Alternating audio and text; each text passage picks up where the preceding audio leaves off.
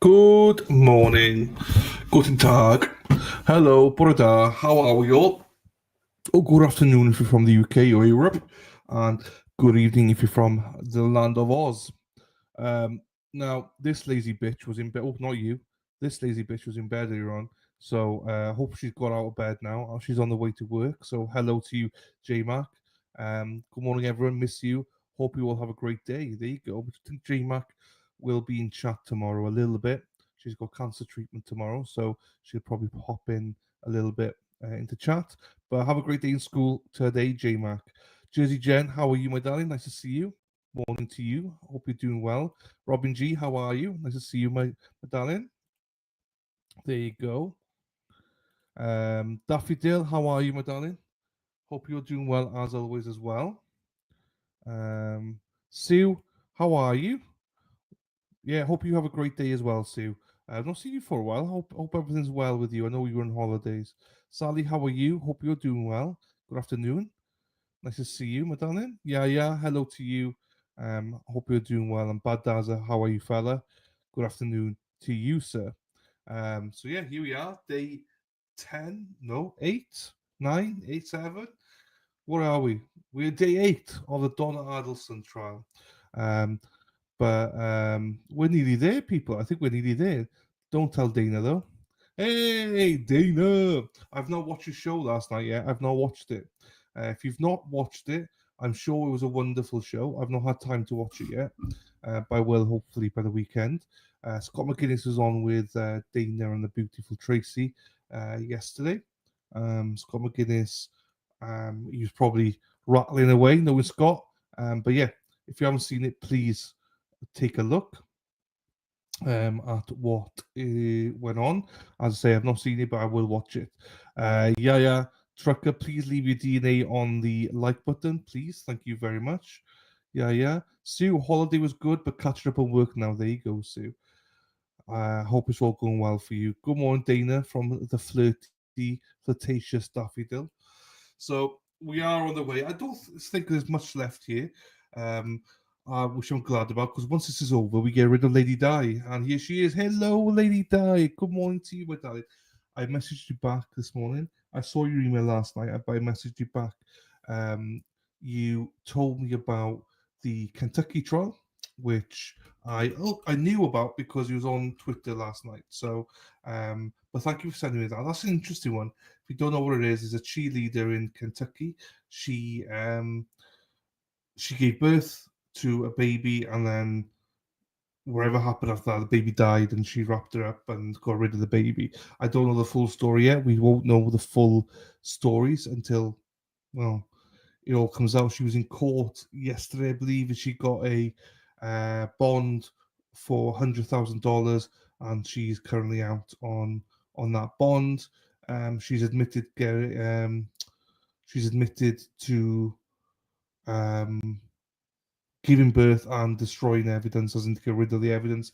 But yeah, we'll see. That's such a sad case. She's 21 years old. Such a sad case. Poor baby. So that's one we definitely will be covering as and when that goes along. So thank you to you, Lady Di, for sending that me over, and also the Aaron Spencer one. I've not opened that yet, but I will open it when I get a chance. Sue, being here but being in the shadows. Nothing wrong with being in the shadows, Sue. Planning another trip, but to see my best friend in Florida. There you go, Sue. Happy days. Let's go to Florida, Sue. I'm so far behind. I haven't got time to go back and watch what I've missed. I've not seen any of the defense. Well, you've not missed much. There's not much of a defense so far. Some people think that Donna has testified today, so we'll see. We don't know. It ended early yesterday because they would know witnesses ready, but there should be witnesses. Oh, court open. Hang on. Oh, the echo. This Capitol one, I'm not accusing the state attorney's office of doing anything. I'm merely advising the court what transpired. Mr. Campbell advised that when somebody from the sheriff's office went to speak with this officer, the officer expressed to that superior that they were no longer willing to speak with us. And was no longer available, in fact, that the officer was going to be on leave. Oh, Julie. Well, we can bring in Under Sheriff Google. However, at this point in time, this does not invoke the court to need to go through an inquiry. The witnesses that you're referring to, have they been disclosed to the state? It's not by us, Your Honor, because again, we have not had a chance to speak with her. Do you intend to call these individuals? If we can confirm the information. These are not answers. If you're not actually intending to call a witness that has not been previously disclosed, at this point, I do not have to engage in a Richardson hearing on this matter.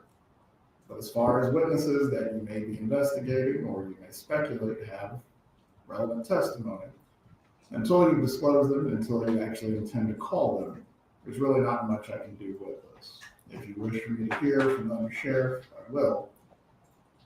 But as far as perfecting a subpoena and speaking to these people who are either not under subpoena or not listed witnesses, there's not very much I can do. Judge, it is the defense position that between 12:30 and when we got to the jail shortly before 5, somebody from the sheriff's office spoke with this officer and convinced her that it was not in her interest to cooperate with the defense. We are asking for the court's assistance because the rules. To do what exactly? So that we can at least speak with her to find out if she has anything that's admissible. The court has jurisdictional authority limits. For someone who is not under a subpoena, I just can't compel them to come here, go there, or do certain things. There is no subpoena for this individual. If they choose not to speak with you, so be it. But please bring in the Under Sheriff. He can speak to these matters that you've raised. Thank you, Your Honor. Okay. I did not have this on my bingo card this morning. I don't 100% know.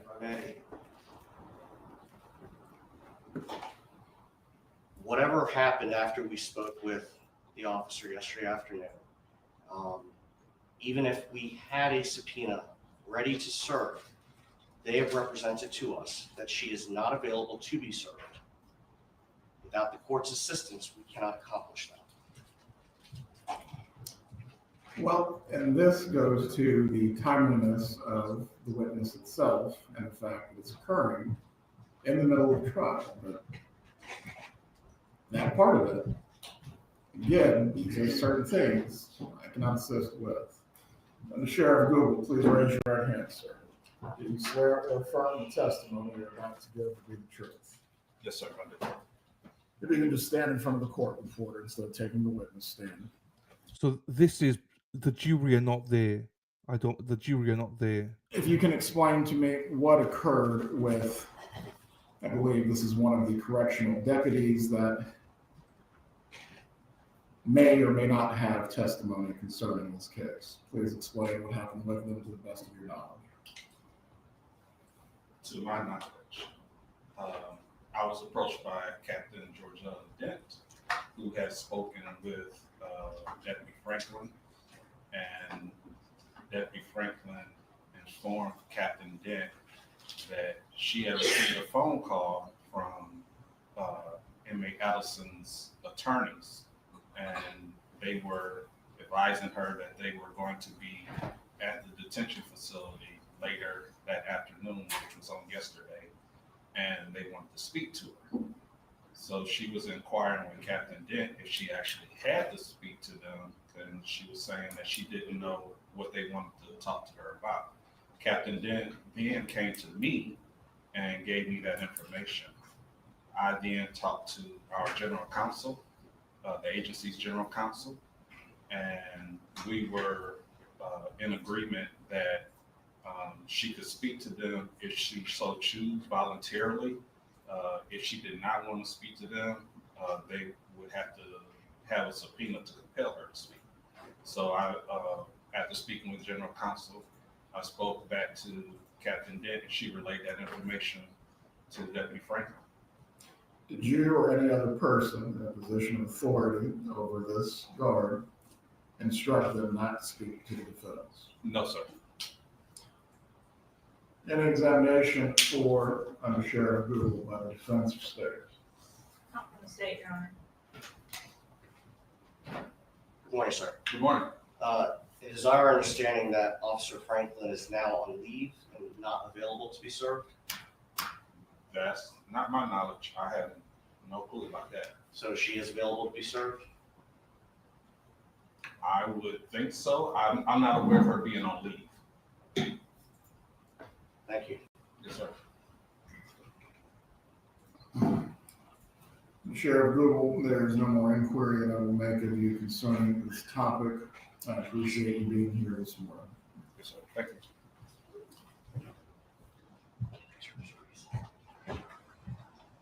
Okay, it wasn't really a massive. Concerning the other witness, who is not the guard, was the defense able to make contact with this individual? Just a moment, Your Honor. Judge, the information that we provided to Your Honor was purely to put it on the record that we had followed that It's on the information. record. After discussions amongst Ms. Fulford and I, we had decided that we were not going to pursue that given the status of that individual and the Hi, Jackie. misinformation we believe we were being given. Hi, Dave. Right, as to the, I believe, second witness, is this person going to be disclosed, or are you going to seek to call them as part of the case? No, Your Honor. As to the guard, if you need to follow up with a subpoena for this individual, as they have chosen not to speak with you, you need to do so with all haste. The jurors at the time of selection were told this would be 3 weeks, that it could possibly go longer, but 3 weeks is what they were told. For today's witnesses, let's go through that before the jurors are brought into the room. And I apologize, I did not have a chance to prepare a list. At least for this morning, our intent is to call Kristin Adamson, Linda Bailey, Sara Newhouse, and Marissel Descalzo. For this afternoon, This afternoon is up in the air, and that's going to require some additional conversations with our client. during the lunch break, that would be your opportunity to have any final conversations concerning whether she will in fact testify. We'll give the jurors a longer lunch break if necessary to accommodate this. Instead of an hour and 15 minutes, it'll be an hour and 30. After that, we are going to have to go on the record concerning is she or is she not testifying. Yes, sir. Please bring in the jurors. And Your Honor, I know that 3 of the witnesses are here. Mr. Descalzo's flight does not arrive until a little after 10 o'clock, so Yes, sir. Okay, I don't really understand what the fuck's going on because, like, she has until whenever, until to decide if she wants to testify or not. Oops. give you an opportunity to speak. If you actually wanted to be heard, please do so now.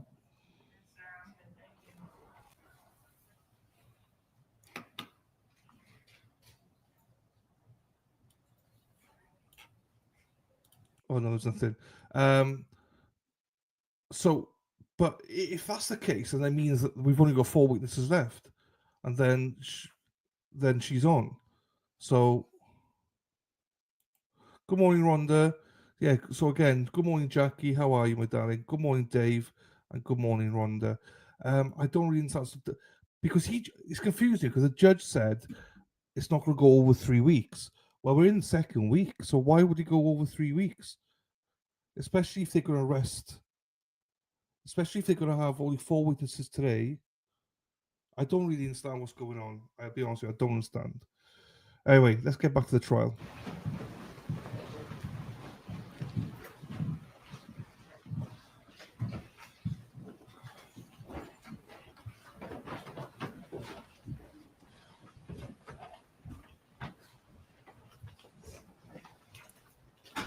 Good morning, members of the jury. Good morning. Everyone can be seated.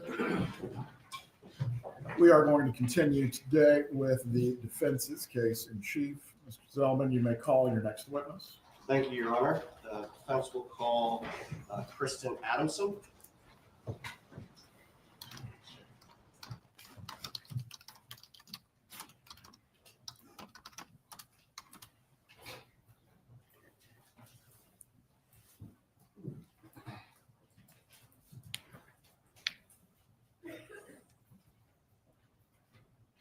Good morning, Mary. Hope you're doing well, Mary. Nice to see you. Hope everything's well with you. And here she is, late as ever. Lovely Sara P. Not so lovely, but she's late. How are you, Sara? I'm not sure what the defense are doing, Mary. We'll have to see. I'm a little bit lost with this defense. Right, here we go. Where's Hack when I need her? Who the fuck is this woman?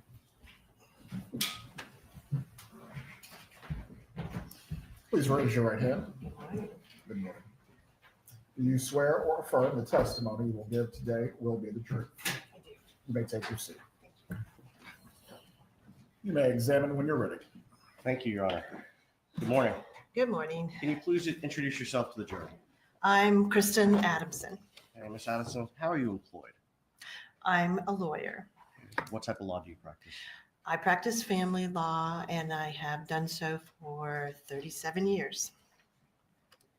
How long have you been practicing? 37 years. Okay. Are you board certified? Yes, I am board certified in marriage and family law by the Florida Supreme Court. What's involved in becoming board certified? And I've been board certified since 1996. I had to take a test on family law, and I had to pass a peer review by judges and my colleagues in the Florida Bar Family Law section. I have to recertify every 5 years, so I've had to also do that every 5 years. I'm coming up, I think 2026, I will be in my thing again, where I'll have to recertify. Have you received any other accolades or awards throughout your career for your work in family law? I was heavily involved in the Florida Bar Family Law section on the Executive Council for a long time. I am a fellow in the American Academy of So just because there's some late ones coming, hippie chick and all them, do you know what I mean? Because lazy as hell, you know. Just to let you guys know, so there was an issue this morning about one of the jail officers, but it's resolved. They could subpoena them if they want to interview. So there's a bit of hoo-ha this morning. There you go. If you want to do, there you go. Amazon wish list. Thank you, Sara P. So there's 4 witnesses this morning, and then they will have an extended lunch, so the attorney can speak with Donna to see if she's testifying. But it's very confusing. I don't know if they've got 4 left and then Donna, or 4 left and that's it, or if they've got 4 left, then Donna, and then more witnesses. I don't know. I don't know. We do not have thunder. No, Badaza. No thunder. Good luck to Jacob, Mary, and hello everyone else here as well. Let's get back into it, but it's all very confusing. Or maybe I'm confused. Lady Di confused me this morning, so. Matrimonial Lawyers, past president of the Florida chapter, and I am a fellow in the International Academy of Family Law Lawyers as well. All of those required board certification prior to being allowed to be a fellow, as well as another test nationally and locally, and written tests and oral tests as well. And how long have you been a member or a fellow of the American Academy of Matrimonial Lawyers? I have been a fellow since 2020, and I was president in 2012. How long have you been a fellow in the International Academy of Family Lawyers? Approximately 5 years. In your work as a family law attorney, did you have occasion to represent Wendi Adelson? I did represent Wendi Adelson in the end of 2012, I believe it was, 2013, and part of 2014. Would you call her divorce a bitter custody battle? I would not. That's not how I would characterize it. How would you characterize it?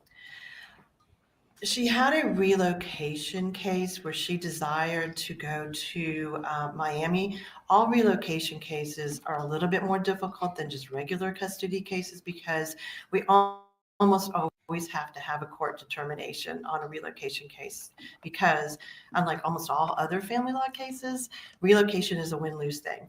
Almost everything else in family law is sort of a split the baby. Relocation is not. So we did have to go to court on that. And that going to court always is a little bit harder, but in general, this was more or less after that a run-of-the-mill kind of parenting issue kind of case.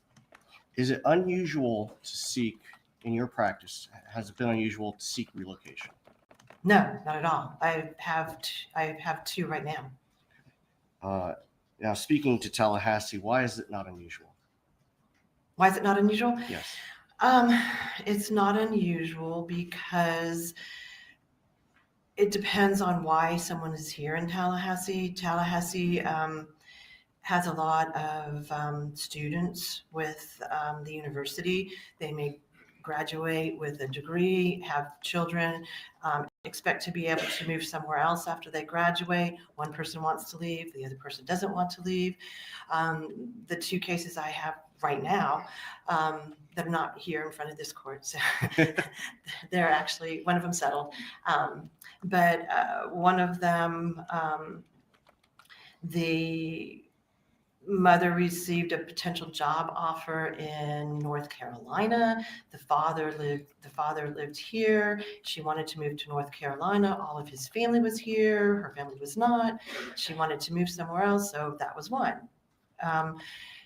And another one that I have right now is a person wants to move to Pensacola. My client wants to move to Pensacola because her family is there, and the father does not want to because his job is here. So it's almost always about moving to be close to your family when a marriage dissolves. I mean, that even happened with my sister when she divorced in Florida. She moved to Atlanta to be close to my parents. It's a very common thing for people to want to move to be near their parents, no matter how old they are. Now, do you have parents who attend client meetings? I do. Erin Hatchie drives and a it doesn't bus, seem to matter yellow whether bus, my clients are yellow 20 bus. or 40. Erin I Hatchie have drives a bus many all cases day where a mom or a long. dad or sister or somebody comes to almost every meeting I have, including mediations, and they're heavily involved in the divorce of their sibling or their child, regardless of age. It's just something. Families tend to be enmeshed in their other families' divorces. They do. I usually let them come to mediation because sometimes it's important to hear how the mediation is going so that they don't try to armchair quarterback it after the mediation. Understood. Now, you indicated that you typically have to go to court for relocation. How difficult is it to get court approval for relocation? Well, I always tell my clients in Leon County that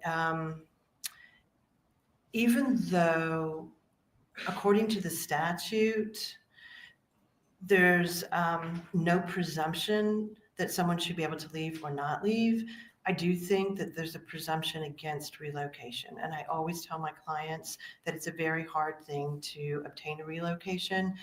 That you have to have kind of special circumstances, and there's a whole laundry list of statutory criteria that you have to meet to try to be able to relocate. And so we sit down and we go through the statutory criteria and determine whether or not you'll be able to do it. Most of the time, I tell them it's a 50-50 shot at best. Sometimes a little bit more, sometimes less. Okay. Did you have that conversation with Wendi Adelson while you were representing her? I did. Okay. And did you advise her of that same information?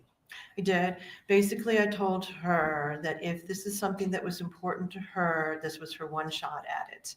If you get divorced and then try to relook it afterwards, you're probably not going to win unless something really substantial comes up and changes it. So if she wanted to try to be able to relocate, this was her shot at it at best.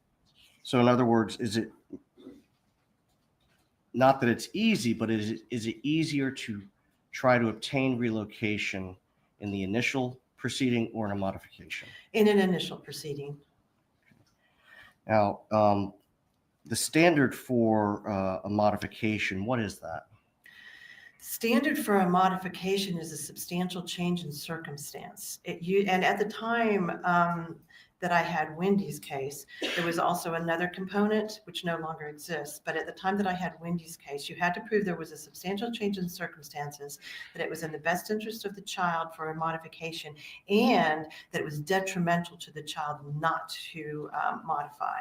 That detriment part does no longer exist. Now you have to just prove there's been a substantial change in circumstance and that it's in the best interest of the children. But at that point, you would have had to prove that it was detrimental in some way to the children to modify.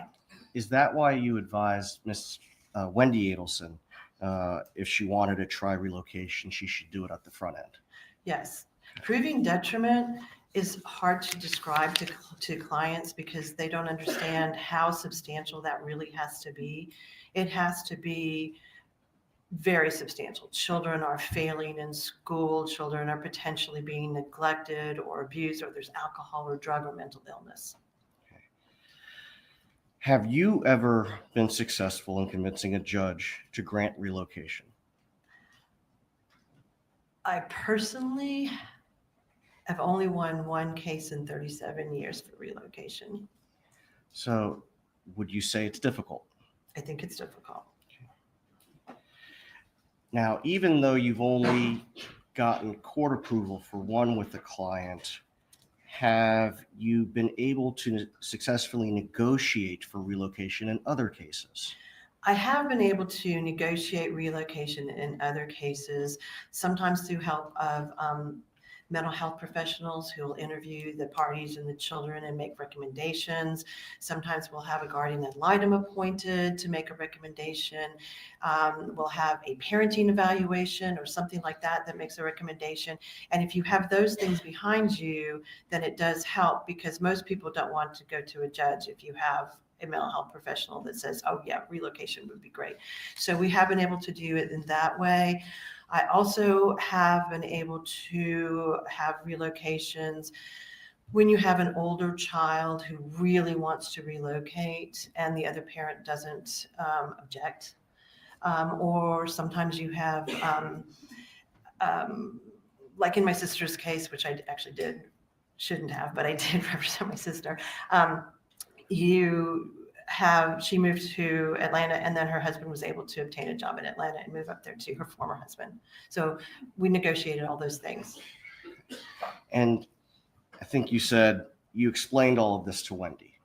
I did. Was she aware that the chances of success were low? Yes. I mean, I told her that this was her shot. I thought she had some good reasons. I would never have someone file a relocation if I didn't think they had a shot at it. So I think she did have a shot at it for many reasons. But including the fact that her parents were down there, that Professor Markel had a very flexible job. He had family in South Florida. These were very little children at the time. We did not have the presumption of 50-50 parenting, and she had done most of the parenting. There were lots of reasons I felt like she had a really pretty good shot at it. But I did tell her it's not going to be easy. Okay. Now, let's talk about family law rules of procedure generally. Do the rules require the exchange of certain materials in dissolution proceedings? Yes. And what are those? We have mandatory disclosure in divorce and modification proceedings, including custody and just regular divorce. And pursuant to the Florida Supreme Court rules and 12.540, we have to file a financial affidavit under oath that the parties and lawyers and their paralegals help them fill out. We also provide a laundry list of documents that keeps getting larger. It's bank statements for 3 years, it's retirement statements, it's deeds, it is credit reports. I mean, it's a very large, voluminous amount of documentation that we have to exchange with the other party, the other counsel.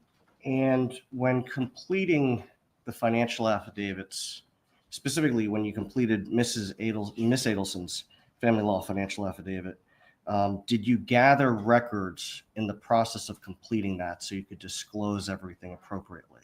We did.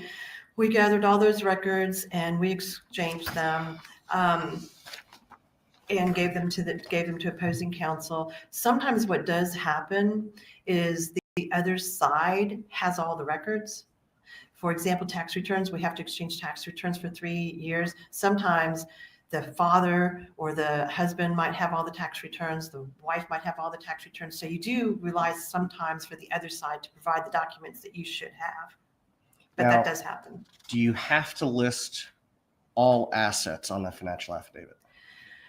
Within reason, you do have to list your substantial assets. Sometimes I have people that want to list minutia assets, de minimis assets. We don't really do that. We try to keep it as global as possible. We don't list everybody's clothing or, but we list all the cars, generally speaking. But financial affidavits are also a work in progress. We can amend them.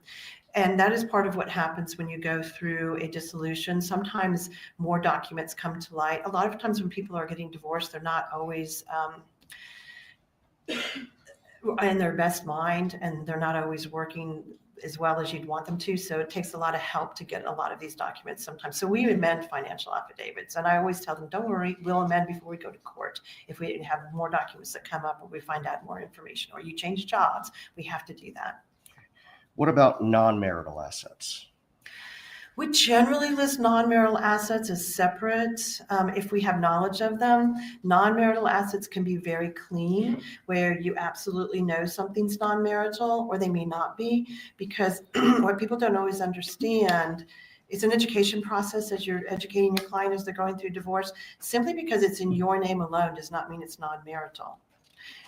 So it can be in your name alone and still be marital if you have obtained it during the marriage. However, sometimes it can be both, and we have to separate things out. I know with Wendy's case, that was one of the things that happened, is she had an asset that was potentially marital and non-marital because she owned some of it before the marriage, and then she had some of it, she contributed some of it after the marriage. So it's hard to determine how much initially, and we sometimes have to hire expert witnesses, financial witnesses, to come and help us determine what part of this is non-marital and what part is marital. For example, if you have a retirement account and you've contributed to that retirement account before the marriage, everything you contributed before the marriage is yours. It's not marital.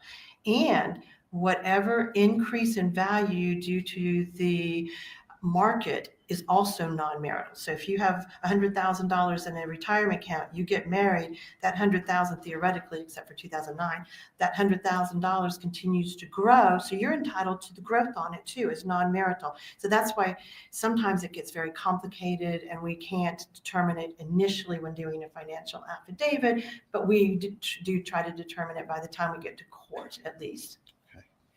Now, I want to back up a little bit. What happened with Wendi Adelson's relocation? She did not win her relocation. Can you tell us what happened at that hearing? So we had a hearing on the relocation. We put on Wendi Adelson, and she testified about the reasons that she wanted to move. She did have a job offer in Miami. We put on the lawyer from the law firm that had offered her the job. He testified about what the job would be, how much more money she would be making, and the flexible hours, et cetera, et cetera. We put on all of that. And then at the end of our testimony, the judge asked to speak to counsel, which happens a lot. And she took counsel out.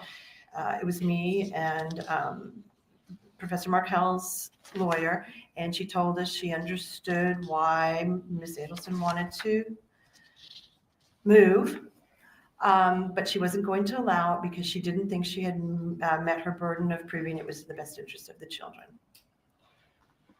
During that hearing, or after the judge made those comments, did Wendi go out in the hallway to speak to her parents?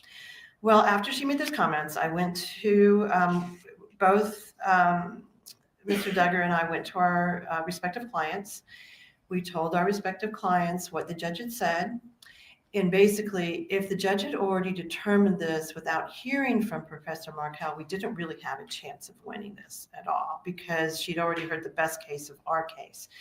So I talked to Wendi about that, and then Wendi's parents were there, and I actually spoke to Wendi and her parents, and then she went and spoke to her parents again, I think, if I can remember. It was a long time ago, but I think she spoke to her parents outside of my presence as well. Did Wendi ultimately stipulate to the withdrawal or the denial of that petition with prejudice? So what happened at that point was we went back into court. The judge denied Professor Markel's motion to dismiss because he had filed a motion to dismiss our pleading. She found our pleading to be sufficient, so she entered an order denying his motion to dismiss. She entered an order that we stipulated on the records that we would agree to the denial of the relocation. And then she entered another order where we all stood there and worked through with the judge what the temporary visitation would be for the next summer and the next several months before we got to another agreement. And at this point in time, I believe it was approximately the third week of June of 2013. Yes. Okay. And what was Wendi's reaction? At that point in time, I think she was upset that she wasn't going to be. I mean, nobody wants to not win their case. She was upset. She was always calm during all of my meetings with her. She understood. She's a lawyer. She understood what I was telling her in terms of the legal ramifications. I think she was resigned to it. We did speak a few times after that because we had to get geared up for the next round of this. We had already gone to mediation before that, and we had not been able to agree at the mediation on the relocation. So we knew we had to go to another mediation. So I talked to her several times about the next mediation, which would be dealing with all the other parenting issues and the financial issues. So I did talk to her quite a bit after that, and she seemed resigned to it. Now, although the court denied the petition, would it have been possible for Wendi Adelson to offer Mr. Markel any financial incentive in order to convince him to change his mind? Well, we hadn't finished the case. We still were going to go to another mediation. It's always possible. I tell everyone that even after an unsuccessful mediation, people settle their cases on the eve of trial all the time in some way or another. They do. And it's always best if you can settle your case and not leave it to court. You have much more control if you are the decision makers rather than the court. Is there anything improper or illegal with one party offering a financial incentive to the other party to obtain relocation? No, and I actually have negotiated that in the past Now, and since that time as well. Subsequent to that hearing, did you have another mediation on the dissolution, the distribution of assets, and the parenting time? We did. And at that mediation, we came very close to settling it, and we were there for quite a long period of time, but we did not settle it at the mediation. I think we settled it within a week after the mediation, where opposing counsel and I exchanged a lot of phone calls, and because we had gotten very, very close at mediation, and we were able to resolve all of it within a week of mediation. Now, And before, we had a court hearing trial set, I believe, and so we were able to do it before the court trial. Thank you. Prior to adjourning mediation, did an issue come up concerning a potentially non-marital asset that Miss Adelson had? It did. And what asset was that? It was the, if I remember correctly, it was the Charles Schwab account that we had listed on the financial affidavit in the marital portion. And then on the non-marital portion, we had listed Charles Schwab non-marital portion to be determined. And we went into mediation in that way, not knowing exactly what was marital and what was not marital. Now, I know in our pretrial discussions, you indicated, can you typically talk about what happens at mediation? Mediation is confidential, and that's one of the things I tell my clients is that the mediator can't be called to testify about what happened in mediation, and I can't testify about what happened in mediation, et cetera, et cetera. So the theory behind that is that people will be as open to negotiation without fear that it's going to come back in court and hurt them in some way in front of a judge. You can't talk about the settlement offers that were made. For example, in mediation, if they say, oh, but he offered to pay child support above and beyond child support, and then we don't reach an agreement, you can't come into court and say, but he made this offer. So it keeps everybody moving forward and not worrying about what the offers are. Is there an exception for disclosing what happens in mediation if you're ordered to do so by the court? There is, and there's also an exception about what happens in mediation if the marital settlement agreement is asked to be set aside for some purpose like fraud or overreaching or something like that, then the terms of it and the mediation would potentially be able to pierce that veil of confidentiality. But for our purposes, in order to talk about what specifically happened concerning that asset in mediation, do you need the court to order that you disclose that information? I would certainly like the court to order that. I don't want to fall foul of any mediation rules. I can tell you that my client has waived that confidentiality. The mediator, who was a friend and a lovely person, Joe Boyd, he is not with us anymore. And Professor Markel is not with us anymore. So a lot of people in that mediation are gone. And Ms. Adelson has waived confidentiality. You can just put Edison with the waiver of confidentiality by your client. I will order you to testify on the subject matters being inquired into. The state may cross-examine as to all subjects as well. You may continue. Thank you very much, Your Honor. Ms. Adamson, can you tell us that Charles Schwab account that you mentioned, how was that addressed at mediation? So this became sort of a last minute little dust up during the mediation. So what we did was we called the Charles Schwab account representative. And this is not uncommon in mediation. And I had Joe Boyd, who was the mediator, come in and talk to the Charles Schwab account representative.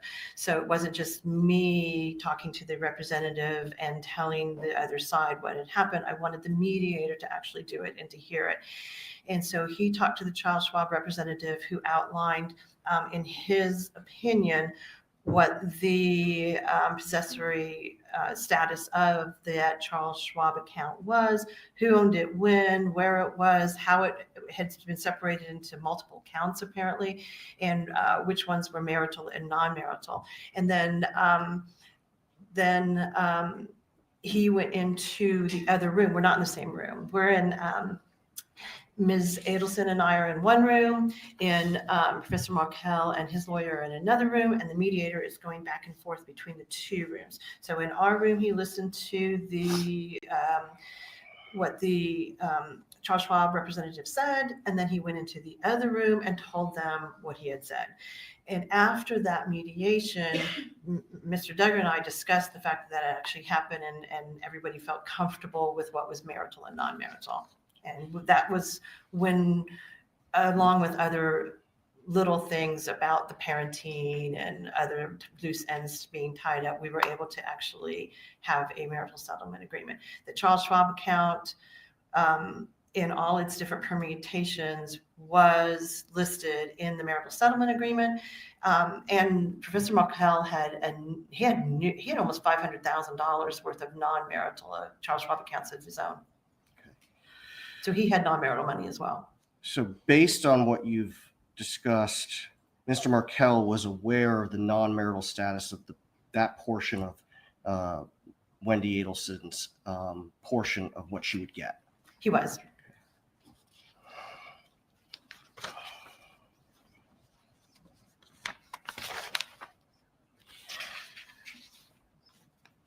And as you said, shortly thereafter, that case settled.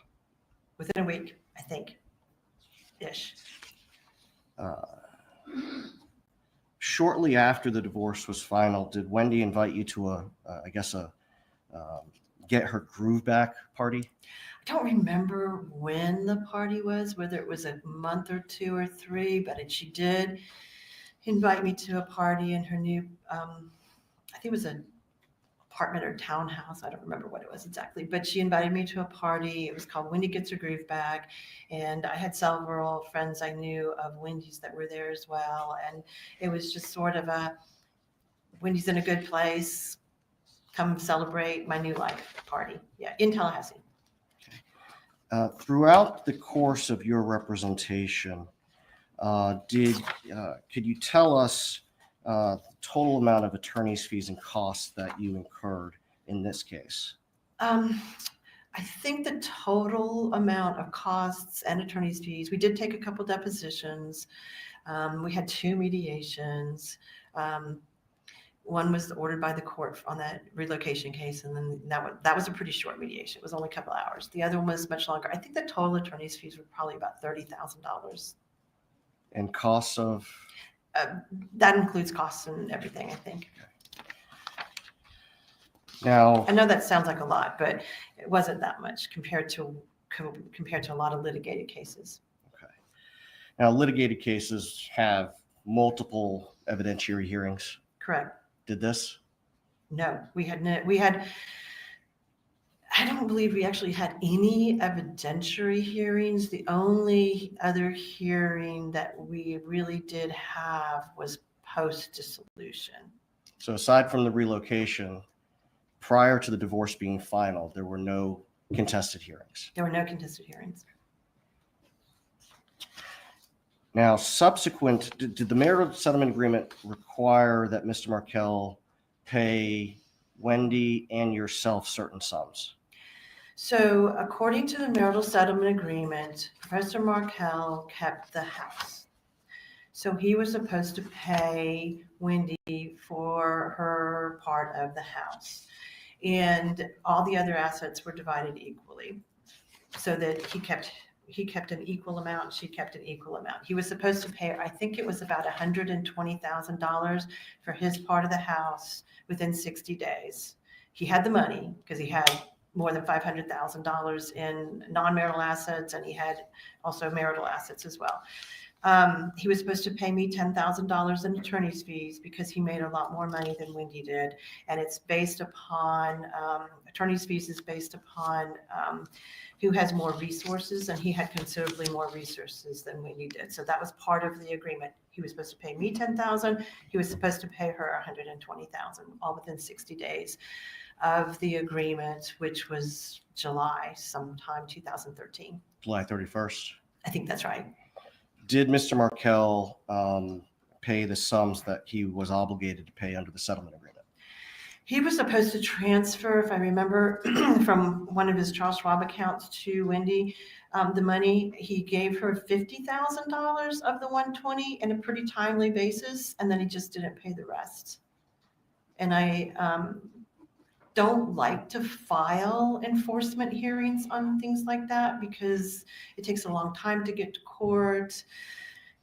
It's not fun. It's just kind of, so I was pretty much once a week or once every other week asking opposing counsel if Professor Markel was going to pay.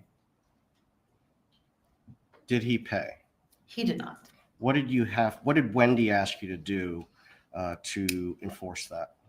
At some point, I wrote a letter, I believe, to opposing counsel. So this was, first it's a bunch of emails and phone calls, and then it's a letter saying, please pay, so we don't have to file an enforcement. A part of our marital settlement agreement, if we have to file an enforcement and we win, which we would have because he had to pay, then he would also have to pay additional attorney's fees for doing that. So then it just becomes more and more money that he's owes and he's not paying theoretically. So, and this was all on property issues.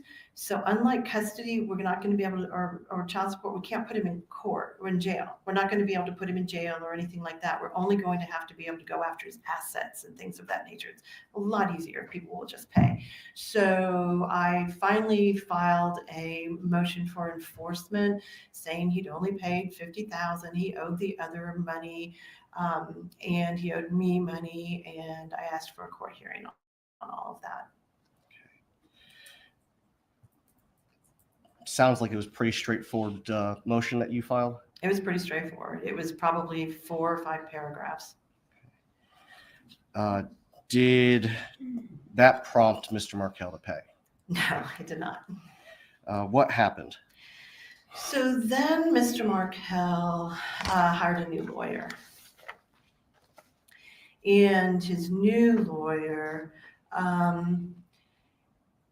filed a responsive pleading to my motion, basically saying that he shouldn't have to pay because Ms. Adelson had breached the marital settlement agreement.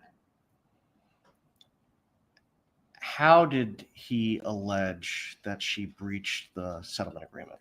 He filed multiple motions, but this first responses and motions, this first one, basically, if I remember correctly, was all about the money.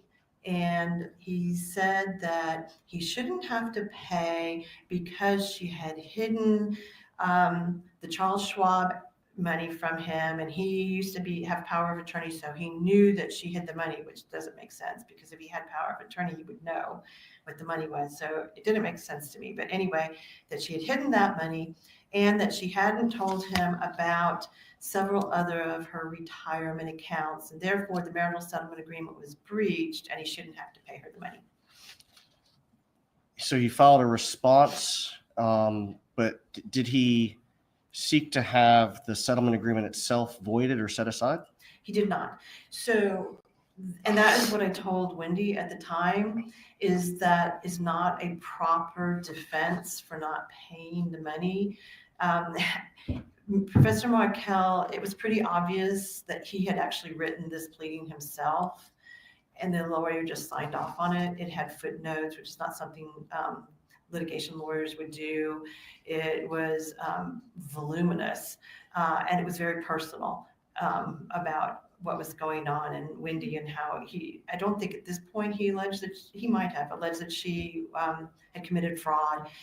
But an appropriate pleading would have been for him to file a 12.540. I know it's kind of technical, but basically if you think that an agreement is reached and it is not in good faith, or there's assets that were not provided, then you must file within a year for a 12.540 to have the whole agreement set aside. You can't just say one good breach is another. And I filed a pleading basically saying that his motion should be dismissed because it was inappropriate. And you filed a motion to strike as a sham pleading? I did. I filed a motion saying this was an inappropriate pleading and it should be dismissed because it wasn't the correct way to go about doing what he wanted to do. And so I then tried to set hearings on those motions so that we could move this forward and everybody could get paid. In the process of doing this with his responses, did he file subsequently a pleading that further alleged fraud on Wendi's part? I think he filed at least 1 or 2 more pleadings that did that. And before we get to the final one, that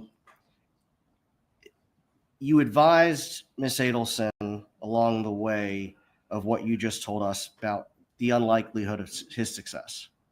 I did not think he was going to be successful in his response because it was an inappropriate pleading and it should have been dismissed, which I believe it would have been dismissed.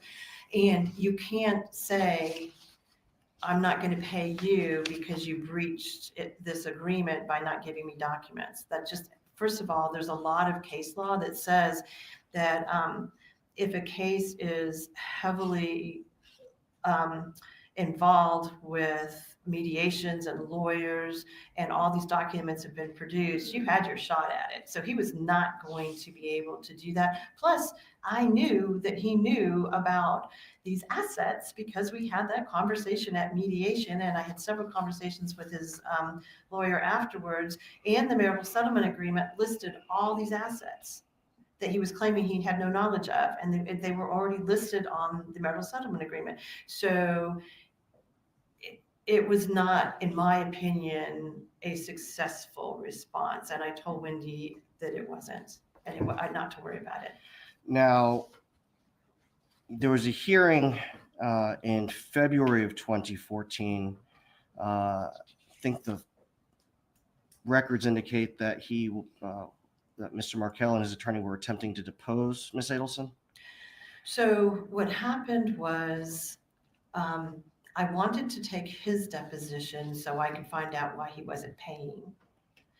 And their response was to want to take her deposition, which I did not believe was appropriate because we were simply trying to enforce a marital settlement agreement, and there's nothing that would happen in terms of that marital settlement agreement that would require him to ask her any questions. So I did file a motion to protective order so that he would not take her deposition. We went to court on that issue in front of the same judge. And what happened at that hearing? At that hearing, which we did not have transcribed, which we usually do, but we didn't because it was pretty much a 15-minute hearing. The judge read all of the pleadings, and she said that she was very unhappy with Professor Markel's pleadings. She did not like them. She thought they were a poke in my client's eye, and they were not appropriate, and she never wanted to see pleadings like this in front of her again, but she was going to allow the deposition. With some limits? With limits, yes. Okay. I don't remember exactly all the limits, but they could only be about certain things. Now, subsequent to that, did Mr. Markel file an additional pleading concerning complaints that he had about right of first refusal, parenting time, and things of that nature? So that's the first time, and this is actually almost a year after the divorce, and we're done with the whole divorce. That's the first time that he brought up any parenting issues. And it was a series of issues that he had now about the parenting. That Wendi wasn't allowing him to FaceTime with his children as much as he wanted to, that they weren't allowed to go to be present at the same birthday parties, that if there was a birthday party that he was at, she wouldn't come, things like that. And that she wasn't, I think there was a right of first refusal in it, and that she was let her mom watch the kids, and he didn't like her mom watching the kids. And I think he alleged that her mom was saying bad things to the kids, potentially about him. I think that was the first time. He also, I think it was that pleading where he went on a little bit more about Wendi and how she should probably be disbarred from the practice of law, and that I should be disbarred from the practice of law. I think it was that one. As he's filing these things, are you still trying to set a hearing or set the depositions and set hearing on your enforcement motion? I've still been trying to do that. There were a number of hearings that got canceled. Some of them I think were because of the court needed to move things. Some of them were because I was trying to work this out. Still, I'm always trying to work out a case and not go to court if I can. So we were trying to work it out, but he wasn't paying, and I was trying to set hearings on all of this so we could get the money and we could get his motions dismissed because they were frivolous. Okay. Now, the one motion concerning his my client, Mrs. Adelson, he referenced parental alienation. Have you dealt with parental alienation in your practice before? I have. And what is that? Well, it's not actually a recognized legal term, and it's not actually a recognized mental health term by the mental health professionals, but it does happen. I mean, we all know that there are parents who do alienate their children against their spouse by saying really terrible things or trying to put up roadblocks to parentings. And I've had cases that were pretty serious in the past where little children, it doesn't usually impact teenagers. By the time they're teenagers, they've already done they want to do their teenage thing. It really truly impacts not children this young either. It's usually like 7 to 9-year-olds that we deal with when we have parental alienation, where they've completely aligned with one parent inappropriately, and not because the other parent is doing something like abusing them or something like that. It's because the other parent truly is putting up these roadblocks. They do use those terms. I've seen it. Okay. The statements that were included in the March 26, 2014 pleading filed by Mr. Markel that were attributed to my client, would that have resulted in any sort of relief preventing my client from having any sort of unsupervised time with the grandchildren? No,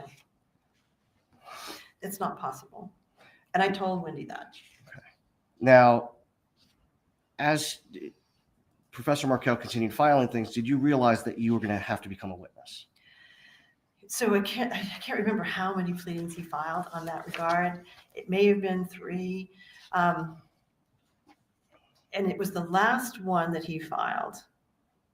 I believe it was in May, I believe, where he said that where he became very personal to me, which occasionally happens. It doesn't usually happen with professional people, so I was surprised. But he became very personal towards me and said that I had committed fraud and that I should be disbarred based upon what had happened. At that point in time, I knew that I was going to actually have to be a witness now in this case. And as a witness, you can't be a witness and a lawyer representing your client. So I knew that I had to withdraw. So I withdrew so that I could testify in the case that was going to come up. And I sought a new counsel for Ms. Adelson at that point. Did that result in the hearing that had, now, let me back up. Had you been able prior to withdrawing to schedule the hearing on your enforcement motion as well as Mr. Markel's motions? I had it scheduled. It was scheduled, but then I had to withdraw because he filed that pleading after it was scheduled. So I had to withdraw, and I called Jimmy Jenkins and asked him if he could please represent Ms. Adelson. He said yes, but he needed more time to get up to speed on that case, so the hearing had to be moved. Okay. And around this time, were you aware that Mr. Markel had to change counsel again as well? I did not know that. Were you aware that as Mr. Markel is filing these pleadings, including the one in March, that he continued to ask my client to watch the children during his time sharing?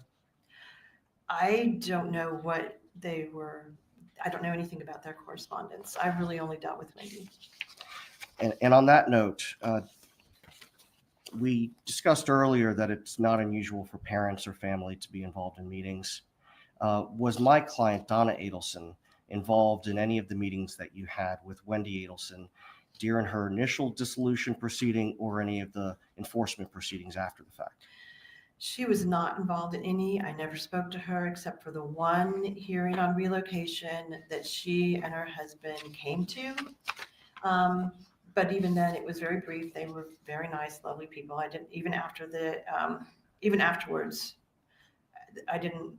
they were fine. I had no issues with them, but I never spoke to them. I never emailed with them. They never came to any meetings. They were not involved with me.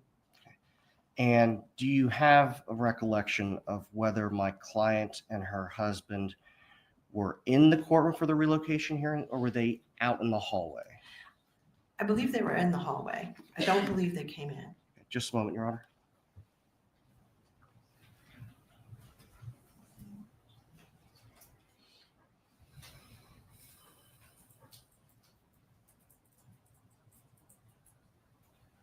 Nothing further this time?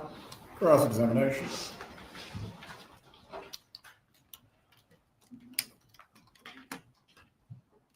Morning. Good morning. So you said you weren't aware of Donna Adelson's involvement. She was not involved with me. Okay. So no. Did you know that she was drafting Wendy's filings and having Wendi copy and paste them to send to you? She couldn't have drafted any of the filings because I drafted the filings. What she would like to be put in the filings? How about that? I'm not aware of any of that, no. Okay. Do you know that she was drafting things for Wendi to put in her filings in Wendi's voice? Not that I'm aware of. Okay. Did Wendi, though, give you input on things maybe to put in filings or things that she would like said on her behalf? Not a lot. I talked to Wendi on a pretty regular basis when I was filing something on the phone or by email. And she was a very good client, in all honesty, where she listened to me and she basically, we have clients that don't. Now we have clients that give you ChatGPT and want you to do ChatGPT pleadings, so there's that. She wasn't that client. She would say something like, well, and my pleadings were very short. I mean, my pleadings were very, very short. They were to the point and like, no, dismiss this. That's not true. There wasn't a lot more going on in most of them. So you wouldn't have knowledge of Wendi sending pleadings to her mom and saying, let's edit this? No, because I wouldn't have edited it based on that anyway. Okay. I mean, maybe they did, but I didn't do it. All right. And I never heard about it. Okay. So this would have been between Donna and Wendi. If that happened, yeah. You mentioned that, of course, she had a shot with relocation, but given the situation in this case being that the kids were raised in Tallahassee, the parents' jobs with FSU, you were not personally surprised when the relocation was denied. I'm never surprised when a relocation is denied.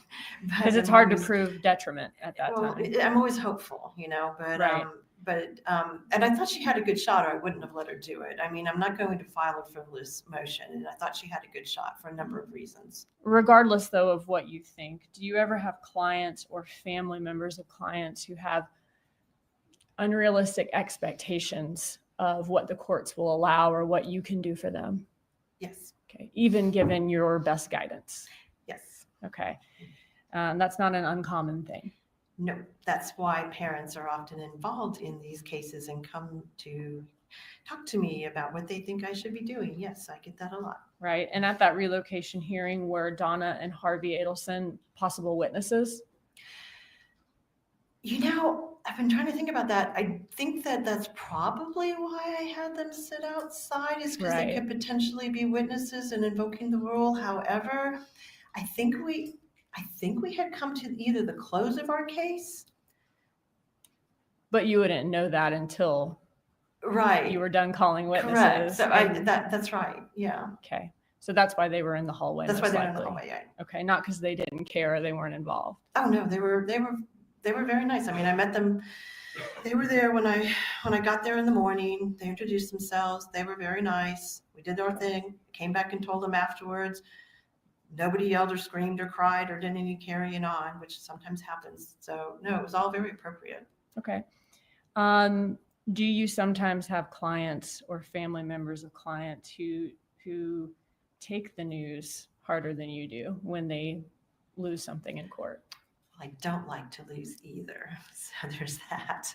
I don't like it. That's why I don't like to go to court if I think I'm going to lose. That's why I want to settle things. But sometimes they take it really hard, especially family if they're not there. They do. Okay. And you said Wendi was upset when she was denied the relocation, but she was calm. Oh, let me also ask you this. Wendi Adelson stipulated to the denial of the relocation after you found out behind the scenes from the judge that it was going to be denied. Correct. Okay. And she was upset about it, but calm. Yes. She's not screaming. No. No. Okay. And I have people do that. I mean, I've had to have my own clients taken by the bailiff out. I'm sure you've seen it all. And how did Donna Adelson feel about not winning the relocation?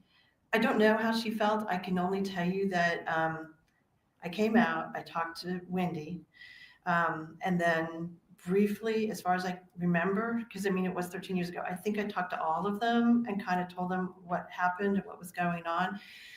And, I didn't agree with the judge, but this is the judge and they get to make these decisions. And I think that Wendi went and talked to her parents without me and then came back and said, okay, we're good. We can go into court and we can stipulate. Okay. Which is what I had suggested. So if there are emails of Donna Adelson being upset about and very disappointed and about it being denied or unhappy with your representation for some reason, that's not something she's telling you to your face. No. Okay.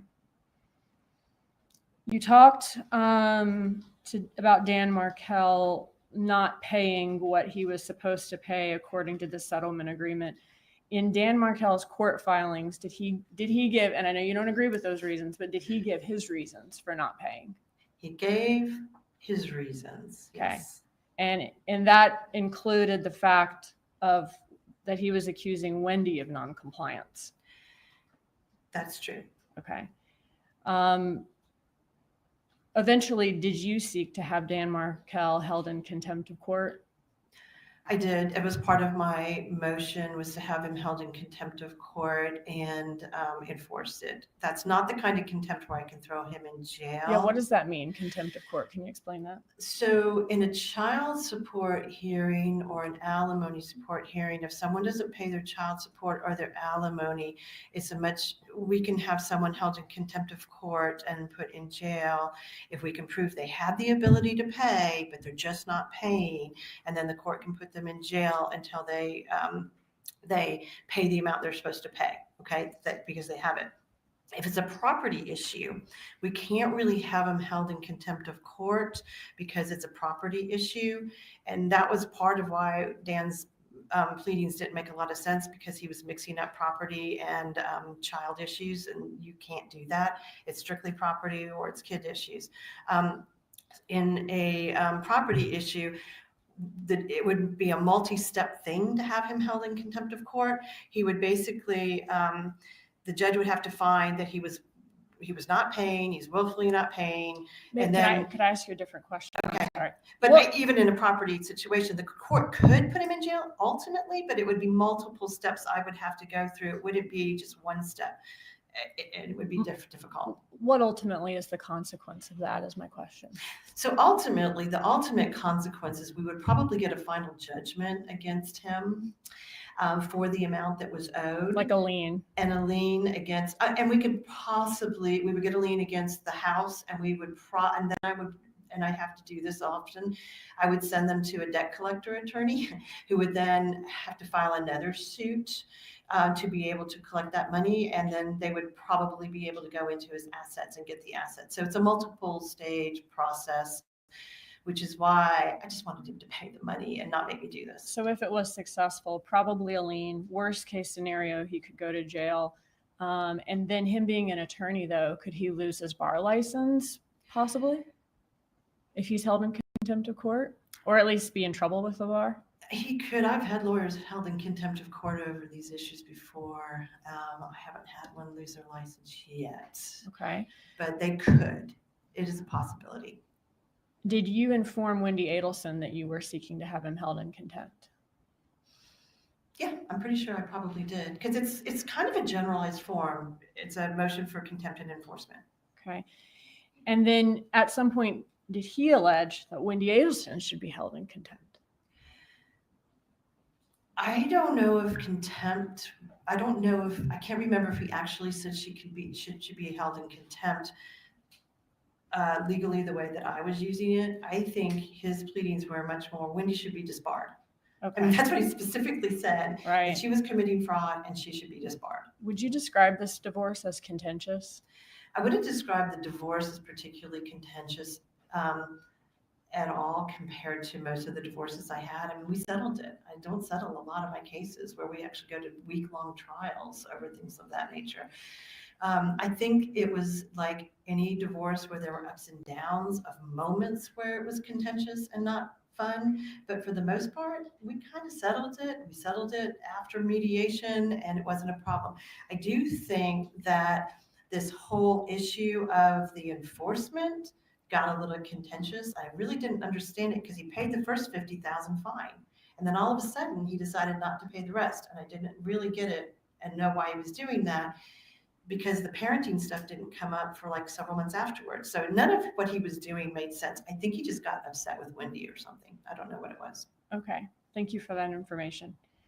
It wasn't contentious, but you did say that his motions were very personal. His pleadings were very personal. That's where I think it became contentious is And when he did that. Was that personal attacks on both Wendi Adelson and you? Correct. And he was alleging that Wendi Adelson committed fraud, right? Yes. He's alleging you committed I fraud. did. It got so bad that you had to get off the case so that you could be a witness on Wendi Adelson's behalf, right? Correct. That's happened before though. I mean, I've had that happen before. And he alleged Wendi should be disbarred, you said. Correct. And he's having issues with Wendy's mom, Donna Adelson, even being able to watch the kids, is what you said in one pleading. One of the pleadings said something about the right of first refusal that he had, and she shouldn't be allowed to have the kids unsupervised, I think, during right of first refusal because she was saying things about him to the kids, he thought. And did the litigation between Dan Markel and Wendi Adelson continue even after you got off the case? Once I got off the case, it was the end of June, and I think that he was gone within a few weeks after that. So you were supposed to be a witness on Wendi Adelson's behalf, right? Correct. Were you ever able to have that hearing? No, Why not? because I got a call from Jimmy Jenkins when I was in Tampa at something that he was dead. It was pretty shocking. Does that happen very often in your divorces? That does not, we've had a few people get murdered and I've had a few suicides, but it's rare. And I remember all of them. Right. But not contentious. Sometimes, I don't know with the suicides, I don't know. That's all. Thank you. Redirect examination. Briefly, Your Honor. How did it go with the chick?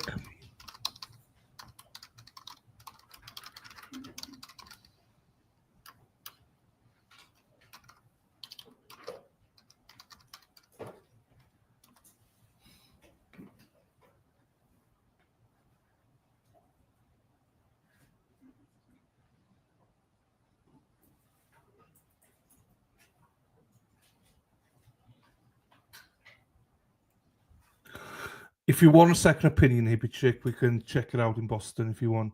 If you need a second opinion, I'm your man. I'll make sure it's okay if you need it.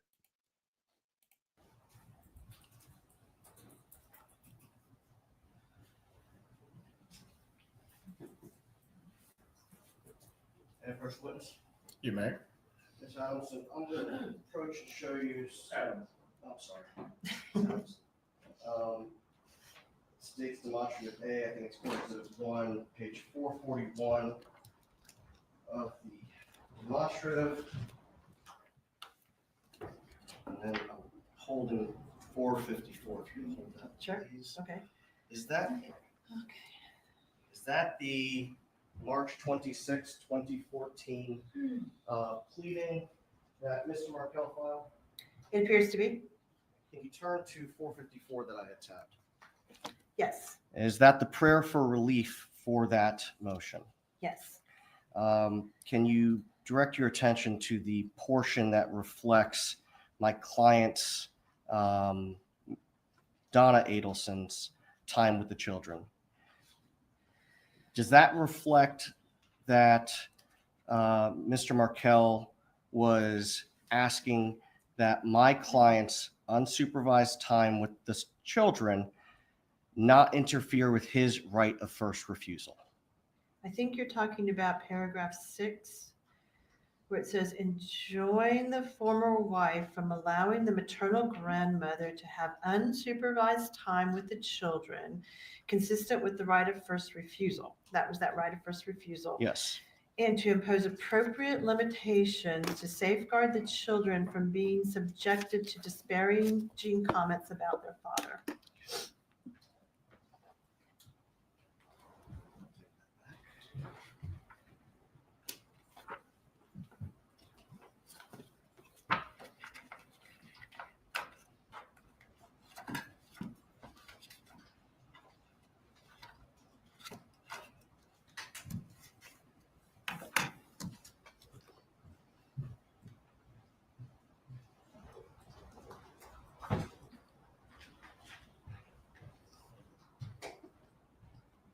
Ms. Adamson did find that the divorce was not contentious, but some of his pleadings post-divorce were contentious. I think that's accurate. Okay. And that his pleadings were personal. He essentially he attacked both Wendi Adelson and yourself. Correct. Is that what caused you to withdraw? I'm very used to personal attacks. I've had a lot of personal attacks.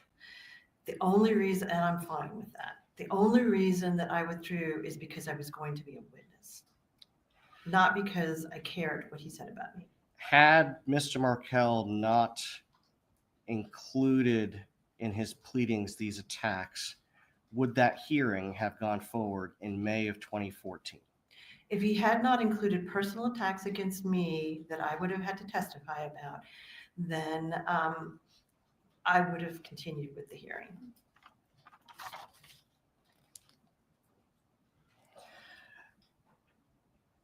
Now, I want to go back to relocation. After the relocation hearing, my client, Donna Adelson, appeared to accept the court's ruling to you.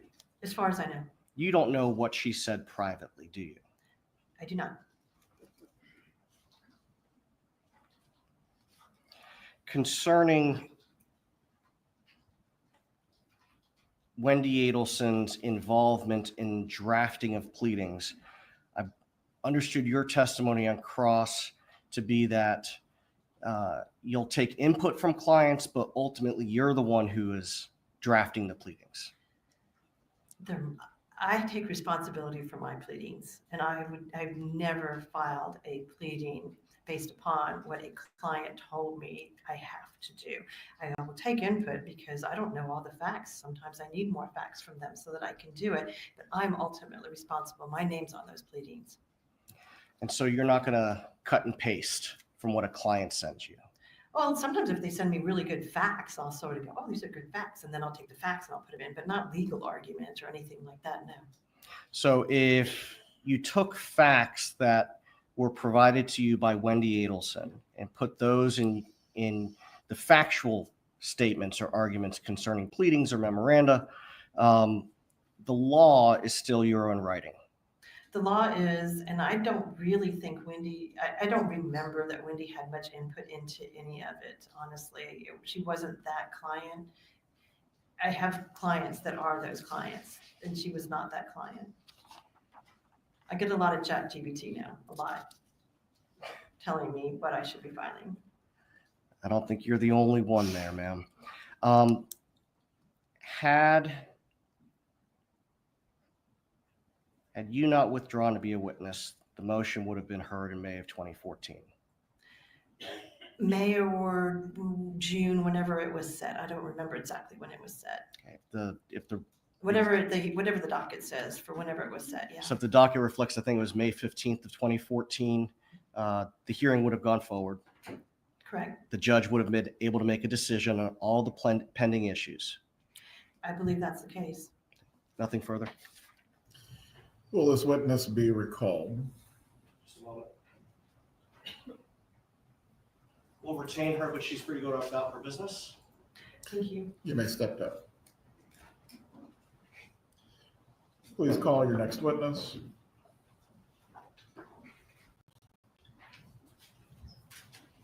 Your Honor, the next witness is Linda Bailey. She could be quite lengthy. I don't know if Your Honor wants to take a brief break. Jurors need one. Do any of you need to take a break or use the restroom? Please raise your hands. A very equivocal wave, but I'll take it. The bailiff will take you to the jury room. Resume at 10:05.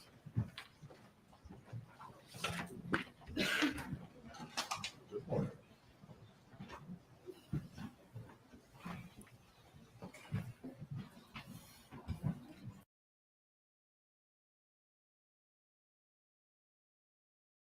Okay, so we're on break. Now, hang on, let me put a timestamp in.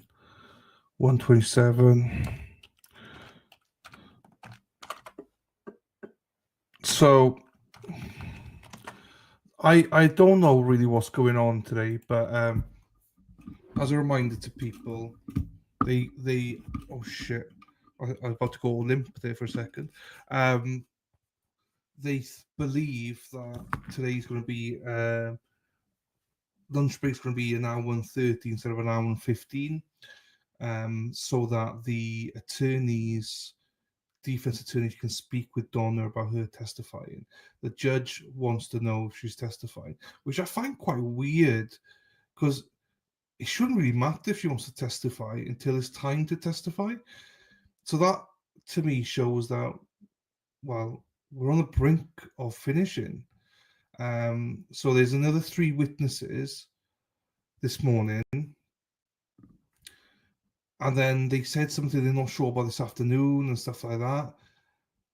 And then the judge said, I want to know if she's testifying or not. So I don't think it's clear whether there are more witnesses. Because the judge also said that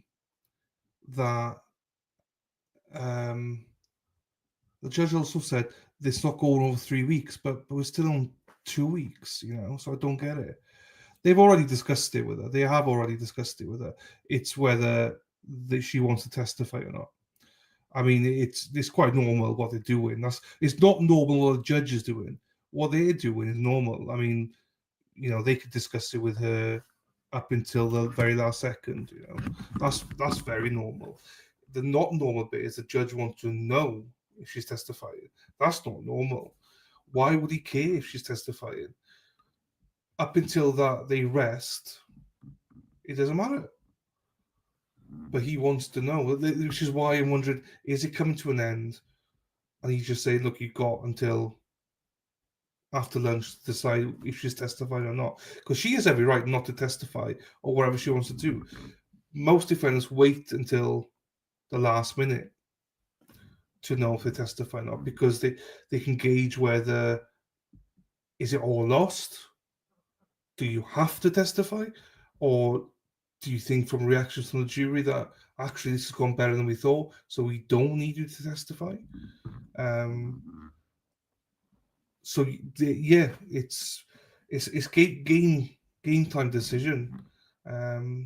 And most defendants won't know if they want to testify or not right until the last second, So which is why I'm finding the judge is pushing them for an answer, because so we must be coming to the end then if he's doing that, because otherwise that's just baffling that he needs that decision now. We said yesterday, Steph, as well about that. I agree. Normally, I don't think a defendant should ever testify, but for Donna, I think there's just too many circumstantial evidence out there that she probably has to testify. I think she has to, because most people always lean towards the prosecution, whether we like that or not.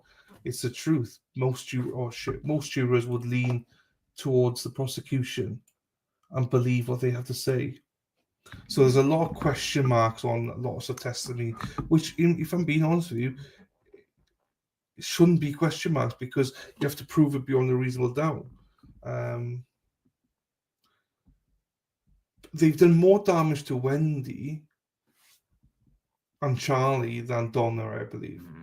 However, we know that jurors convict on anything, and they have got so many question marks over Donna, and it's very confusing. So I do believe she has to testify as well. So yeah, I agree. She has to testify on this occasion. Normally I would say no, but it's just too circumstantial, and I think they would lean against her. So in that case, she should testify. But in terms of whether she makes a decision or not, she shouldn't be made to make any decision until the very last second, until they've done their last witness and gone, do you want to testify? Yeah, maybe. Yeah, okay, let's do it. So I don't know. Well, she's definitely going to cry and shake, I believe, because she's doing it anyway. Do you know what I mean? So, and it's her testimony. So, but it's going to be. I don't think it's going to be enjoyable to watch it. If I'm being honest, I don't think it's going to be enjoyable. I think the prosecution can make and break it, because I think they're going to go hard, and I think if they go too hard, the jury then are going to be very sympathetic towards Donna. So I don't know how it's going to end up, so how she's going to cope, because that'll probably make him want to cry even more, which makes him more sympathetic, maybe. I've no idea. We don't know what the jury think. We don't know what they're thinking right now, But it is always interesting how it all turns out. When we had Matt on, Matt Moore, he didn't know if he's testifying or not until the very last second, and his attorney basically said, "You do not need to testify. We got this." But he was fully prepared to testify, and I think he wanted to testify. But at the end, Minaj was like, "Nope, we got it.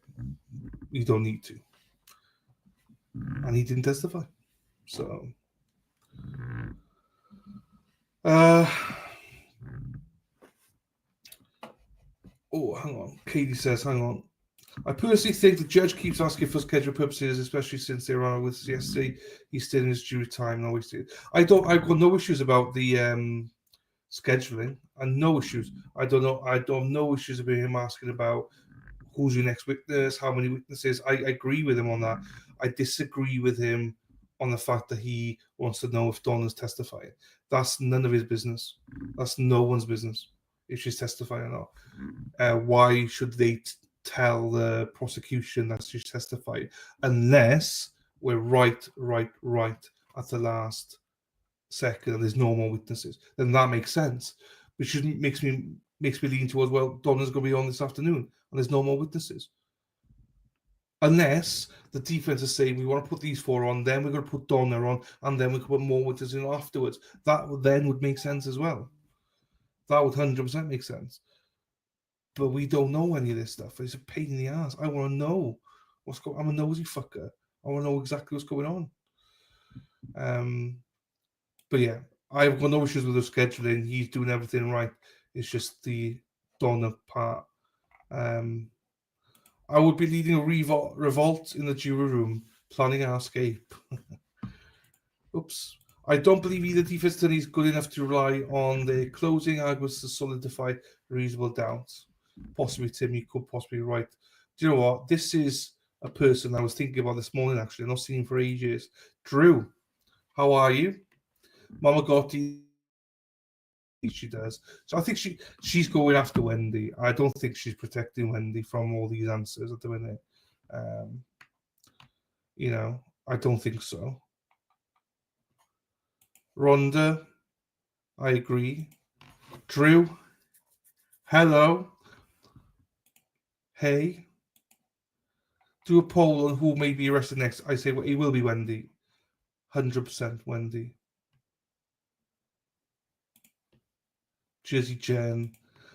I brought someone to your channel. You're welcome. There you go. Where did you find Drew from? Jersey Jen. Where did you get him from? Which gutter did you get Drew from? There you go. I'll put it on for you if you want. It's either going to be Harvey or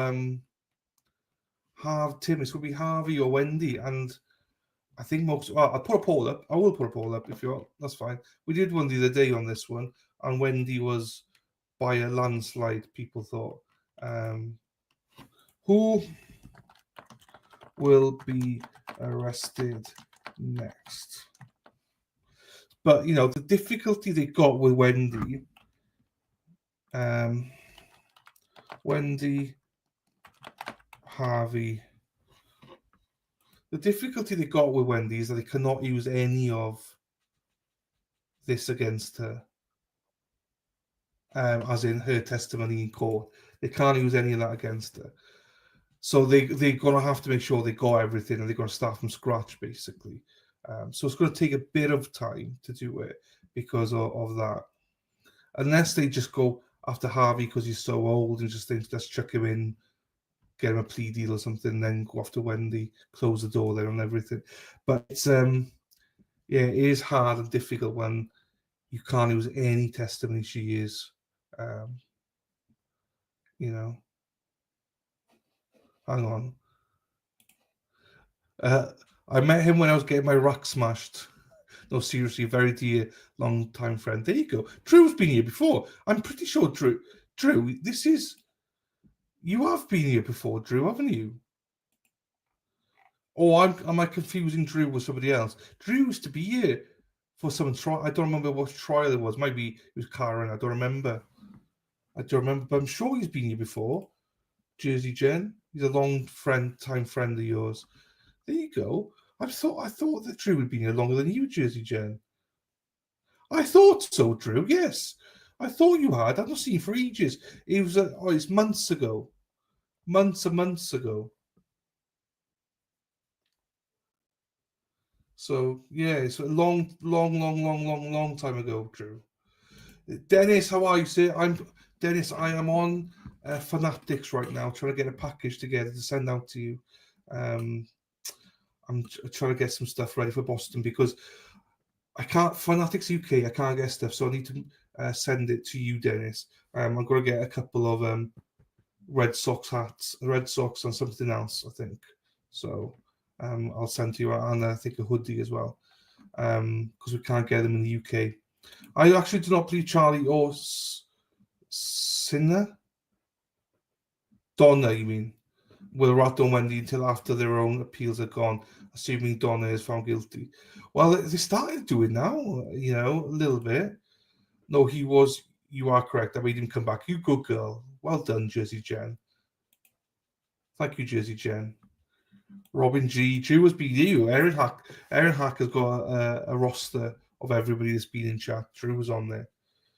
It's been a while. Dumpster Juice days. I've not seen Dumpster Juice for over a year. I don't know where Dumpster Juice is. She's gone. I've not seen her. Yeah, probably over a year now. No, I'm not quite. Yeah, probably over a year. Wendi would definitely testify against the father too. Yes. Hi, Drew. Hi, Dennis. Erin. I remember Drew. Hello. Yeah, so Drew, this is no nosy bitch, hippie chick. She got her rock smashed today as well. Jersey Jen. Dennis Sweeney, Erin Hack. I see you on the streets sometimes. Oh, do you? I've not seen you for ages. I had a message off her a couple of months ago. I've just not seen her. I've not spoken to Drew for Dumpster for probably about 4-5 months. But she's not actually been in the channel for probably over a year. So yeah, not seen her. Send her my love there, hippie chick, if you see her. Say that I miss her. Nice to see you sometime. Hippie, hey Drew. Hope all is okay. She's fine. She's getting a second opinion in Boston in October. Hippie chick wants a second opinion, Jersey Jen. I'm always, if you need a second opinion, ladies, for your racks, I will be in Boston. Dr. Dylan, Dr. Chappie will be in Boston. Boop, boop, beep, beep. In October. Anyone who needs a second opinion. All's good until October, you mean, yeah? There you go. Yeah, so I'm on. Yeah, anyway, it doesn't matter. Dennis, I'll be sending you another package, basically. So here we are. This morning it kicked off a little bit. We thought that the state had done something shady, but turns out they haven't. So we don't know if there's a correctional officer that has said she does not want to speak with the defense. The defense won't speak to her, and she's refused.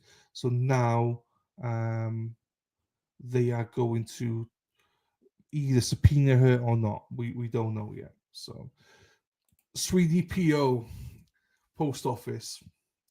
It is.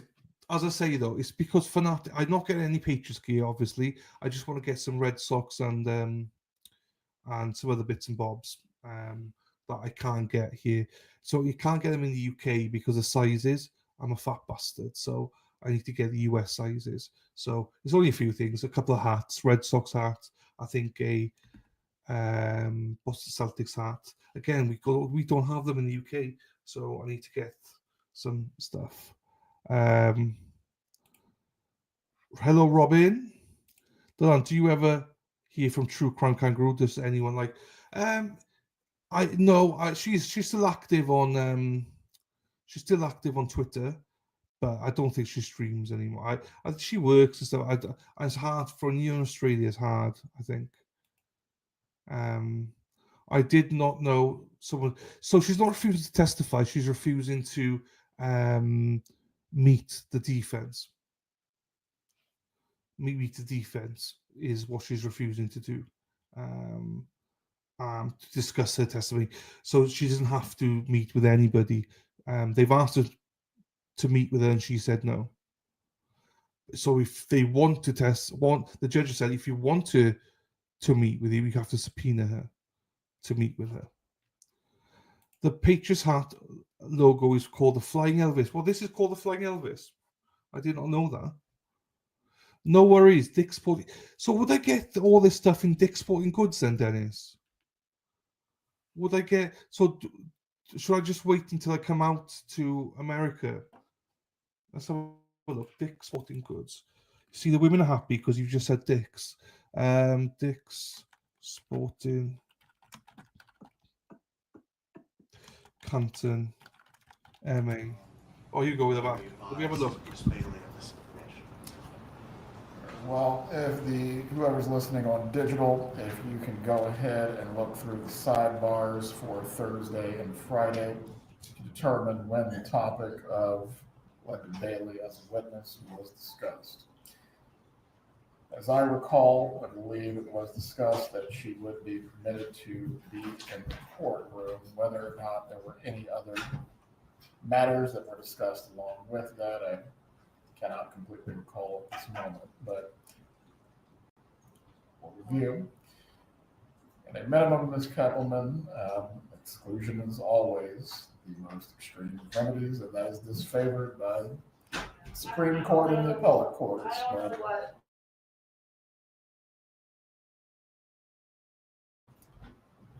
Well, And I'd like them to stop violating the rule of sequestration. That would be the remedy I would seek. as it related to the witness yesterday, I gave instruction concerning that. Concerning Ms. Bailey, we'll review the sidebar. At a minimum, you may question this witness concerning whether she has in fact tailored her testimony based on being in the courtroom. Judge, I'm familiar with this witness. I don't think she would do that, but as we know, the rules are in place for a reason. Oh, absolutely. Things can happen without us knowing they're happening consciously, so that's why we try to keep these witnesses isolated from each other. You can let the jurors know I'm going to go to the court reporter's office to check the sidebar. From there, we will finish this matter and resume testimony.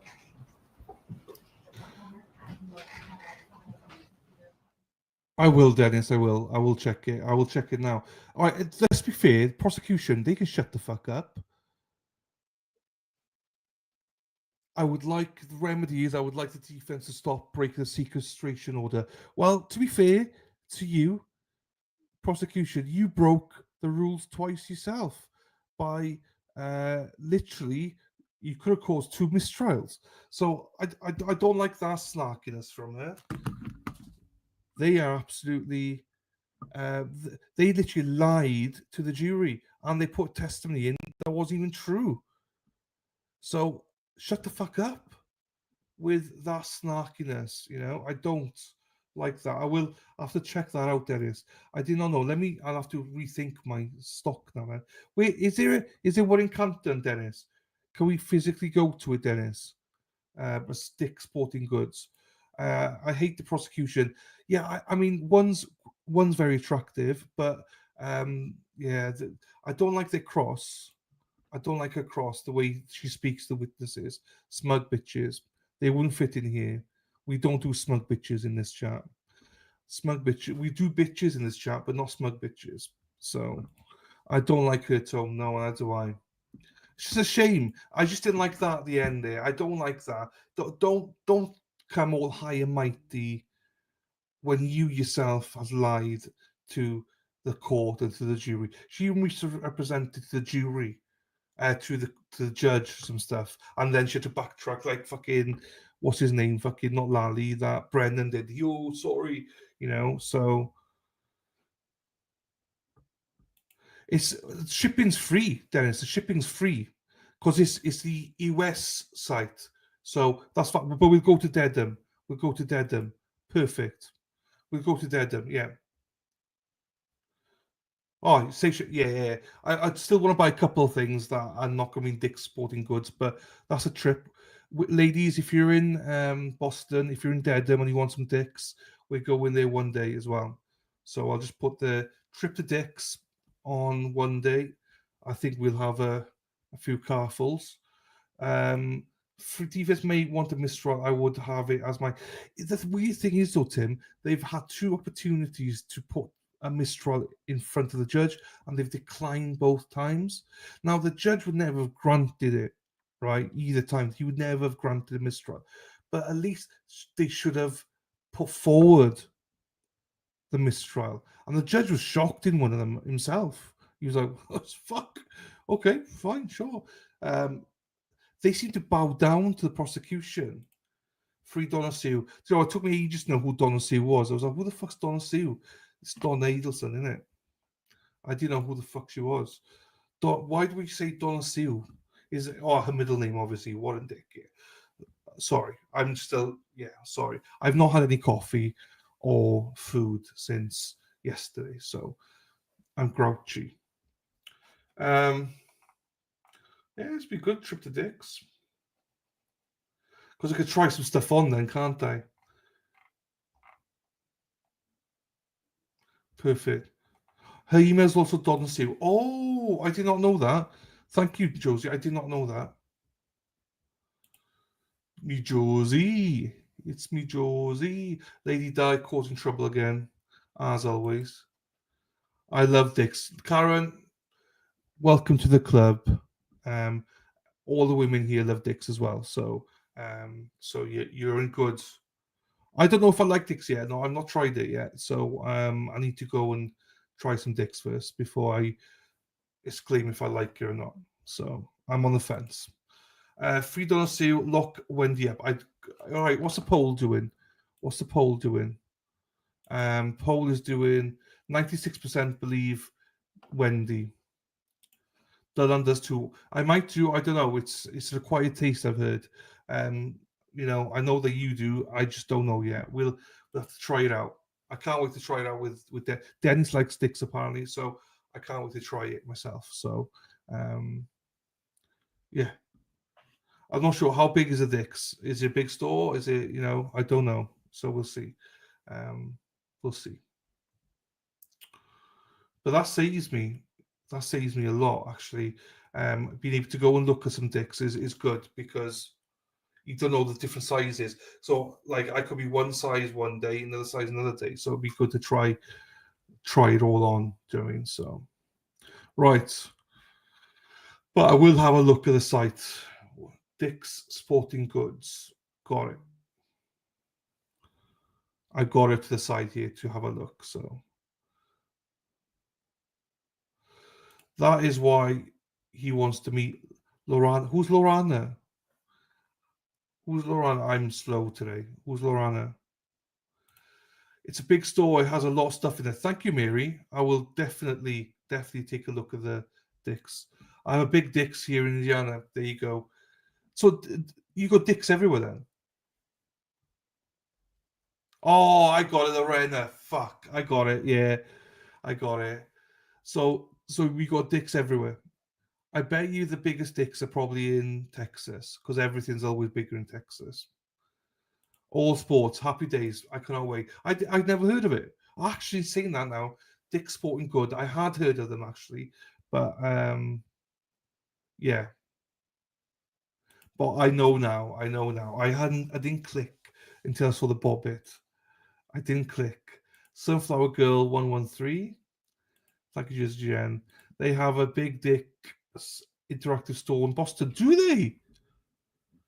Okay, I think me and Dennis are going to go look at some Dicks in Dedham. I think there's a store in Dedham. I'm not sure how much of a big dick it is, but it's now we talk about Dicks and who comes in. Spacey Stacy, welcome, Spacey Stacy. One is from California, the other one's from Arkansas. Says, and it's cold too. Well, Colleen's from Arkansas. I'm not sure if Colleen's here yet, but Colleen's from Arkansas. Dicks is good and Academy Sports. Okay. Just listen to me and you can't go wrong. Panda Express.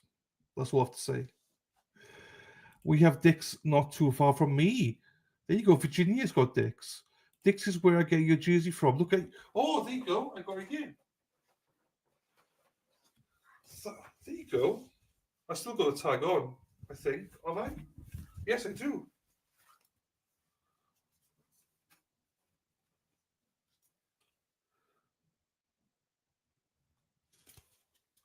I don't know where NFL, unless it's somewhere up here.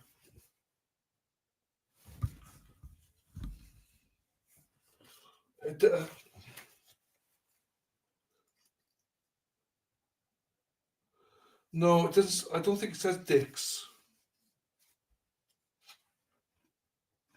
Loose fits, move to 0, NFLPA on field. That's fine. It's good to know it's from Dick's, though. Thank you, Lisa, as well. I need to wear this. This is going to be this and from Michelle as well, Michigan. I got them ready. There. I will be wearing them along with my Clemson as well because of J-Mac. I got them all ready there. I will be wearing them once the season starts. I know Michigan started, but I will be wearing them. Detroit is my second team. Now, I love this though. Hutchinson, he's actually my favorite player. Him and Penny Sewell are my favorite players on the Detroit Lions. So I'm looking forward to that. We are talking about Dick's. So does everybody, it seems. I don't know why. It's a popular store, is it? There you go. Spacey Stacy woke up all of a sudden. Lisa, I heard Dick's and came running. There you go. Not even on the bus with Erin Ack this morning. We'll take you to the PJ store in Weymouth. Oh, okay. Okay. PJ store. Are you going to Salem? No, I'm not going to Salem, Karen. I'm not going to Salem. I'm going to Peabody. I'm not going to Salem. I'll go to Peabody for Champions one day, but I'm not going to Salem. It's just going to be too busy. I just can't handle it. Go to Dick's is going to be enough. I can't handle more than that. Hello, Colleen. Just speaking about you. You probably heard me. That's why you came in. Nice to see you, Colleen. Arkansas. How are you, my darling? It should be on there. I couldn't see it. But it's nice to know it's from Dick's. I'm wearing Dick's. Happy days. Thank you again, Lisa. I love that. I'm just waiting for the season to start and I will be wearing it. This is my rack. So this is my rack, people. I got Michigan, Detroit Lions, and I got Clemson, and I got my Patriots tops over there ready to take with me to Boston. Hippie chick, I'm coming to Indiana. Karen's going to go and see some dicks in Indiana. We can also get you a Ray Cruz. What's a Ray Cruz? I don't know who that is. I need to Google that. Ray Cruz.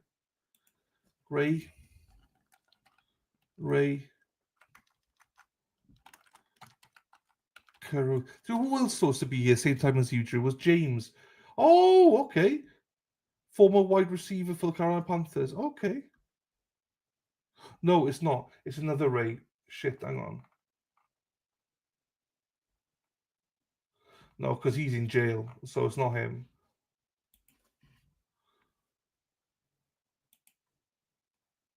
No, not him. It can't be him. Should say DGS.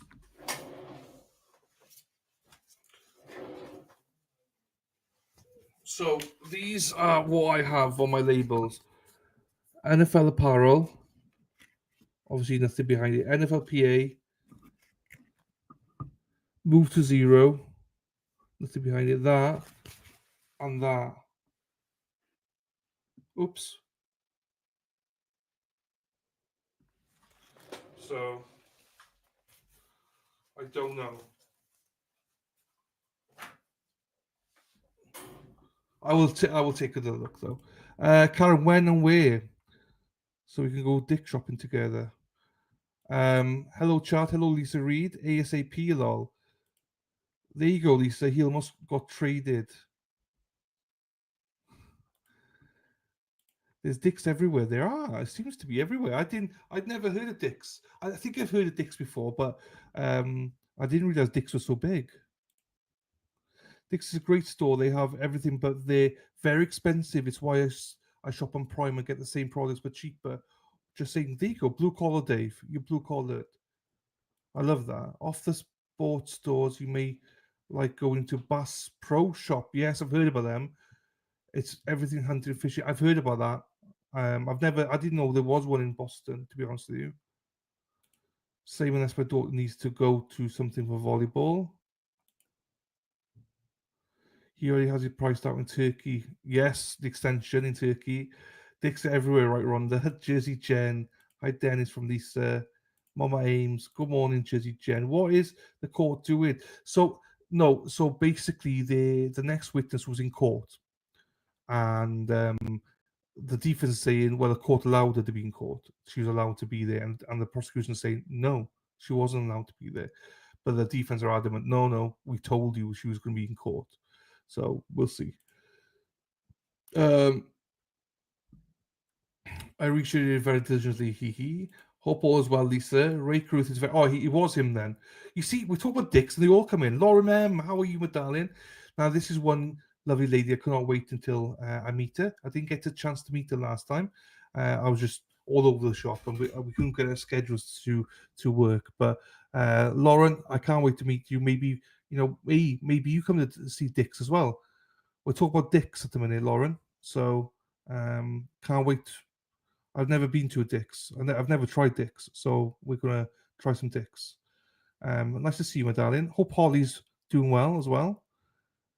Wendy's definitely guilty. She's 100% guilty. 100% guilty. Wendy's the guiltiest person of them all. She's a motherfucker. She needs to be arrested right now. We need to stop her from going shopping in any Dick's from now on. Jersey Jen, he likes let me meet a chick and we'll chop mine off so I can get a bigger one. As long as a green card goes with it, yes. As long as I get a green card, people will chop any dicks. It's fine. I've never heard of many dicks. One, what? Shut the fuck. Jersey Jen. Oh, is there a Bass Pro in Boston then? Or around Canton then? Is there any around Canton? Yeah, those are official. Yeah, I got that from Lisa Reed when she's from Michigan, Dave. Hi, Lauren Murray from Dennis Sweeney. Let me know when you come north. There you go, Rhonda. Is it Bass? Oh, there you go, Dennis. We'll go to Bass Pro. I've heard all about it. Apparently you got to get a hat or something or a T-shirt from Bass Pro. There you go. We'll get that. I'm going to go back to the Gillette Stadium again. There you go. Thank you, Mary. There you go. Hi, Dennis. How are the hummingbirds?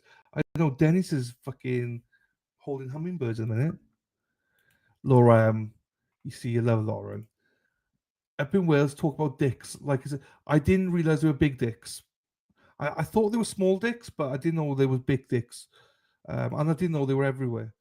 Happy day, Dennis Sweeney. Good to see you. Feeding them now, Lauren. There you go.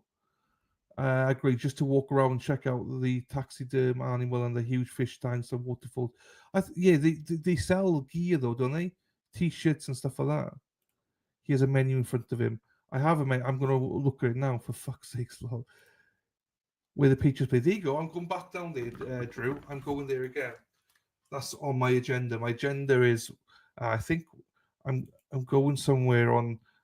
I'm going to Marshfield on a Saturday, 25th, I think. Was that 25th? 22nd, 3rd, I think 25th. That's on the agenda. Hippie Chicks come in, Timmer, and all that. I'll go with Timmer, and then Dennis is going to be there, and a few others. It's got a cafe, right? Been a while since I've been in one. I got to meet Lauren Murray this time. That's no excuse this time.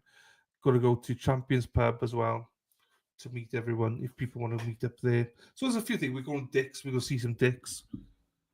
That's another one. So we're going to compare dicks, see what they're like. So yeah, it's going to be a lot of shopping, I think, now.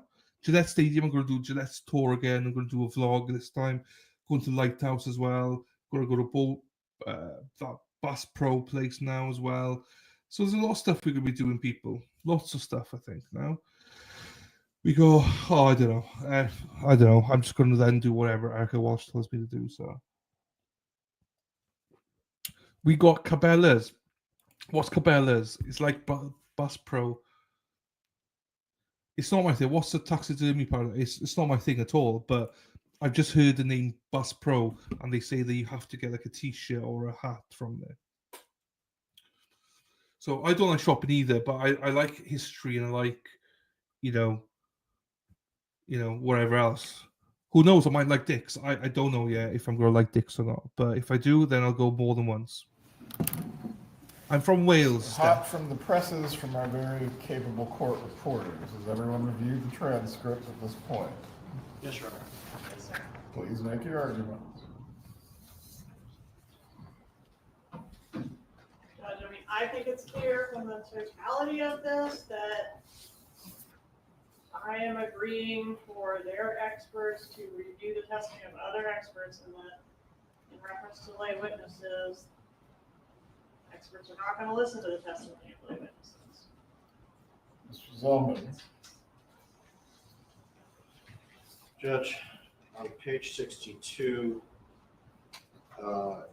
we specifically said Linda Bailey would like to be able to observe Kristin Adamson's testimony when she testifies. And then I addressed our forensic expert to share the transcript of Sergeant Corbett's testimony. Certainly, I see later where we're discussing as the lay witnesses, page 63, starting lines 11 through 14, as to the lay witnesses, so non-experts, other than Linda Bailey and Kelsey Y, to be able to observe witnesses. We were not asking for that. As to both the context and the discussion is concerned, an adverse expert listening or reviewing or listening to the testimony of the other expert. Ms. Adamson was called as a part of your case in chief. Ms. Bailey is being called in your case in chief. Ms. Adamson was not an expert. The state never agreed to what is being discussed now.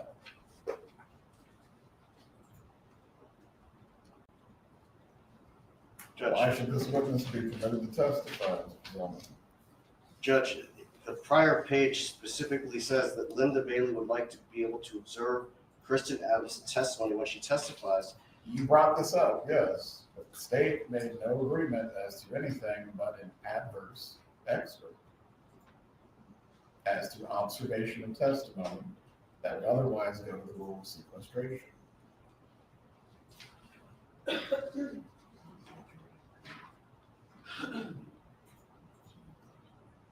Judge, with respect to the context and the statements, we were obviously asking that. It's in black and white. I know what you asked. What happened though is the opposite of that. As to that, what is your argument now? Your Honor, exclusion of a witness is an extreme remedy, as you recognized previously. We took the court's, this conversation to authorize Ms. Bailey to be present during Kristin Adamson's testimony. And that is what we advised the witness when we spoke with her later in the week. But for this conversation, we would not have done that. This is the second time in this trial where a defense witness has been in the courtroom inappropriately in violation of the rule of sequestration. When this was addressed at sidebar, you brought up the topic, but the state only agreed as it related to your expert reviewing an adverse expert, their expert's testimony. That has not been the case today. Why have you not been more careful with this individual or even brought up this topic to make sure we did not end up in this point and place? Judge, we thought we adequately addressed it last week during the sidebar. Ms. Kaplan, what are you asking for? Seeking exclusion, Your Honor. As to exclusion, what is your argument? That this is not the first time this has occurred, that this issue was addressed at sidebar, the ruling was clear, that witnesses, that our experts would be permitted to listen to, and only in that circumstance and that particular exclusion, which we're all familiar with in the rules, the other side's experts. So I'm just a little miffed that here we are. I didn't ask for any exclusion the first time this happened, or really any remedy, but you did admonish the defense to not let it happen again, and now it's happened again. So, does the state get a fair trial too? Do we get a remedy when it's the second time that the rule's been violated? I think it's appropriate. So.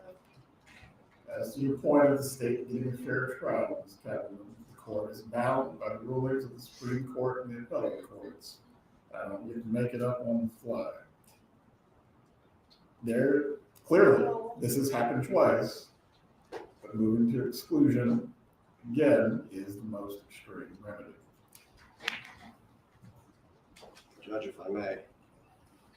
Last word.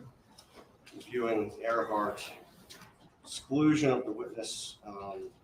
Court may exclude the witness only if it finds that the testimony of the challenged witness was substantially affected by the testimony to be heard, to the extent that his testimony differed from what it would have been had he not heard testimony in violation of this rule.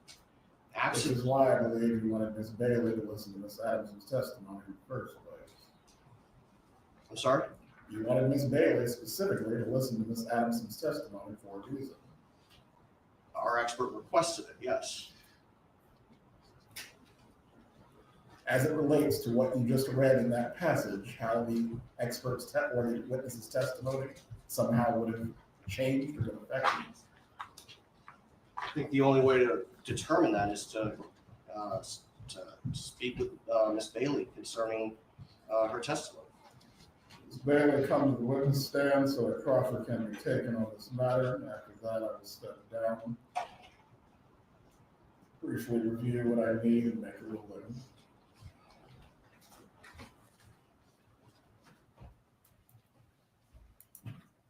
Please raise your right hand. Do you swear or affirm the testimony you're about to give will be the truth? I do. Please be seated. You may inquire for the purposes of the problem. Thank you, Your Honor. Good morning, ma'am. Can you please introduce yourself to the court? Yes, my name is Linda Bailey. And Ms. Bailey, were you retained as an expert on behalf of the defendant, Donna Adelson, in this case? I was. Specifically in what area?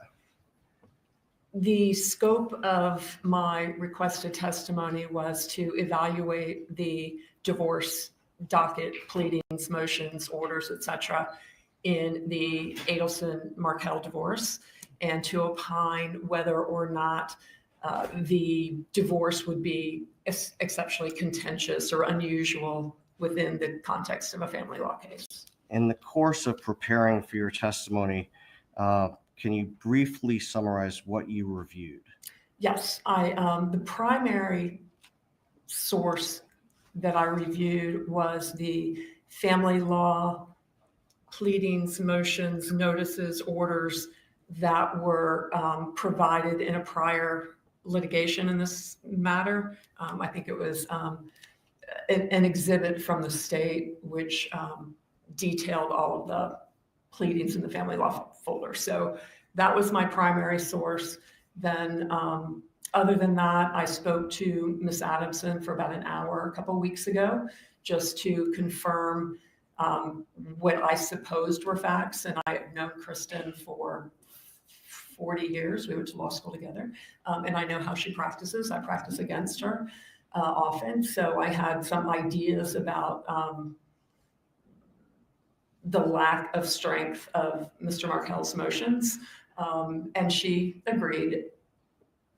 I read her prior testimony in one of the other trials. I think it was Charlie Adelson's trial.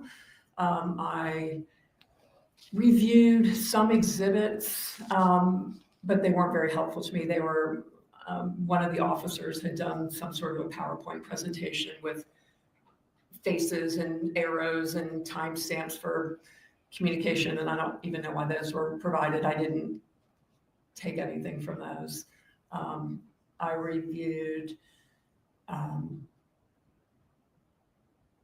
Did you review some emails? I reviewed texts and I reviewed emails. So I reviewed emails between Donna Adelson and Wendi Adelson. There were a couple between Donna Adelson and Charlie Adelson that were much later, but they happened to be in the tranche of documents that I had. I reviewed text messages between Wendi Adelson and Dan Markel.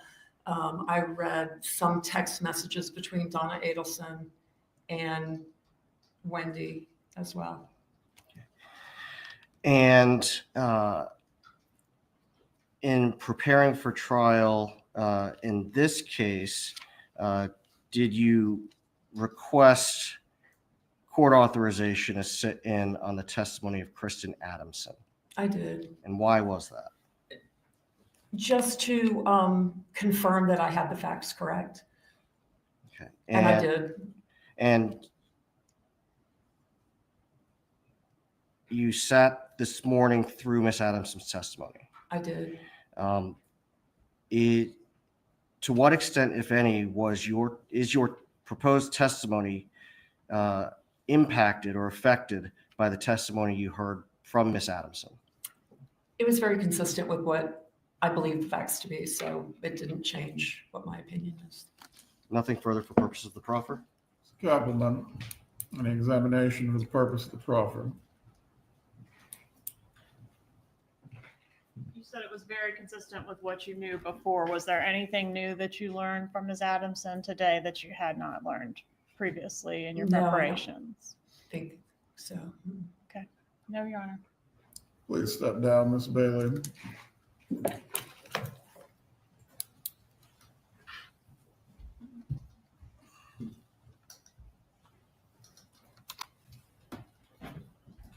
Return in a few minutes.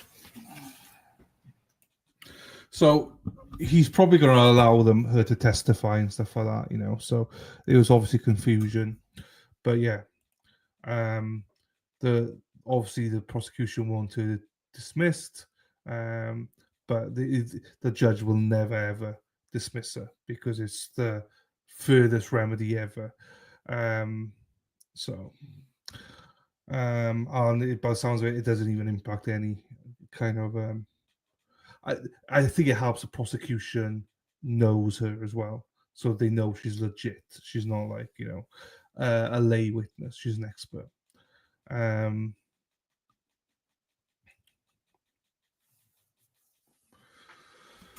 Oh, right. So another short break. Right. What the fuck are we gonna do now? We can't talk about dicks again because I can't lose more people. Cheapers. Right. Bass Pro, right? Bass Pro. I just had a quick look at Bass Pro.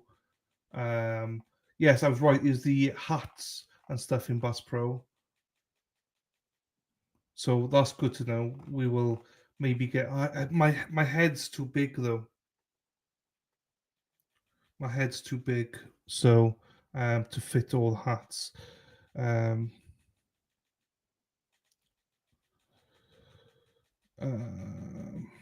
just because the state has a better case, they still need to play fair, and these ladies are not. No, these ladies are not playing fair. I mean, they could have led to a mistrial. Well, they couldn't have done, but I think the defense have been. Yeah, I don't like the smugness on them. Terry, what's happening is basically the last witness we saw just there, Linda, whatever her name is.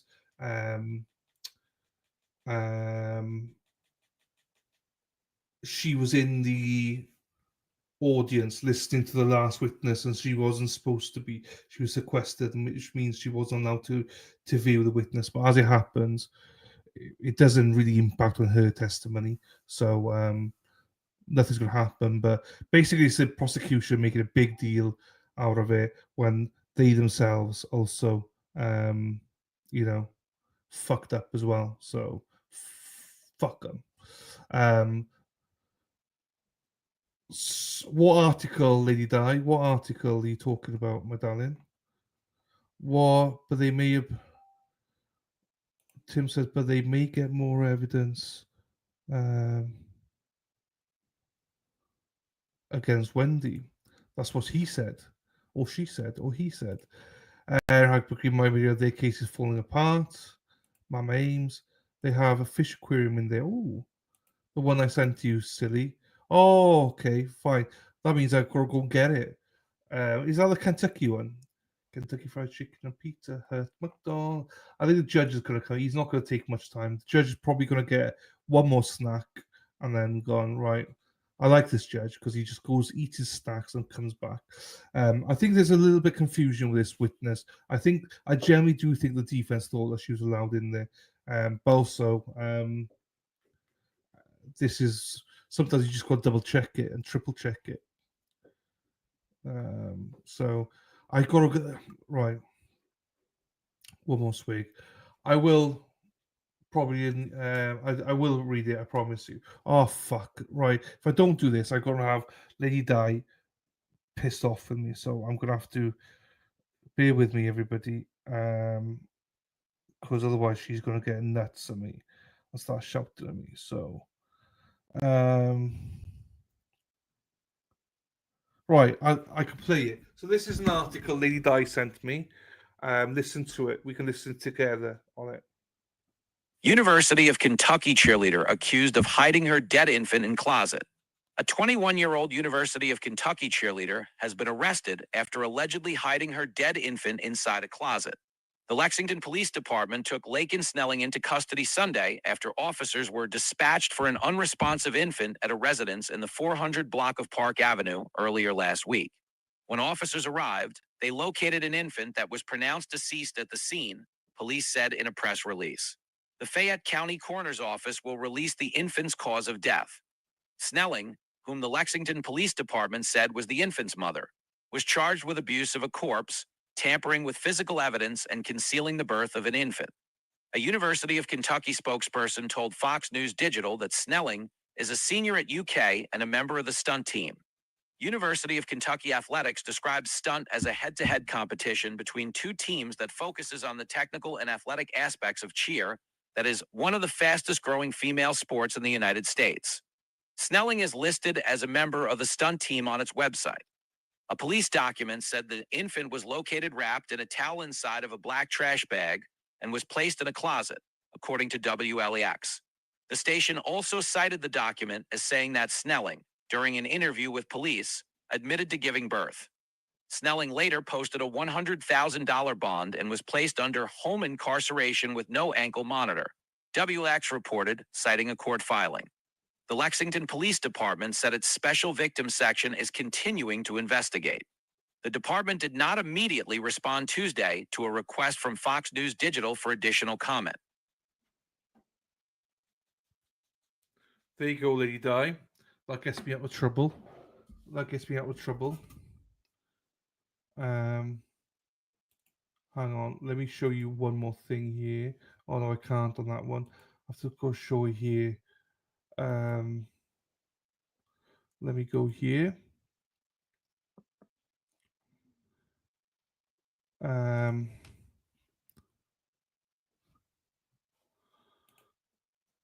Two things to show you. Hang on, two things to show you. McDonald's, Kentucky Fried Chicken and Pizza Hut, McDonald's. Right, if you're ready, strap it in or strap it on, ladies. Would you go to this person? What I enjoy most about our practice is restoring a person's smile. That often changes their personality and gives them a more positive outlook on life. Our practice uses the most modern dental technology, from rotary endodontics, computer-generated ceramic restorations, digital radiographs, intraoral photography, and of course, we use nitrous oxide and oral sedation for the highest level of patient comfort and relaxation.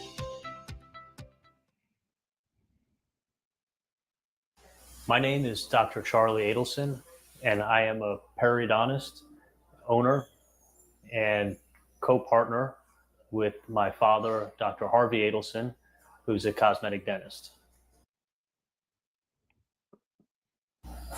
What I love about what I do is being able to restore people's smiles and change the way they chew, change the way they live, and change their self-esteem and how they think about themselves on a daily basis. When a patient comes to my office, they're being treated like family, and it's also being a team approach where the hygienist, the cosmetic dentist, and the periodontist are all working together to give them the optimal result. My name is Jennifer Catchill. I've been coming here for about 10 years. My experiences have been very positive. The staff is very professional. I came here 10 years ago to get my veneers put on, and I have been absolutely thrilled with the results. And I can't say how wonderful and professional the staff has just been. They've been really, really caring and just amazing. I would definitely recommend this place to others. I have actually recommended for people to come here. My husband has come here as well. My name is Clint Stevenson. I've been coming to Dr. Adelson's office for about 5.5 years now. They've been phenomenal. I'm never a big fan of the dentist, but ever since I got introduced to this office, great staff, very friendly, and I always feel like I'm taken care of well. Very professional. Every time I come here, I feel like I get the foremost from their attention from the staff, and Dr. Adelson is himself as well. So it's a great experience every time I come. I look forward to it as well. I highly recommend them. Yeah, I mean, they highly recommend them because if they don't, they get hit. They get a hitman after them. So yeah, Charlie's like, right, if you don't fucking say you like this place, we're gonna put a hit out on you. Right, hang on, what's the other one?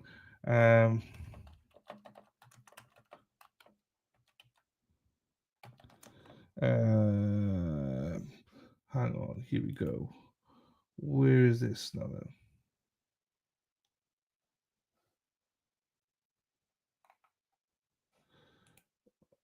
Right.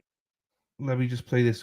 This is in line with what Lady Di just sent me. So I will do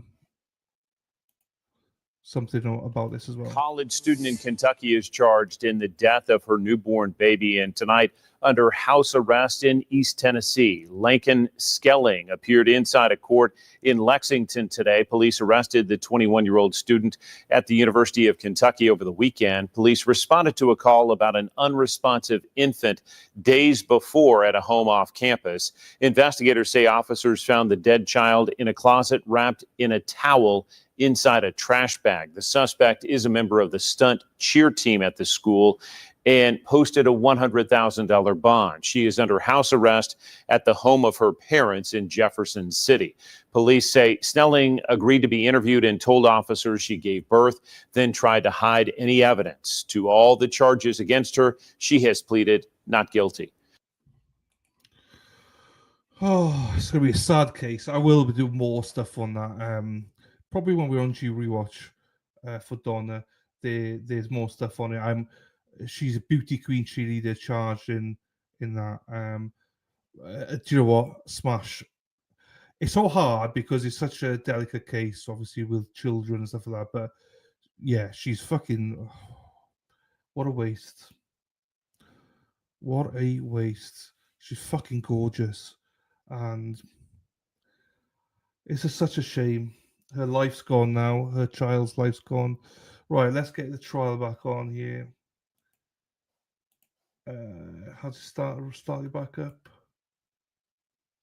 No. Fine, that's right, hang on. I can say smash because Aaron Hack says it, so even I say smash. But that's definitely a case I will. It's just so sad. Why did she not think she could tell somebody about it? You're pregnant. Why, did she get support? Why did she not tell people? Why did she feel so lonely that she just let her baby die? It's so sad. So sad. On all counts. But anyway, I will cover that. I know some people don't like stuff like that, but I am a channel that likes to support young victims and all sorts. So, yeah. But we'll see. Right, the judge is still out. Judge is still out for a decision. I don't know, if that's the case, then fuck her. She's a fucking bitch, and I hate her. But I hope it's not that. I mean, I'm trying to give her the benefit of the doubt that she maybe didn't have anywhere else to go, was ashamed. It's a big thing for like a 20-year-old. I'm hoping that's what it is and not what you just said. If it's what you just said, then yeah, fucking gloves are off. I don't care how pretty you are. Get in the fucking jail. Go enjoy yourself. So I'm going to reserve judgment. So sad, yes. Do we know? We don't know. We don't know anything. We don't know anything. Sorry, we don't know anything. That's why I'm restricting what I'm saying, and I'm trying to think of it as in a little bit different. I like the Wiles cases. The more goss, the deeper the rabbit hole, the better. Yes, that's true. Fuck that. Did you see that girl? She will get all the help. I don't know. I don't know. Yeah, she'll get help off men, but I think she may have we don't know. I'm going to give her the benefit of the doubt. Not yeah. I don't even know.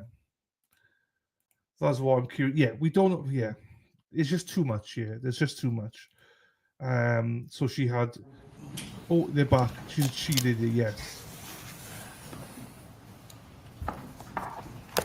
Concerning this issue of the testimony of Wendi Bailey, the court is going to find there has been a second violation of the rule of sequestration by the defendant.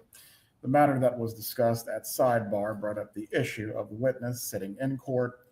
However, the state made no agreement beyond an adverse expert listening to the testimony or reviewing the testimony of their expert. With no other ruling being made on the issue, Ms. Bailey should have not sat in the courtroom. The test for determining whether a court may properly exclude the testimony of a witness for violating the rule of sequestration is whether the testimony of the challenged witness was substantially affected by the testimony that the witness heard, to the extent the witness's testimony differed from what it would have been had the witness not heard the testimony. And this is citing to a Florida Supreme Court case, Steinhorst versus State, 412 Southern 2nd 332. The same test also applies to expert witnesses who violate the rule. Concerning the proffer, the witness has indicated that in preparation for her testimony, she reviewed materials provided by the state. She reviewed testimony from the same witness from prior trials, and ultimately her opinions, whatever they may be, to be offered, have not been affected. As a member of the bar, I am going to give credibility to what Mrs. Bailey has stated concerning these matters, as I have no other evidence to the contrary. Although the state has asked for exclusion of this witness, this being a second violation, it still remains inappropriate. Concerning how the jury is to be instructed at the end of the trial as to this testimony specifically, If the state is asking for instruction for how the jury is to weigh the credibility of Ms. Bailey or the previous witness who is subject to the rule of sequestration, I believe they are entitled to based on the circumstances of this matter. Does either party need to be heard further?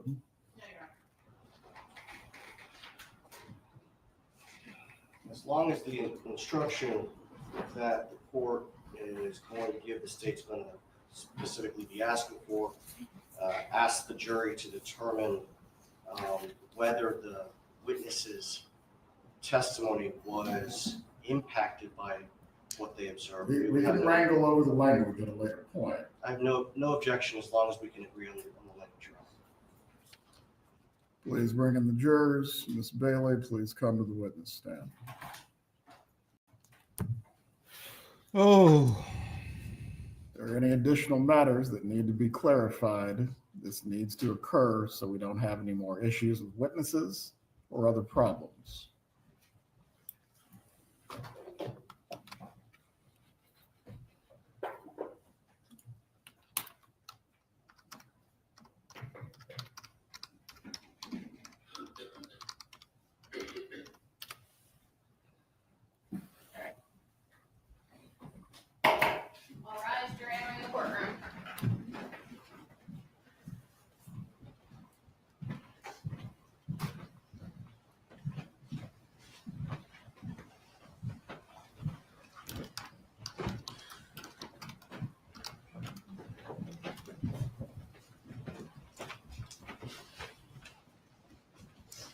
Everyone can be seated. Ms. Bailey, please rise to be sworn. Ms. Bailey, please rise to be sworn. Do you swear or affirm the testimony you're about to give will be the truth? I do. You may take your seat. You may examine as you're ready. Thank you, Your Honor.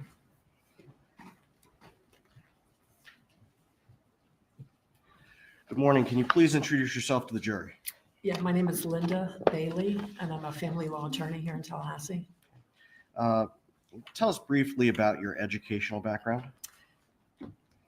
My post-high school educational background is I have a bachelor's in psychology from Florida State University in 1983. I worked for a couple of years and went back to law school in 1985 and graduated FSU Law in 1988 with honors.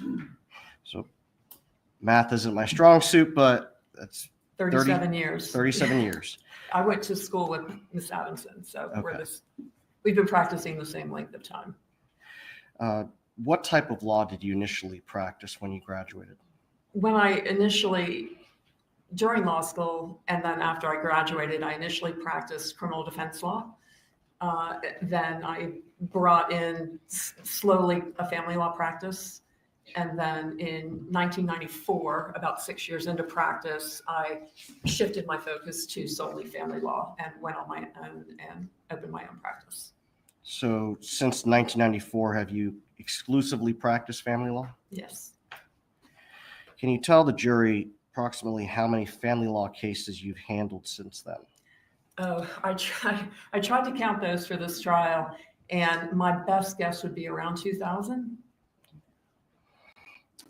Do you have any certifications? Like Kristin, I am board certified in marital and family law.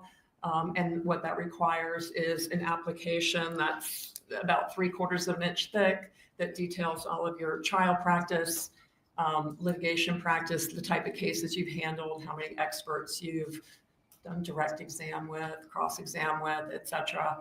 Then once you provide your application, the bar does a peer review, and that includes sending very detailed questionnaires out to opposing counsels and judges in front of whom you practiced. And then based upon that peer review, they will invite you to take the exam. The exam is a 6-hour exam done in Tampa. And I think the year I took it, 41 people sat for it, and I think 9 passed. So it's a pretty rigorous process. Okay, and before we continue, the clerk had asked me to have you spell your name. Can you spell your last name, please? Yeah, Bailey. Thank you. How many board certified family law attorneys are there in the state of Florida? I believe there are about 274, according to the Florida Bar. And do you know what percentage of lawyers in Florida are board certified in marital and family law? I think less than 1%. What do you have to do to maintain your certification? Well, ordinarily, lawyers have to do a 30 hours of continuing education every 3 years. To maintain your board certification, you have to recertify every 5 years, and you have to do 75 hours of continuing education every 5 years. So there's an enhanced legal education, continuing education requirement. And then you also have to continue practicing in the area where you have a certain number of trials of a certain length of time that you also have to do within that 5-year recertification period. And you have to and they also send more peer reviews out every 5 years. So all of the other opposing counsels, other board certified lawyers in your community get a questionnaire, and they get to fill that out about their impression of working with you, and that goes back for your recertification. And judges also get that same peer review? They do. Do you have any other certifications? I'm a board Supreme Court certified mediator, and that was probably the mid-aughts, 2006, 8. I can't remember exactly when that was. What's required to be a certified mediator? It's a 40-hour course. I went to Orlando Monday through Friday, and then after the course, you do co-mediations with other mediators, and then you have to do some supervised mediations, and then you're certified. They have the same recertification period, not as enhanced as a board certification, but you do have to take enhanced continuing education that might be a little bit different than you do for either your bar license or your board certification. Have you maintained your board certification since you were first certified in 2011? Yes, I have. Have you received any other recognitions during your career? Well, U.S. News and World Report puts out a Best Lawyers in America publication annually, and I've been recognized in that publication for many years. I'm not sure how many. They've also recognized my law firm as Best Law Firm in America, and recognized me as a woman in the law to watch. I also have been recognized as a super lawyer, which means the U.S. News and World Report bases their recognitions on peer review. And the enhancement at the super lawyer is it does peer review. It also looks at your practice, your certifications, your outside legal interests, like have you provided presentations, have you taught, have you done certain community service or pro bono work, that sort of thing. Have you taught? I have. I taught for several years. I'm going to estimate 5 years with the Legal Aid Thunderdome program. And that's really an incredible program where family law attorneys, now it's grown to do other disciplines. But at the time I was doing it, it was strictly to teach other lawyers who don't do family law how to do family law well enough to provide pro bono services, free services for people who can't afford lawyers. And my focus in that area of teaching was parenting plans, parenting schedules, relocation, those sorts of parenting related issues. Your Honor, we would tender the witness as an expert in family law proceedings. The state wished to voir dire the witness as to their training or experience. No, Your Honor. In objection to her ability to provide an opinion in the fields of marital family law. No, Your Honor. Members of the jury, the witness will be permitted to provide an opinion while she testifies in the areas of marital and family law. Thank you, Your Honor. In conjunction with your being retained as an expert in this case, can you tell the jury what materials you reviewed? Yes, my primary source was the divorce file between Wendi Adelson and Dan Markel. So everything from the petition that was initiated in September of 2012 by Wendi Adelson to the last document filed, which was, I believe, a suggestion of death. And did you review any other materials? I reviewed text messages that were provided to me. I believe they came through the state between Wendi Adelson and Dan Markel in the 2014 timeframe. I was provided but didn't review thoroughly text messages between Wendi Adelson and friends and other miscellaneous texts. There were some text messages between, I believe, her and her mother, but most of their communication, I think, was by email, and I reviewed the emails that I was provided between Wendi Adelson and Donna Adelson from maybe 2011 up through about 2017. I don't know if they were comprehensive because they were provided to me. Did you also speak with Ms. Adamson concerning her representation of Wendi Adelson? I did. I spoke to her for about an hour a couple of weeks ago to kind of confirm my impression of some of the motions that were filed. Now, can you you indicated that you reviewed the court file. When was the dissolution of marriage action begun? It was begun with a petition filed actually by Wendi, which she had a lawyer, Shannon Novi, for a brief period of time, and then she switched to Kristin Adamson. So I reviewed that petition, and that was filed mid-September 2012. Did Wendi Adelson in that process file a motion for the court to determine a temporary parenting schedule? Yeah, just about a month after the initial petition, she filed a motion for the court to order a temporary parenting plan, which is normal, so you don't have chaos pending a final resolution. So that the filing of that motion is a typical step in a dissolution of marriage that involves children. Well, it's very routine because what you don't want is both parents showing up to school, picking up the kid on the same day, and the kid doesn't know where they're going. And it creates a lot of stress for the children if they don't have a plan. So it's important for the parties to get together early on and figure out what they're going to do until the court can make a final ruling. And what specifically was Wendi Adelson's request in that temporary parenting plan concerning time sharing? She asked for a plan that would provide 51% of the time to her and 49% to Mr. Markel. Which at the time, it was much more traditional, if you will, for there to be a primary parent and a secondary parent. And it was thought at that time that having a child more solidly in one household versus splitting the 50-50 was more advantageous for the child. That thinking has now changed where there's a presumption of 50-50, but back in 2011-12 time period, she had initially filed for majority time sharing, which was ordinary. But then actually in her motion for temporary parenting, she asked for a 59-41, which is 51-49, which is essentially 50-50. Why would one party ask for 51-49? Really, the only reason I can think of would be for an IRS tax advantage. So you'd be able to claim the children on taxes. To claim them as dependent? As dependents, yes. Okay. Or head of household? Yes. Okay. Now, you indicated that a lot of times these issues, it's important to establish them early on.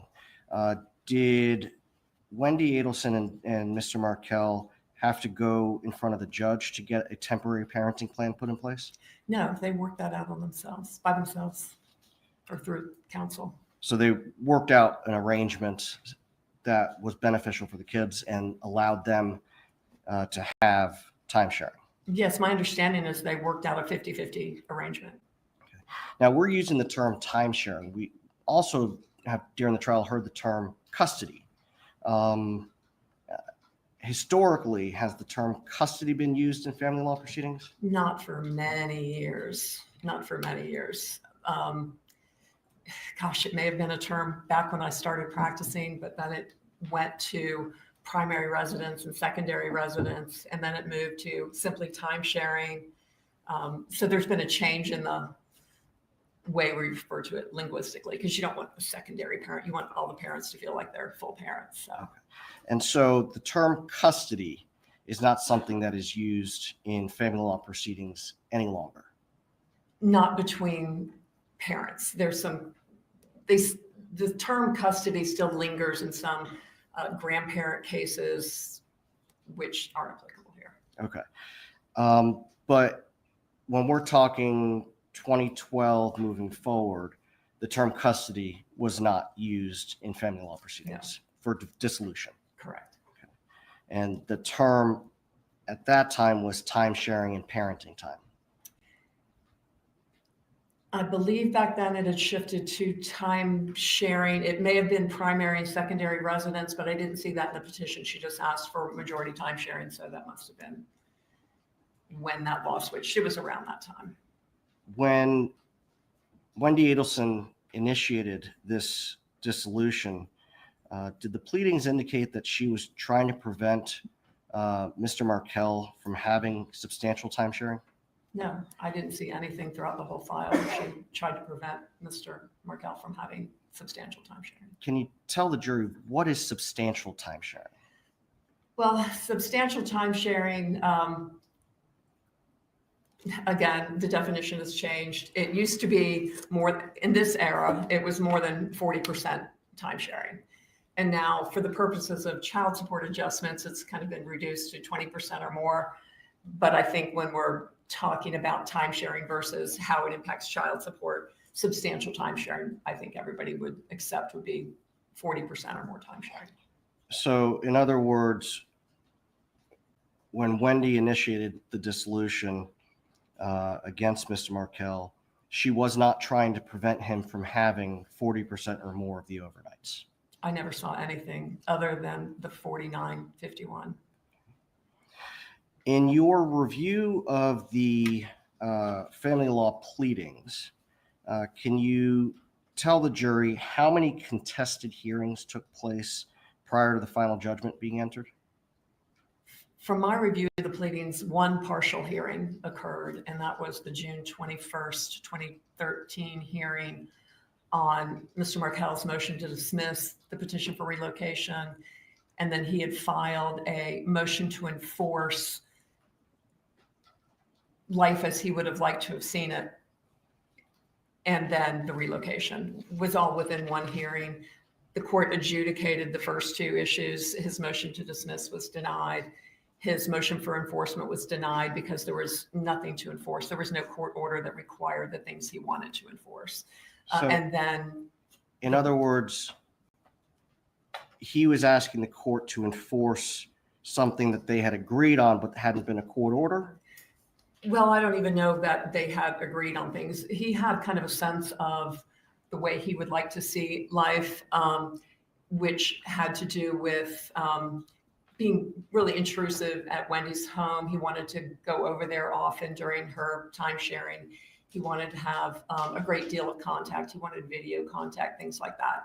And so, and I think there was maybe a recommendation, I could be confusing this with a later motion, where the child care owner had made a recommendation about something and he wanted to enforce the recommendation from the owner of the child care. None of those were enforceable because they'd never been ordered by court or even put into any sort of formal document. So that was denied. So he would, let me understand correctly, he was asking for court authorization to be able to go over to Wendi's house? In that particular motion, I could look at my notes, but I don't remember exactly the detail. Ordinarily, when you file a motion for enforcement, you have a court order that says the other side has to do A, B, and C. And if you don't do A, B, and C, you file a motion to enforce. But you can't enforce an email communication back and forth where you said, you know, you can have them on Tuesday, and then Tuesday you change your mind. There's no court order to enforce. They just changed their mind. So he was trying to enforce conversations that he had had with Wendi that had no court-ordered basis. Okay. Now, you mentioned the motion, Mr. Markel's motion to dismiss the petition for relocation, his motion for enforcement. Was that also the same hearing where the relocation petition was heard? The same hearing. Okay. And Based on your review of the file, what happened at that hearing? Based on my review of the file, the court adjudicated his motion for enforcement and denied it, adjudicated the motion to dismiss and denied it. And he was basically saying that the petition for relocation was baseless and that the court should deny it. And the court said, no, it had merit, so we're not going to dismiss it. And then my understanding is before the hearing finished, Wendi essentially capitulated and said, okay, I'll agree to the denial of my relocation. And what's consequential about that is if they could have continued the hearing, finished their testimony, and appealed the order. So by her capitulating and stopping the hearing midway, she waived her right to appeal the denial of the relocation. Subsequent to the June 21st, 2013 hearing, did Wendi Adelson and Mr. Markel resolve the other issues in their dissolution of marriage? Yes, on July 31st, they signed a full marital settlement agreement that addressed all issues. So within 5 weeks of the denial of relocation, they resolved all their financial issues. Wendi waived alimony. They adjudicated child support. They put into place a parenting plan, which is kind of also new lingo. A parenting plan is kind of the overarching rules on how you make decisions, how you communicate, who's able to go to events for the children, plus the time sharing schedule, plus communication provisions, how often you can speak to the children. Sometimes, like in this case, it was very general language, maybe what school the children go to. So they resolved everything 5 weeks later. Now, the marriage settlement agreement also put in place a parenting coordinator?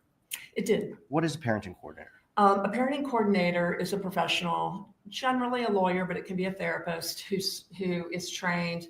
I think they do a 40-hour course too, but I'm not certain. And they have a certification. And what they're trying to do basically is teach people how to communicate, teach people how to be reasonable. There's no parenting plan that you can draft that deals with all contingencies. People are always going to come up with something, and we don't have a provision in the marital settlement agreement to deal with that. So a parenting coordinator helps people set, for example, communication guidelines.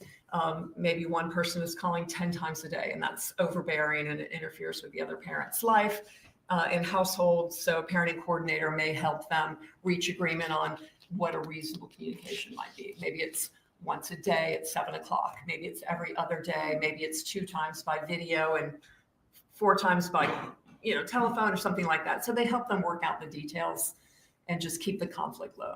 Now, can a parenting coordinator put in place provisions in parenting plan that are not already included in the marriage settlement agreement?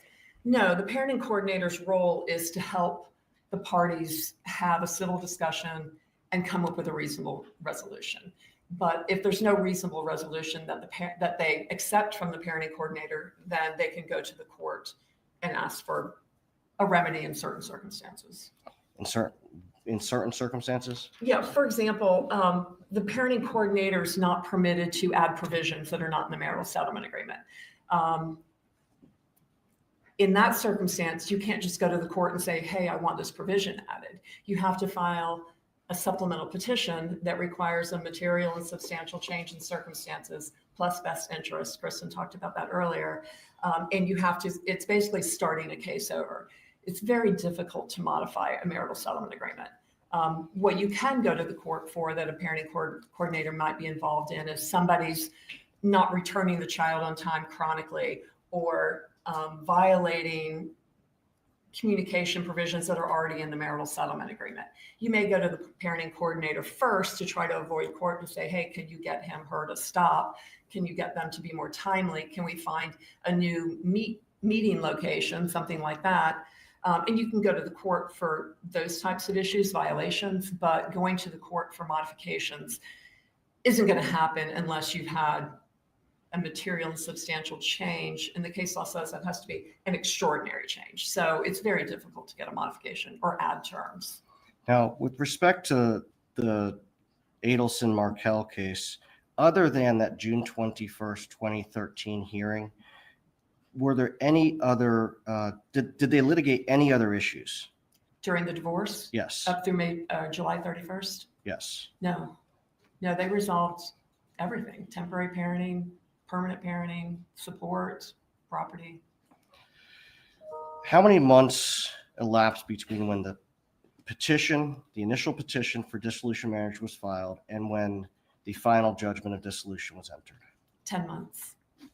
How does that compare with cases that have similar issues? If you take the relocation issue out, it's probably average. If you add the relocation, it was brief.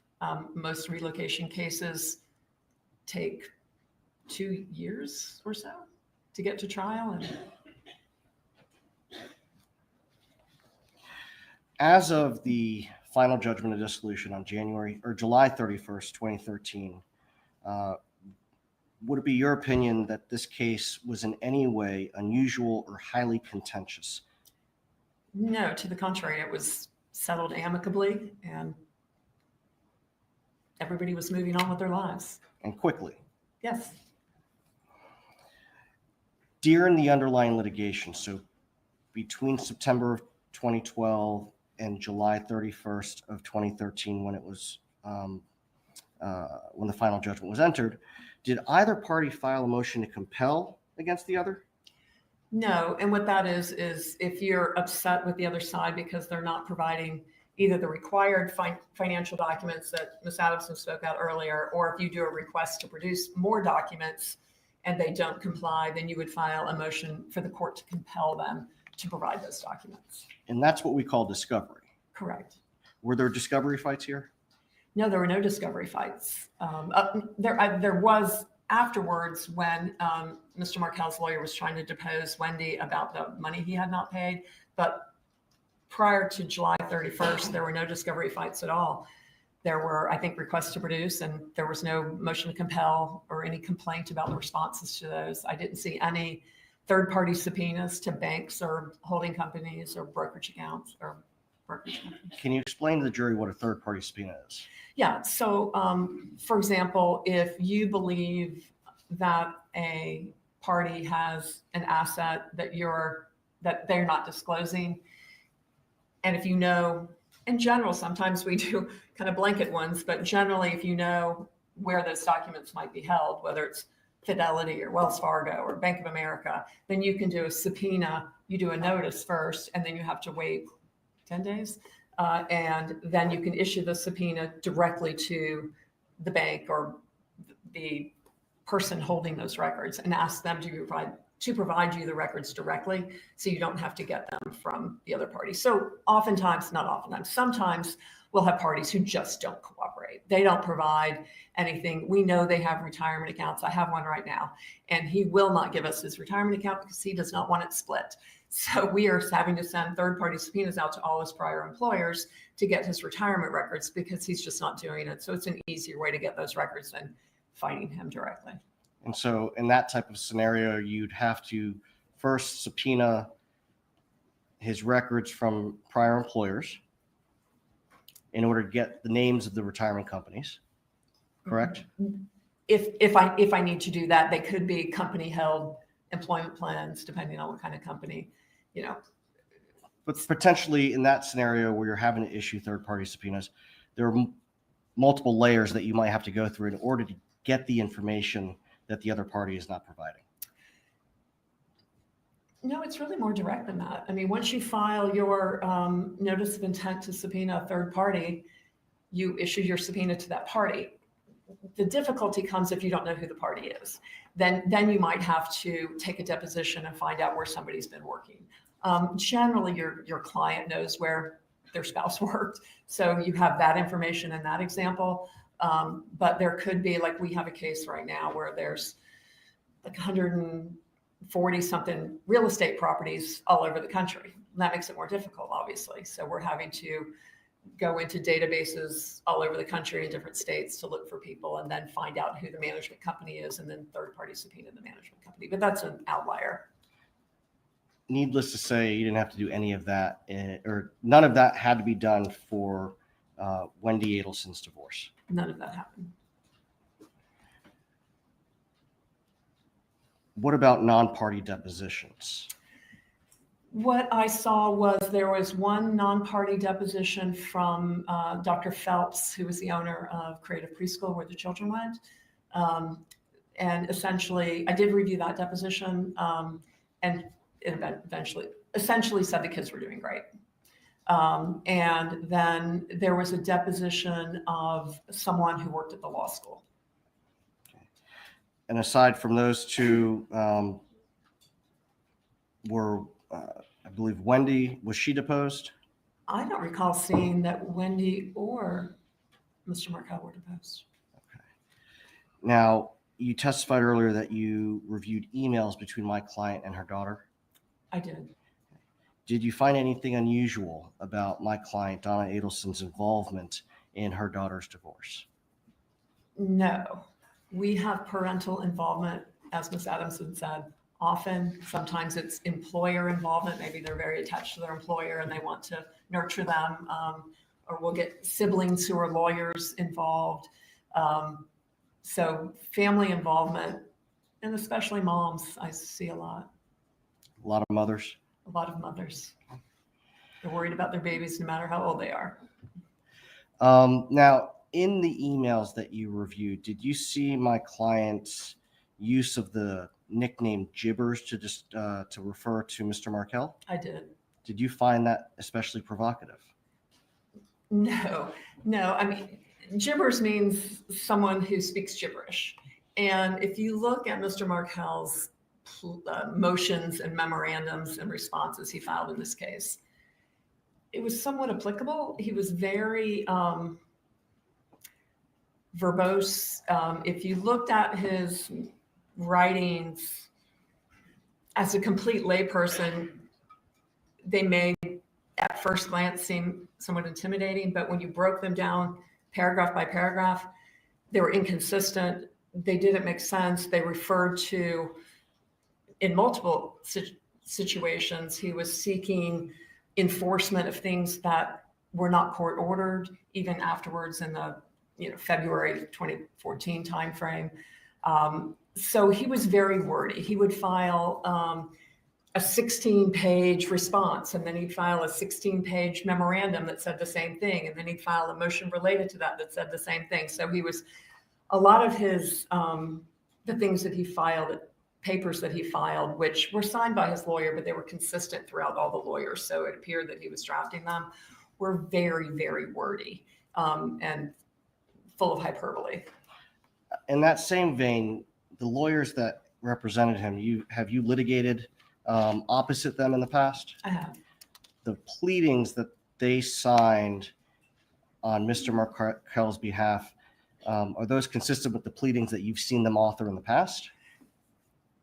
No, it appeared to me that Mr. Markel was drafting these pleadings because they just weren't drafted in a way you would draft them. And they didn't, again, make sense. They were internally inconsistent. For example, moving up to the February timeframe, he was complaining about fraud by Wendi Adelson and not disclosing accounts as if that impacted the settlement. But then he said, very shortly or in the same near paragraph that he knew she had these accounts because he managed one of them. And he knew about the other account as well. So all he had to do was do third-party subpoenas to Schwab. He knew a Schwab account existed. That was easy. And so you can't say fraud. I made a decision without knowing. And then in the next paragraph said, but I knew these accounts existed. That's why I know she's committing fraud. Okay. So in reviewing those particular motions, the one that he filed February of 2014, what was your opinion about the strength of that being granted? Well,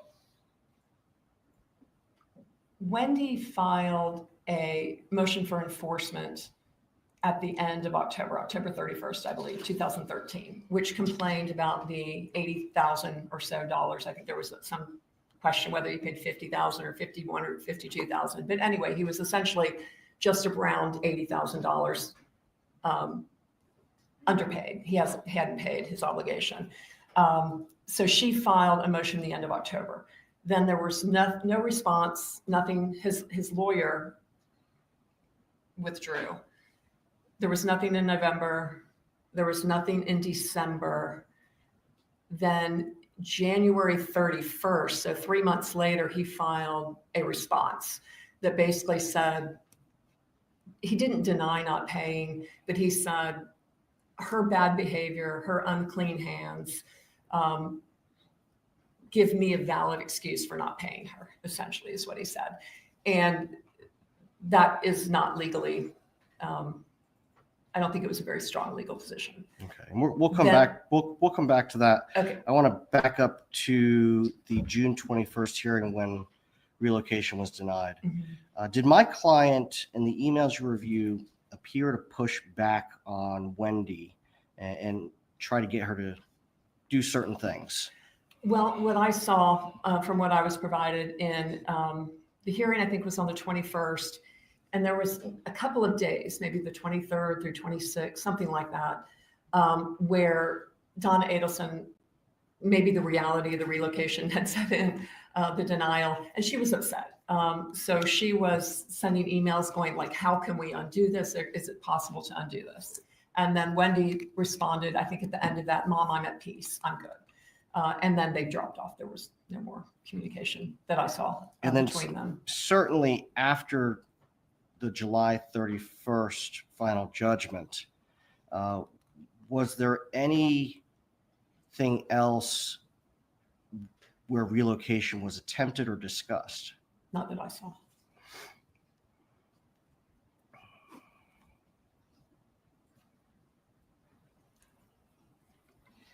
Now, when you are representing clients, how do you handle the involvement of their parents or loved ones in your client's divorce? If I know that they're very involved, I'll ask to meet with them and bring them in, because what I don't want is our third parties interfering with my advice, frankly.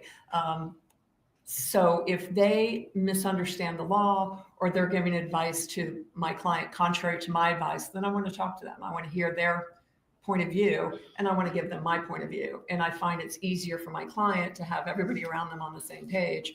So I just want to educate them. If it's a mediation and I feel like they're involved, I'll ask the other side if I can bring the mother or the brother, whatever, whoever it is, into the mediation, because if they're in the mediation process, then they see how it changes over the course of the day, because other facts might come in, other considerations might come in, because mediation is not just an opportunity to reach a resolution. You learn a lot of information out of mediation. So it's always helpful to have, if there's a family member who's very involved, it's helpful to have them there so they learn as you learn, and they understand how you reached an agreement, and then the litigant, the party, doesn't go home and have to explain what happened. Do you have situations where clients, family members, or friends are offering advice and it's passed on to you? Sure. How do you address that? I ask them to call me. Sometimes I say, if you don't trust my advice, maybe you should get a second opinion. And generally they don't. And I say, this is why I don't think that advice is valid or is going to help you. And we can have that dialogue. And if they're really strong about it, then I'll definitely ask to say, let me speak to your boss, your brother, your mother, so we can kind of talk through this, because I need them to understand my position and maybe theirs will change. Now, you were provided with a number of emails that Wendi was sent by her mother. Did you see evidence that Wendi shared those with Kristin Adamson? I saw no evidence that Wendi shared them. And did you speak with Ms. Adamson about that? Yes. Did she receive any of the input from Donna Adelson? My understanding from Ms. Adamson is she really didn't understand that Donna Adelson was involved at all. I mean, she was there at that one hearing, but that's very common. Did Wendi Adelson get the parenting plan that she was requesting in her settlement agreement? She did. The entire marital settlement agreement was very beneficial for her from all the way through. She actually got a parenting plan that was more think it was more like 45, 55, something like that. It was instead of 7 days out of every 14 days, he was getting 6 days out of every 14 days with 5 days and then 1 day in the off week. So it was split up a little bit, which was a typical parenting plan for that time period. So she got more parenting than she had really asked for. And that was to last 3 years. And then it went into 50-50. I think that got the youngest child to school maybe. So they did, until the youngest child went to school, she had about 55% parenting time. Child support, the division of childcare, that sort of thing. And without going into too much detail, child support is a mathematical calculation. It's a formula. And it's based on a number of factors: income, childcare, insurance, health insurance, and parenting time. Exactly.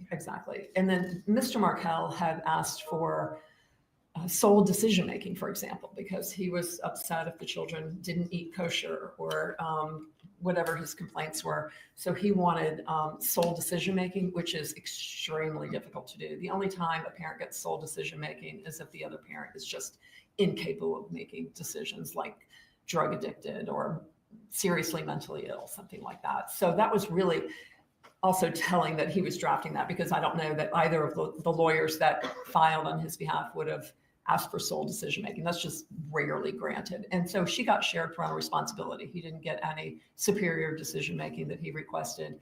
He also requested for more than 50% of the marital assets, because he said he earned more and he created the assets more than she did, which is not a valid legal position. And she got what appeared to be equal value of assets. Of the marital estate. Of the marital estate, which was part of that $120,000 he was supposed to pay her. Did Mr. Markel get the 50-50 time sharing he was requesting? Not immediately. He had to wait 3 years for that by agreement. And you mentioned keeping the boys kosher. Was Wendi Adelson required that the boys keep kosher? That I don't know. I think there were some issues about that. In the marriage settlement agreement, was that required? No. Was she required in the marriage settlement agreement to allow Mr. Markel to come over to her home during her time sharing? No. That would be extremely unusual. In the marriage settlement agreement, was she required to have the boys available for video calls? No. Was Wendi Adelson, throughout the litigation, requesting that the boys be available nightly for her to speak with them when they were with their father? No. Was Mr. Markel granted every Jewish holiday? No, I think he had requested that, but he was not. They alternated the Jewish holidays. Was Wendi Adelson required to continue counseling with Mr. Markel and follow the advice of those counselors? No, and that would be an improper order. The court can't delegate decision-making to a third party like a therapist. The court can't say you need to go to your therapist and follow their advice. Was Wendi Adelson required, pursuant to the settlement agreement, to equally split time on each of her children's birthday with Mr. Markel? No, there was a general provision that each parent would get some time on birthdays, but there was no requirement that it be equal. And I really try to dissuade my clients from putting birthdays into agreements, because kids don't want to see the parents fight every birthday. Were either parties prevented from allowing the children to see anyone else unsupervised in the marriage settlement agreement? No.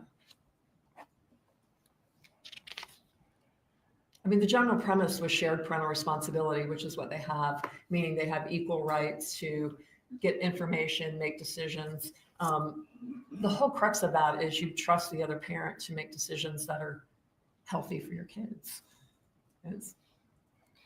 Now, pursuant to the marriage settlement agreement, was Mr. Markel ordered to pay both Wendi a lump sum and Kristin Adamson a lump sum? Yes, he was ordered to pay $120,000 directly to Wendi Adelson and $10,000 towards attorney's fees to Kristin Adamson.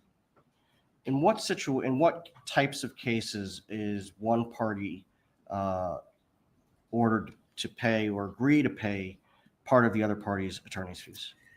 When there's a disparity between assets and income, so it can be assets or income or assets and income. I think in this situation, Mr. Markel's income was twice or so Wendy's, and his assets, from what I understand, including the non-marital assets, were more substantial than Ms. Adelson's. In your opinion, was the marriage settlement agreement that was incorporated into the final judgment favorable to Wendi Adelson? Yeah. Yes. Now, later, But it's very fair. It was measured. I say that favorable only because he was asking for things that would have made it unfavorable and that were unusual requests.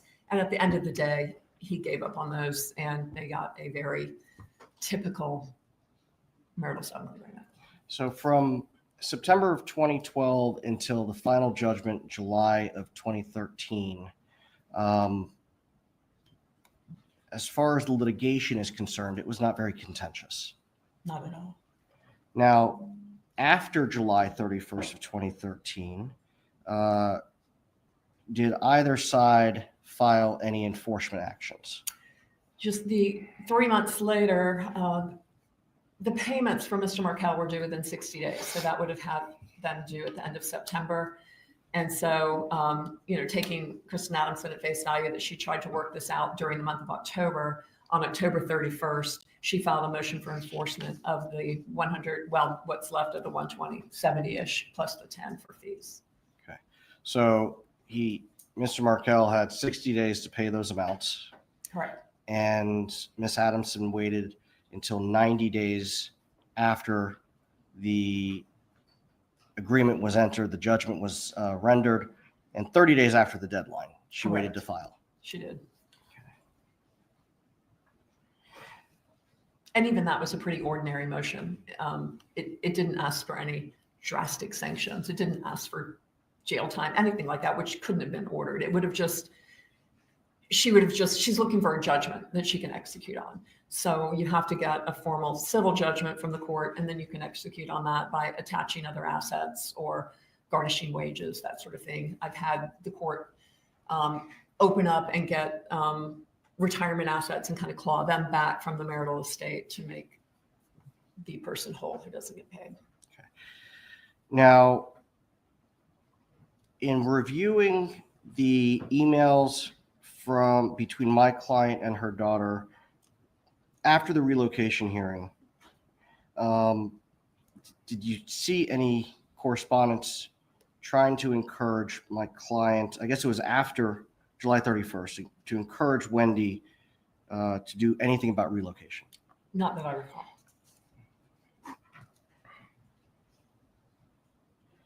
From your review of the emails and the pleadings, did it appear my client accepted that Wendi was going to be staying in Tallahassee? Yes, it was done. When you say it was done, what do you mean? I mean, Wendi waived her right to appeal that by agreeing that the relocation would be dismissed. So now, prior to final judgment being entered, would Wendi have been able to attempt negotiating with Mr. Markel to try to get relocation even though the judge denied it? she could have. Would there be anything improper with Wendi or her family through Wendi offering some sort of financial incentive to Dan Markel to convince him to agree for her to relocate? I see that all the time. I mean, I had a client pay $850,000 to somebody who didn't, to get her to not relocate. I've seen $35,000 to get a, whatever parenting plan you want, or to get less time. So depending on your financial circumstances, that number can be wide ranging, but it's common. And in mediations, it's often common to see where the pain points are. If the pain point is money, then you use that pain point to get what you want on parenting. It's a negotiation. So that's routine. Nothing unusual about Routine. that. Now, you testified earlier that you were provided text messages between Wendi Adelson and Dan Markel after the divorce was finalized. Yes. Although they didn't agree on everything, did it seem to you that it was amicable? Yeah, I was only provided, I think, what the state provided to you, which was between maybe April of 2014 through June of 2014. So it's a few month period, even after these motions had been filed that kind of upped the temperature a little bit, and they were working well. I saw some communications where Mr. Markel was inviting her to join him in the Boys for Ice Cream. I know that there were many occasions where he was traveling and his travel plans adjusted, and she adjusted exchange times based on his travel. I think he did the same for her. They were swapping days. It was actually much more amicable than many cases I see. They were very flexible with each other. Now, you indicated earlier that October 31st, 2013, Kristin Adamson filed a motion for enforcement. Correct. Now, you mentioned a motion for enforcement and contempt. What is contempt? Well, in this context, I think that's just the title of her motion, because in the body of the motion, she didn't ask the court, I don't believe, to find him in contempt of court. She was just looking for a judgment so she could execute on the judgment and collect her money. So although the motion itself may have been entitled enforcement and contempt, the prayer for relief didn't include any request that the court find him in contempt? I don't recall seeing that at all. I think the court said make him pay, ask the court to make him pay. And what that means is give me a judgment so I can enforce on that judgment, however that may be. It's just a collections issue. You indicated that you don't think it was there. It would be helpful to see the pleading itself. Sure. May I approach the witness?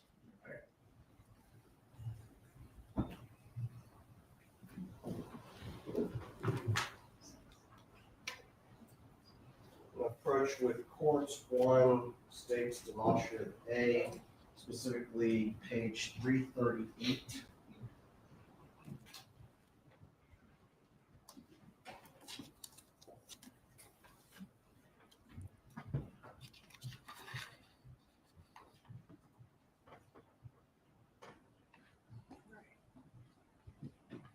Is that the October 31st, 2013 motion that Ms. Adamson filed? It is. Okay. And the body of the motion, does it seek anything concerning contempt? In the body, which does not control the ask of the court, which is called a wherefore clause. And under the wherefore clause is where you say what you want the court to do. Above the wherefore clause, it sets out the facts. He was required to do this. It was due by here. Here's what he's done. Here's what he owes. She's incurred attorney's fees. And then she says attorney's fees pursuant to this agreement are a form of support. The former husband should be required to show cause why he should not be held in contempt for failing to pay a form of support. So that's accurate in the sense that the money owed to Wendi is not enforceable by contempt. The $10,000 fees can be enforceable by contempt. So she says that above the line, but then the wherefore, what she asked the court to do is enforce the marital settlement agreement, require him to immediately transfer to the former wife the remaining amount due to her pursuant to the marital settlement agreement, together with statutory interest on the same, order him to immediately pay the wife's attorney's fees of $10,000 and award her attorney's fees for this action. So all she's asking, she's not asking the court to hold him in contempt here. She's just asking the court to order him to pay it immediately. And the sanction for him would be he'd be required to pay the attorney's fees to Kristin for having to file this motion, and he'd be required to pay statutory interest on the unpaid amounts from the date it was due until the date it's paid. So that's his full exposure.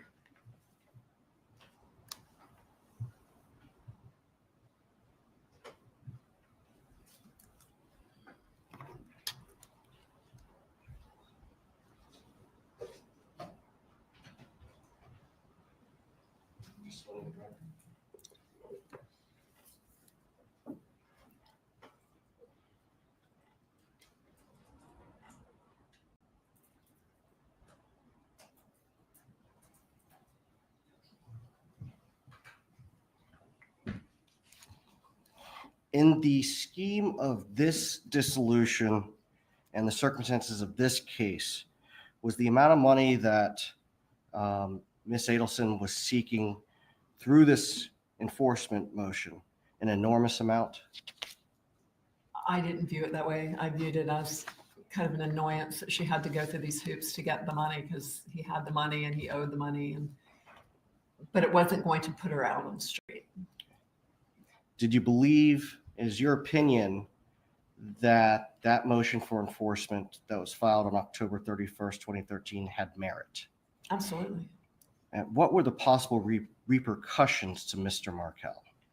He would have to pay more. He'd have to pay more in fees and more in statutory interest and more to his lawyer to fight it. That was it. Were you provided with a series of emails in mid-December of 2013 where Mr. Markel and Wendi Adelson complaining about a host of issues? I did. Okay. Was one of those issues one where the boys allegedly said that grandma referred to him as stupid? Yes, he brought that complaint up to the parenting coordinator and to Wendi in the same email in December 18th, maybe, of 2013. From your review of that correspondence, what did he want to happen? My recollection is he was asking Wendi to be mindful of that and to be alert and make sure it didn't happen. Did he ask that my client not be around the children unsupervised? Donna Adelson, no, he did not ask for that relief. According to what you reviewed, when did those quote stupid events allegedly occur? According to the email, he said there were 2 or 3 occasions in November where the kids said something like, "Grandma thinks you're stupid," or something like that. Did Mr. Markel file any action, any motions or supplemental petitions in November or December of 2013? Related to that allegation? Yes. No. Now, the motion for enforcement filed October 31st, when was that set for hearing? It was initially set for hearing in February, and I believe that was set in December, and it was the certificate of service, which is the bottom of the motion. You file a certificate that says where you have sent this document, to whom you've sent this document, and it went to Mr. Adelson's new lawyer in December. Mr. Markel? I'm sorry, Mr. Markel's new lawyer in December. And then nothing happened. All of January went and nothing was filed. And then the end of January, which at this point is 3 months after the motion was filed, a response was filed. And then the response basically said, yes, I owe the money, but I don't have to pay it because Wendi had these other financial violations. And then she referred to the Schwab account that you've heard about, and a retirement account, I think. And then 2 weeks later, I think it's February 14th, he filed a motion for contempt against Wendi. In that February 14th, it was kind of a companion document to the January 31st response. Again, he would do multiple filings on the same issues. He again just addressed, but a little more vehemently, the allegations of financial fraud. It was only a financially focused document. What defense did he claim to have to avoid paying Wendi Adelson as he'd been ordered? My recollection is his defense was that she did not put on her financial affidavit a certain non-marital asset, but he knew that an asset existed, but it was fraud. It was kind of circular. And there was, he said he didn't have a updated document at the time of the marital settlement agreement or something like that, to know what the then value was. But those are all pre-divorce issues. So he had ample opportunity during the divorce to do third-party subpoenas or motions to compel or other ways to get those documents.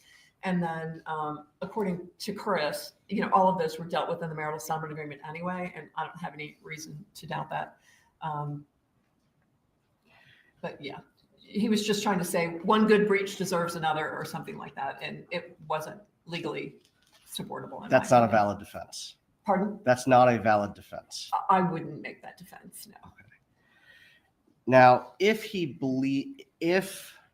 a party in an action believes that there has been fraud in the underlying, securing the underlying agreement, is there a way in which they can contest that? There is. If you're alleging fraud, and if it's fraud in the financial affidavit, you don't even have to do it within the first year. But there's a rule that Ms. Adamson referred to. It's called 12.540. And that's where you can move to set aside the marital settlement agreement based on fraud.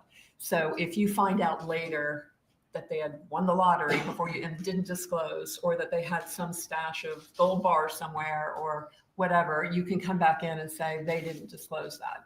But it has to be material. And so the case law is pretty clear that the fraud has to be an actual fraud that impacted the agreement. For example, I think there's one case that talks about maybe there was a minor $3,000 to $5,000 tiny IRA or something like that that was never disclosed. They just had forgotten about it. It was very small in relation to the rest of the assets.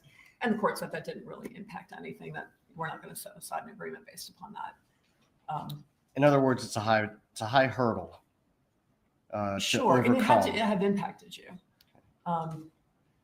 In this instance, it was clear from Mr. Markel's own motions, he knew about these assets. So I think his fraud allegation was completely baseless.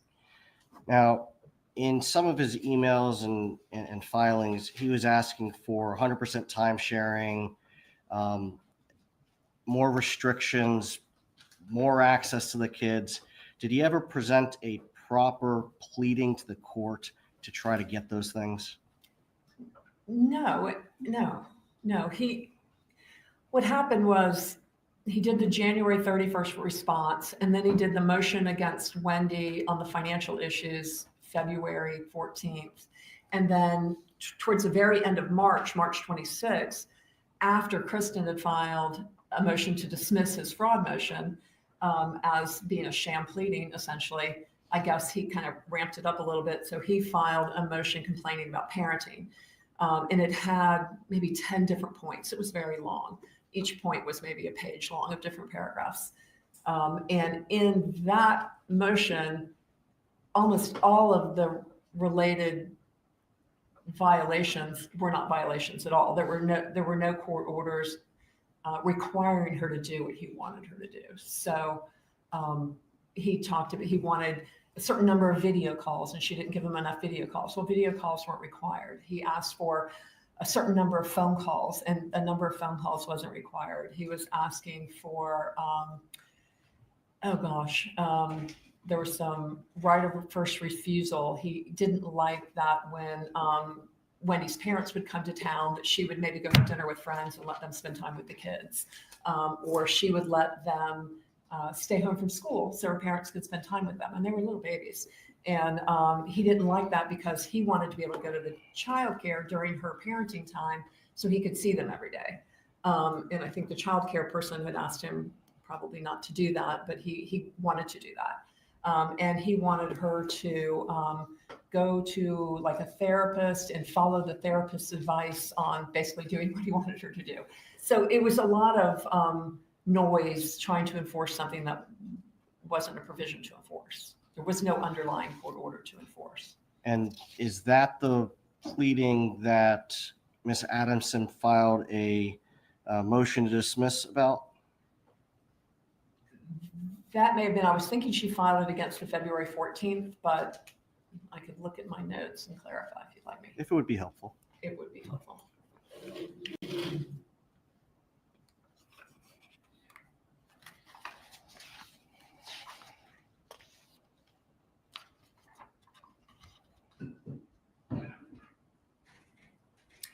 Yes. Yes, it looks like on April 11th. Nope, that's his response. Let's see.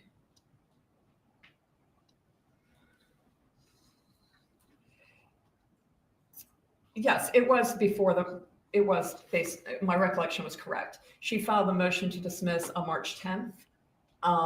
to dismiss the motion regarding the fraud that he alleged on February 14th. And then I think as a response to that motion to dismiss, then he kind of amped it up with this motion to enforce that dealt with the parenting issues. And the motion to enforce that dealt with the parenting issues, is that the March 26, 2014 Exactly. motion? Correct. And then that was all set for hearing for May 15th. Okay.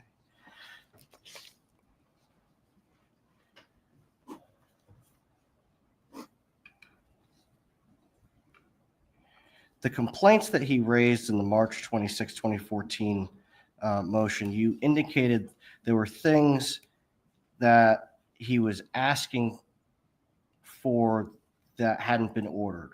And are you referring back to the marriage settlement agreement? There were conditions that he wanted that weren't actually in there? Right. He was trying to enforce his view of what this post-divorce parenting should look like. But there was no court order that required her to make the children available to him during her parenting time. I think one of the complaints was he wanted one-on-one time with the kids, and she should be ordered to let him take the kids during her parenting time one-on-one. There was a couple of different provisions about communication. I think like the 8th point he made well into this very long motion was he brought up the stupid allegation from November, and this was the end of March. So I didn't see anything in his allegations that had any recent problems with him being disparaged or by anybody calling him any names. So he mentioned that. I think it was his 8th of 10 points in that motion. Was it in that pleading that he was asking for sole decision-making authority? Yeah, I believe it was. Would there have been a basis for the court to grant that? No, he would have had to go through that supplemental petition that we talked about earlier, where he would have had to show material and substantial change in circumstances and that it was in the best interest. And there's no indication he would have been successful there. And he didn't plead it correctly anyway. Now, with respect to the complaint about my client allegedly saying that she hated Dan Markel or she called him stupid, was that allegation a feature of his motion? No, it was buried, like I said, 8 points down, 8, 10, 12 pages down. Just a few paragraphs of his motion? Yeah, 3 paragraphs. Was there any indication that those claims were true? No, and I don't think he could have proven that because he's talking about what purportedly a 4-year-old may have said to him. And I think even in this motion, he says, I don't know if this is true or not. I don't know if Wendi was present or not. But I would like Wendi to make it stop if it's true. Did this motion, the March 26, 2014,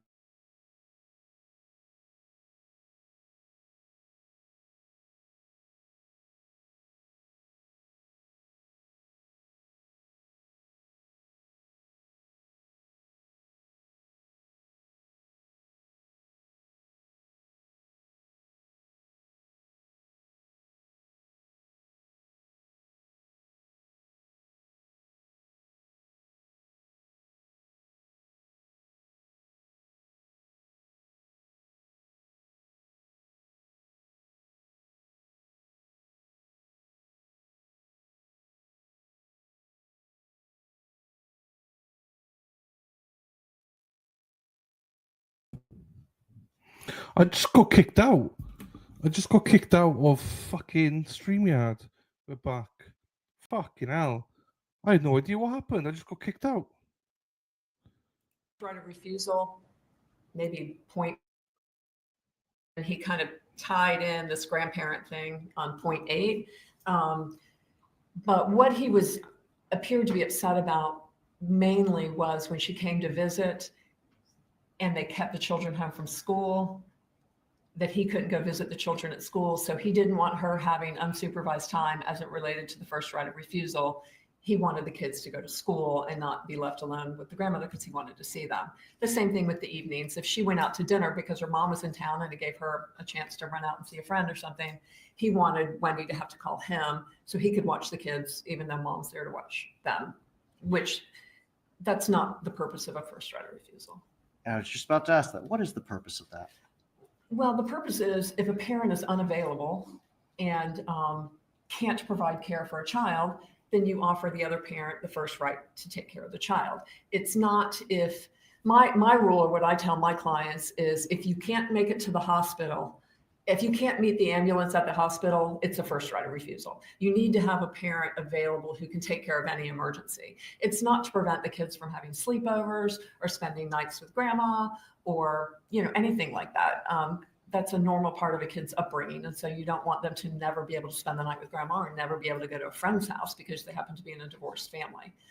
Those are just decisions each parent makes within their own household. So a first right of refusal typically is triggered when the other parent is unavailable, out of town, that sort of thing. Okay. Now, have you ever seen a scenario where a court prohibited a grandparent from having unsupervised time with their grandchild? Only in one occasion I can think of, and he was a convicted child molester. What is your opinion about the persuasiveness of the March 26, 2014 motion that Mr. Markel filed?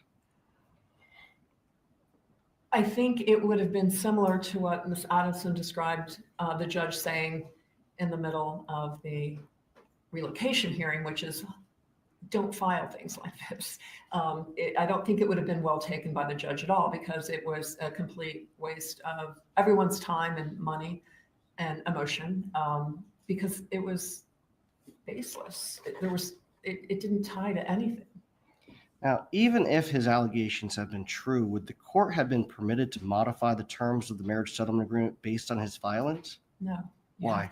You have to do a supplemental petition if you want to modify terms of the marital settlement agreement. You can enforce terms, but you can't modify terms. In reading the motion, does it appear to be intimidating? No, I think when I was making notes, I put insert by role here. It was a lot of words, and he was obviously wanting life to look like what he wanted it to look like, but that wasn't reality. So it's just a matter of breaking down each allegation and addressing them. Should Wendi Adelson or my client Donna Adelson have felt threatened, or would they have felt threatened based on that motion? They shouldn't have.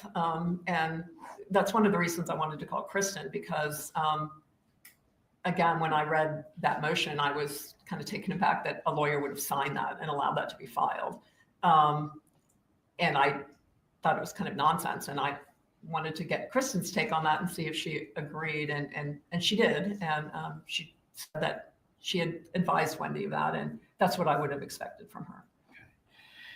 In the emails or text messages that you reviewed, did you see any communication that indicated that my client Donna Adelson was aware of that March 26, 2014 motion?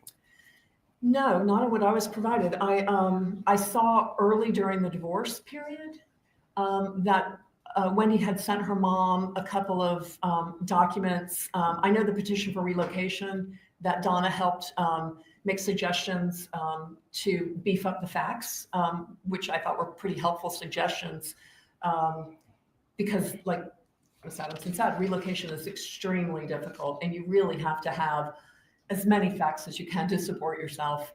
So I saw that there was some editing and some input on that petition. But after the divorce, I didn't see any communication about sending pleadings. I don't even know that I saw any reaction from the financial motion, but certainly not from, I saw nothing either that she communicated the motion to her mother or that her mother reacted to it in any way. I didn't see any responses. Would Mr. Markel been able to sustain his burden of proof for that motion? I'm sorry, say that again. Would Mr. Markel have been able to sustain his burden of proof for that motion? No, I don't think so at all. If you're talking specifically about like point 8 about calling him stupid, his only evidence is a 4-year-old child. Otherwise, it's hearsay. And I don't think a judge is going to talk to a 4-year-old child about whether their grandma thinks their dad's stupid. It's just, there's so much worse that goes on. That's not significant. In your experience, what do judges typically do when this type of allegation is raised? My experience is the judge tells everybody to behave themselves and sends them on their way.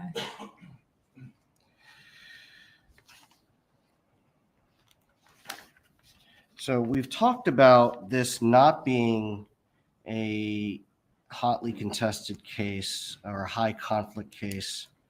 How many pages are in the court file? I think there's roughly 570.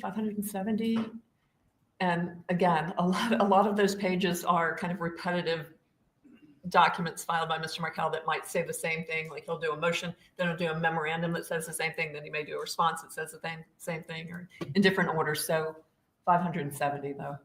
Okay. Do you know how much in attorney's fees Wendi Adelson incurred, attorney's fees and costs for the dissolution of marriage and the enforcement proceedings that began afterwards? I only know what Ms. Adamson said, which is around $30,000. Now, in your career, have you worked true high conflict custody cases? I have.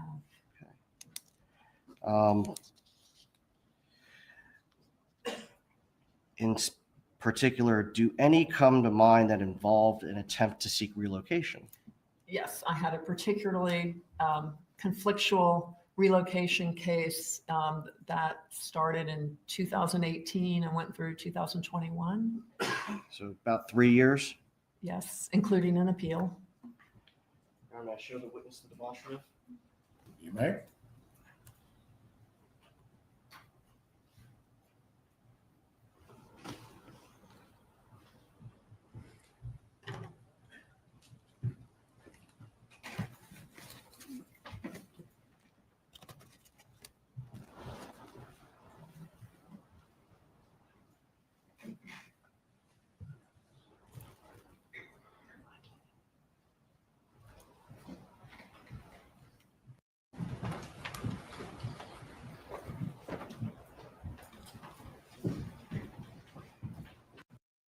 Believe I have the. Members of the jury, the bailiff will take you to the jury room. Tell the jury what the issues were in that case. Gosh, Judge, what's the relevance? Object. Sustained. To be about 5,000 pages. I think the actual pages were over 10,000, so this doesn't appear to be all of it. Okay.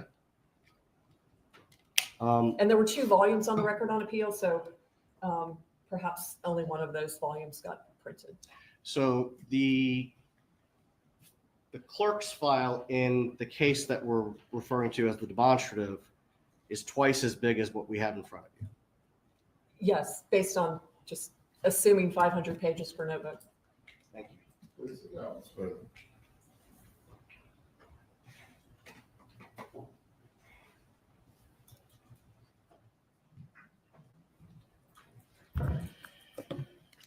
Can you tell the jury what the issues were in that case?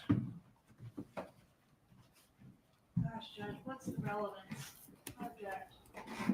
Sustained. Judge, may we approach? No. Judge, we're entitled to make a record. I believe I have the. Members of the jury, the bailiff will take you to the jury room.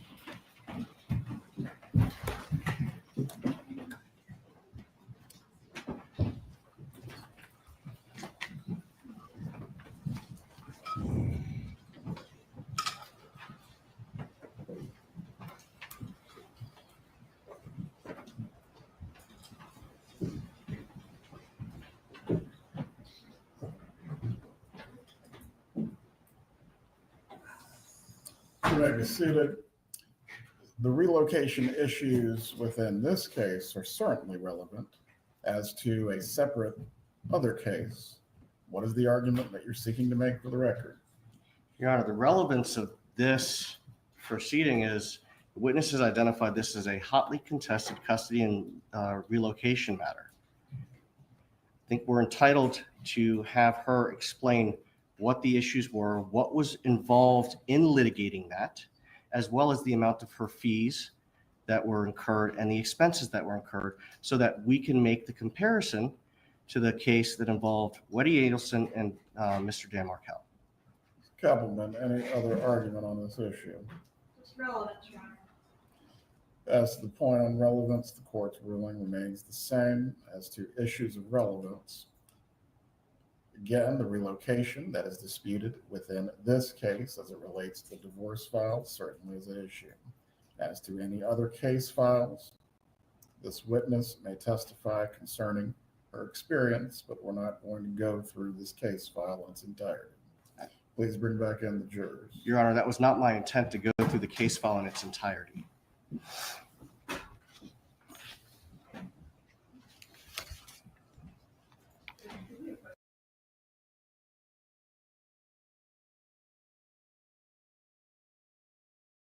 Any comments? Do not make any expressions in front of the jury in any way that would be comment.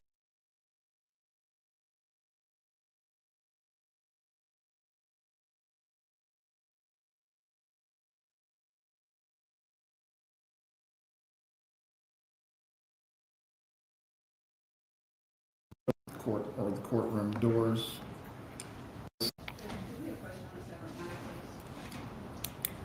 Ms. Bailey, please step down, step out of the court or the courtroom doors. If you can radio Deputy Bunk to leave the jurors in the room, please approach.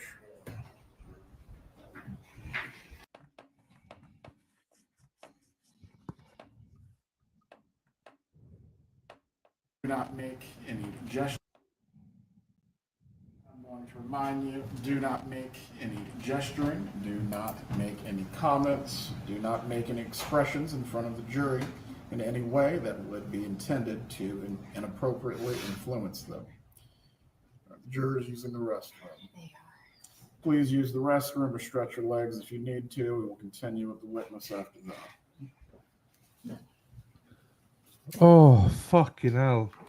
I thought we were going for lunch break. We're not. Just a short break. Let's go live then. What's that? 1:52. Oh, I thought we were going for lunch. Shit. Okay. 3:52.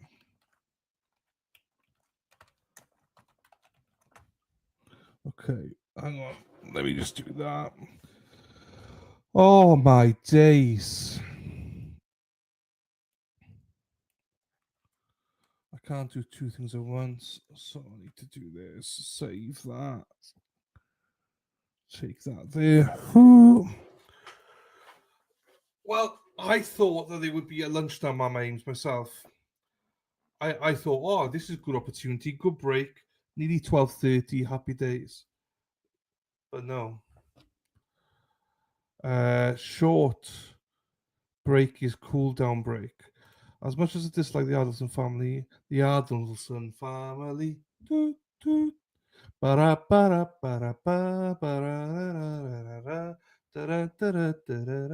Adelson's family. Whoop, whoop. Yeah, everyone does deserve a fair trial, right? Everyone deserves a fair trial. Dylan, do you have the shakes? I don't think I've got the shakes. I'm getting hungry. I've not had no coffee, so I stopped eating yesterday, as you saw online. About 6:30, I think 6:30 my time. It's now 5:30 my time, but I did have a coffee afterwards, which I took the last sip at about 10 p.m. my time, which is 5 p.m. Eastern time. So technically, 10 o'clock Eastern, 5 o'clock Eastern was my last consumption of food, so it's like 20 hours. However, technically, it's coming up to 23 and a half hours or whatever it is, 23 hours now I haven't eaten. So, Judge had a turtle head poking out. Toot toot, toot toot. He doesn't have the shakes, but disrespectful not saying hi to his. I did say hello to you. I did, David. As soon as you came in, I put it up. I put your chat up, David. Not the shakes, but maybe the DTs. The DTs. Hi, Daddy. Hi, Erin. Oh my, this witness is going to be long. This is why I think the judge is carrying on, because he's like, let's get this judge done. You know, this is getting too much now. It's all night long, all night, all night. It's just getting too much. It seems the defense is intentionally trying to waste and take up time. I don't know what this witness is bringing to them. Hi, Dave. David, you got the cover up, Dave. I know. Hamburger or Dave, I know. What are you trying to say? I'm fat or what? You trying to say I'm fat, David? Laugh my off. Fuquay Steve. Is that how you say it? Fuquay Steve. She's paid by the word. Must be. Word is the bird, is the bird, is the word. That reminds me of Greece. Oh, lol. I love it when Josie's laughing. Good for you. I would have cheated by now. Oh, I'm trying not to. In about an hour, I'll be. After they finish their lunch break, I'll be eating. I'm trying. I got my juice and I got my boiled ham, pasta, pineapple, rice, peas, sweet corn, and a bit of potatoes in the air fryer as well. Do not apologize, David. It's fine. You're back to Dave now. Well, you came in and I put it up straight away. That's when I say hi to people, is when they come in. Dave, that's very nice of you. Why are we talking like this? I don't know. Grease lightning, go grease lightning, da da da da da. Grease lightning, go grease lightning. Right. You just called me fat as well. Going the Atkins diet, so.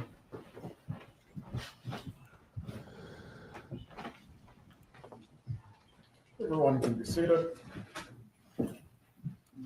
Please continue with your examination. Thank you, Your Honor. Ms. Bailey, how did the Adelson-Markel divorce compare across the variety of cases that you've handled? Simply, it was routine, it was amicable. I've done similar cases that have had anything from 2-day to 7-day trials. I've had them range from $200,000 to $500,000 in fees and costs. I've had multiple financial experts, child development experts, vocational experts, all retained, deposed, testifying.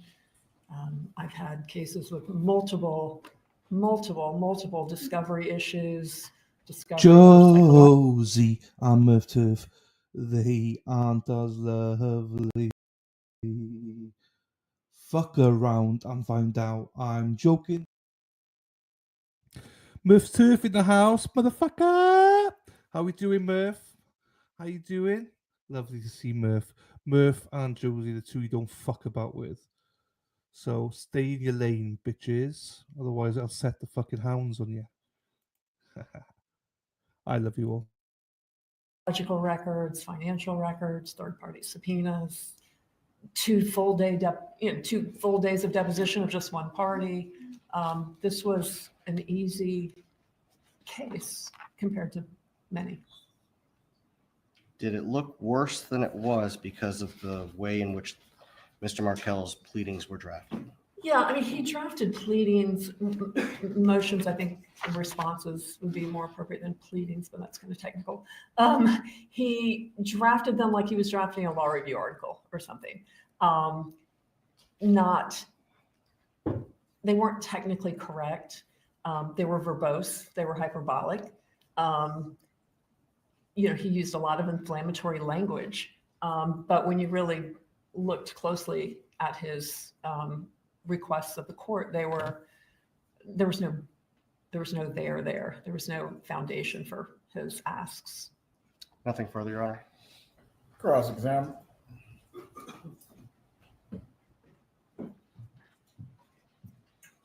What is it you were asked to do in this case? I was asked to review the documents I was given and to opine about whether this was truly a highly contentious custody case, essentially. And why would your opinion about whether it was a highly contentious custody case matter? Well, that's for somebody else to decide. I mean, I've done 2,000 cases, or give or take 100 on each side, and I think I have a pretty good judge of where this falls as far as contentiousness. Sure, but you're somebody that has vast experience with a ton of divorces, right? Sure. The parties only have experience with one divorce, right? I don't know how many they have experience with, So but isn't sure. the contentiousness in the eye of the beholder, in the sense that to you it might not seem like a big deal, but to the parties it might be the most important thing in the whole wide world. Do you Well, that's agree one with reason- that? that- Do you agree with Ms. that? Kappelman, Ms. Bailey, wait for the question, wait for the answer. Do not speak over each other. Do you agree that a case as a lawyer might be routine, whereas to the parties it's the most important thing in the world? To some degree, that's one reason I called Kristin, is Ms. Adamson, in particular, of the lawyers in our community of the family law bar, is extremely measured and calm. And I find that when I litigate against her, we reach resolutions, that people stay measured and calm, and we get things done. She's not one of the other lawyers in town who may stir cases up or play on those emotions. So our job as lawyers is to explain to our clients when we get a motion. If I get something, for example, that, although I've never had something similar to what Mr. Markel would file, the immediate response is to call your client and go, I know you're going to read this at first glance, it's going to seem messy, but there's no legal basis for this, so don't worry. And my understanding is that is what she communicated to Wendi. And when you communicate these things to your clients, hey, this is no big deal, this is no problem, this is a bunch of gibberish, do they always accept that?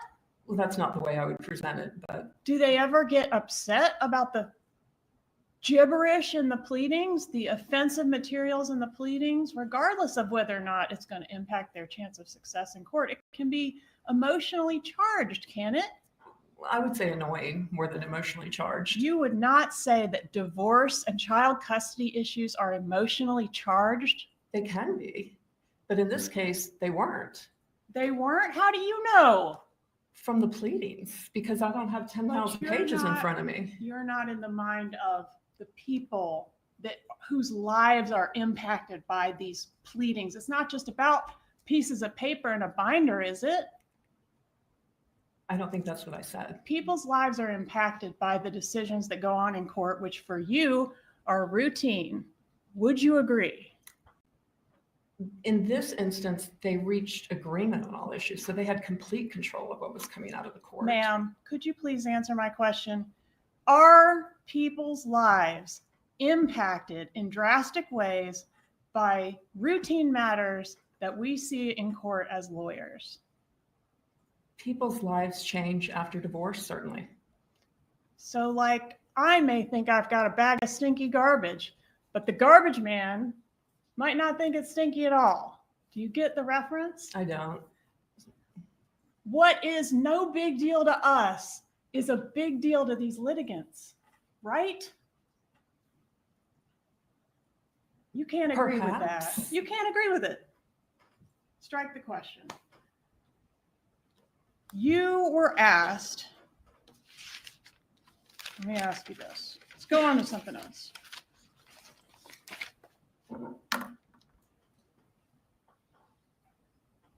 Have you ever had people get murdered or commit suicide based on the issues that are going on in your family law litigation? I've never had anyone murdered. I had in one instance, a Middle Eastern person committed suicide just because there was a divorce, and that was shameful. So nothing was it was literally the day after the petition was filed. And he had threatened, if you file, I'm going to kill myself. And indeed he did. And to you, divorce is not shameful, is it? To me, divorce is not shameful. Divorce is not a basis to commit suicide, is it? Not according to me, but I didn't grow up in Iran or wherever this custom or feeling. Exactly, Ms. Bailey. To derived. that person, it was a reason to commit suicide, right? Apparently so. Aren't these issues raised in these pleadings potential fuel to make people upset? Potential fuel to possibly make people upset? Yes, ma'am. For example, you were asked about what we've called the grandma motion. You say, oh, it's no big deal. It wouldn't be granted. It was buried in there. But the allegation is grandma is disparaging me to these kids and I won't tolerate it, right? Couldn't that be upsetting to grandma? You'd have to ask grandma. I don't. Exactly.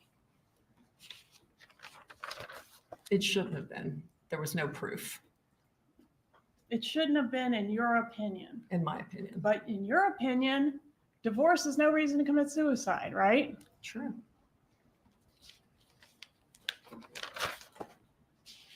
Gibbers, according to the evidence in this case, means Jew in boots. It's not a flattering term by that definition or by your definition of someone that speaks gibberish. Can we agree it's not a flattering term?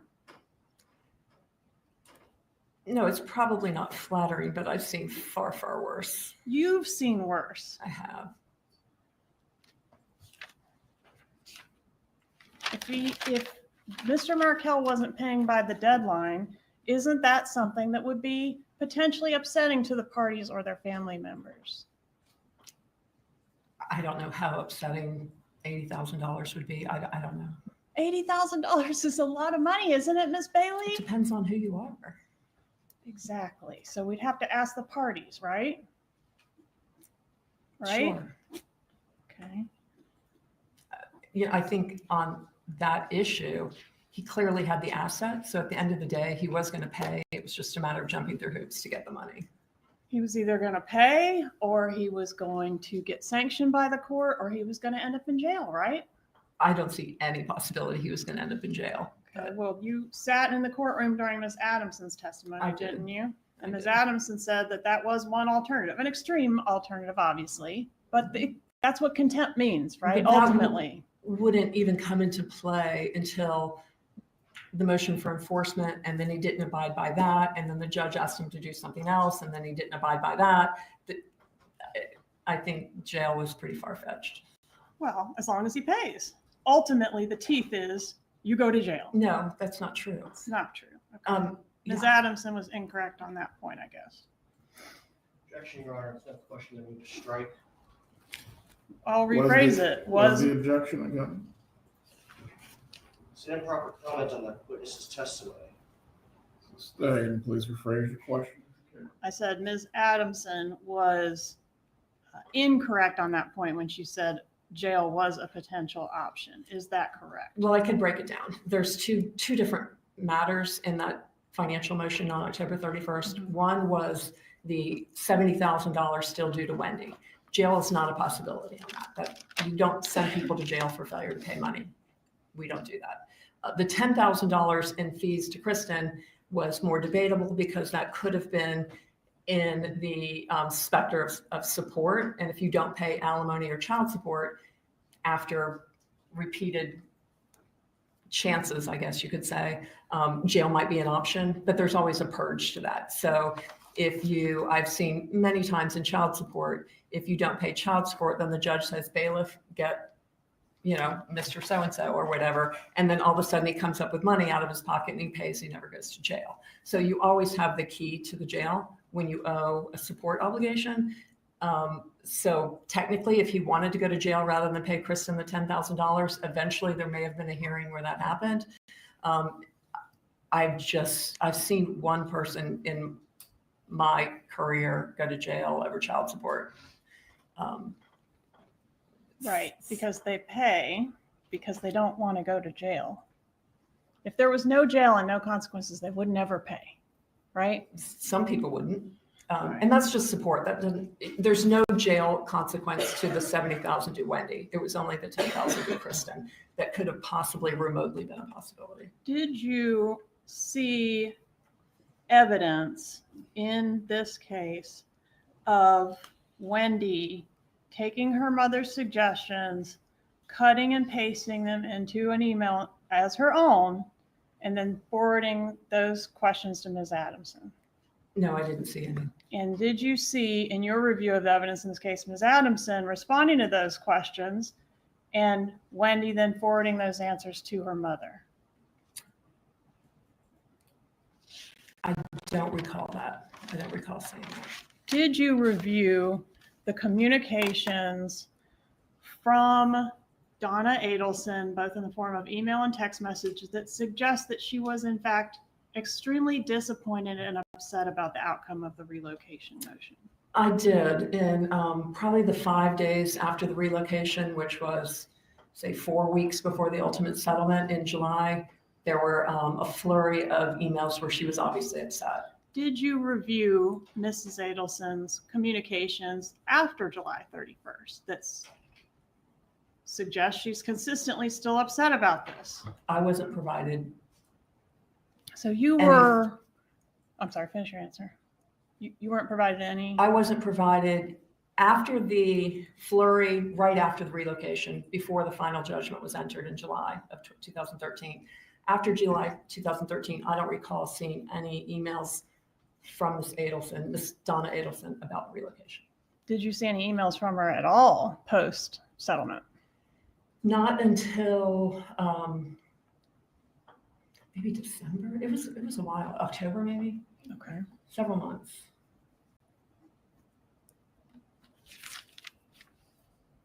If Dan Markel had agreed to the relocation post denial, post stipulation, post, it could still happen, right? I mean, if he agrees, it could happen. Sure. If he agreed, she could have relocated. All right. And if he was murdered, it could happen, right? Well, obviously.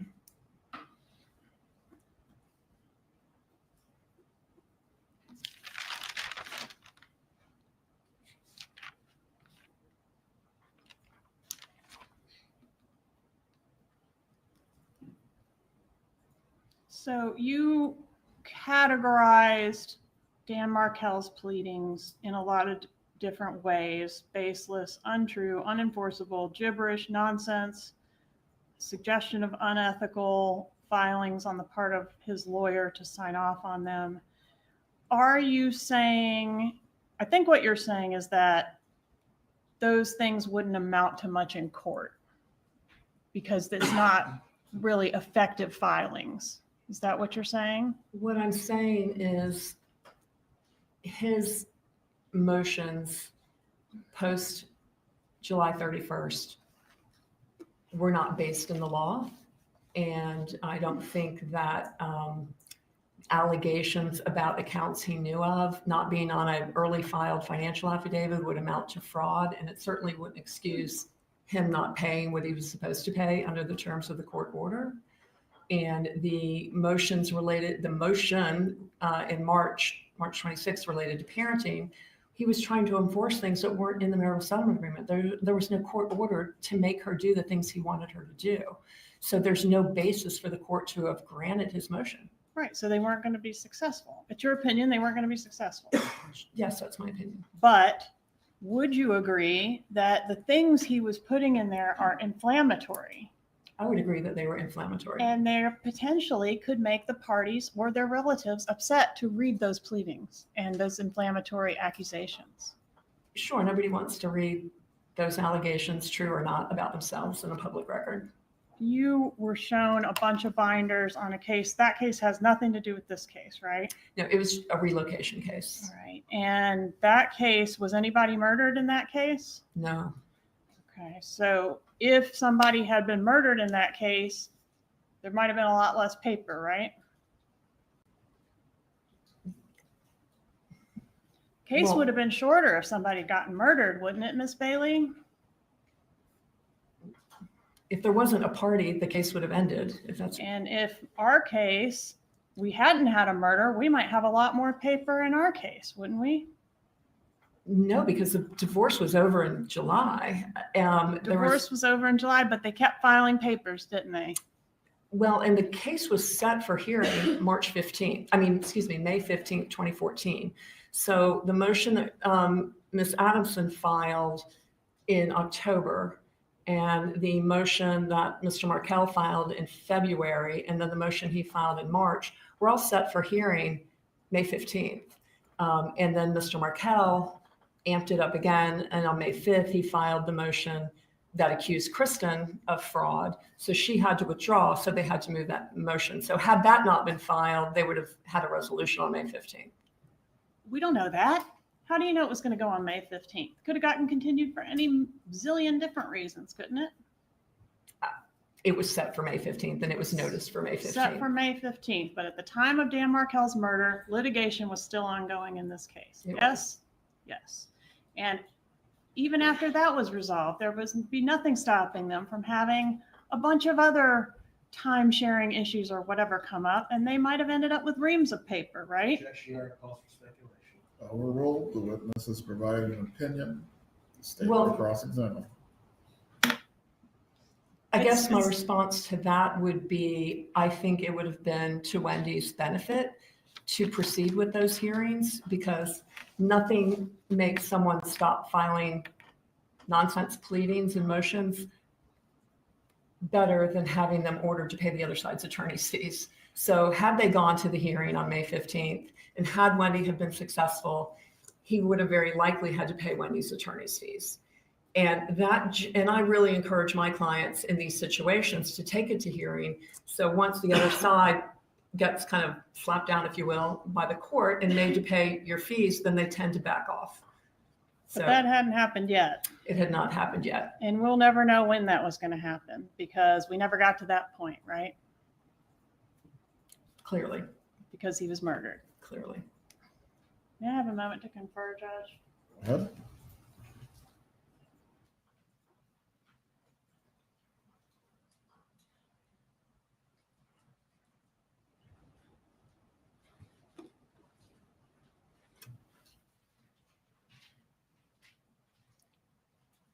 There may be trouble. Thank you, everybody. I'll take this opportunity to say thank you to everyone for being able to agree to disagree as well. I love it.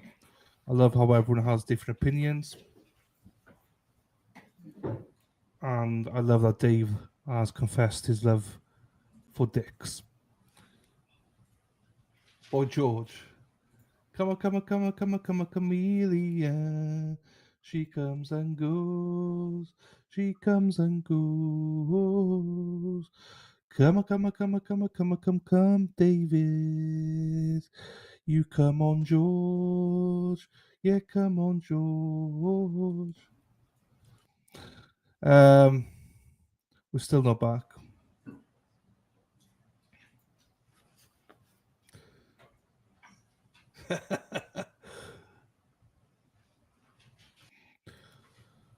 Come on, Eileen. Let's go on Halloween.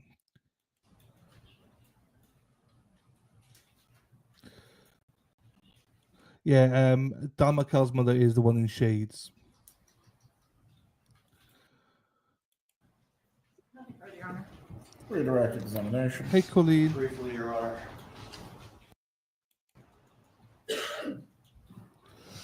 Not much, Colleen. It says something when the chat is more interesting than the fucking trial. I'll say that. The trial is, this testimony has been boring, but the chat's been great. Thank you, chat. You've been great. Ms. Bailey, you sat through Kristin Adamson's testimony earlier today, correct? I did. Did that in any way influence your testimony here this morning? No, there was no new information. Nothing further. Will this witness be recalled at any point?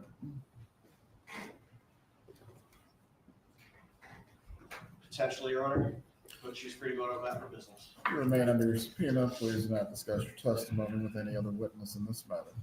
Have a good day. Members of the jury, at this point, we are going to take our lunch break. Once again, I will instruct you not to discuss your testimony with each other or any other person. Do not review or seek out any information outside from this courtroom. We will resume with the trial this afternoon today at 2:20. Please report by 2:15. Enjoy your break.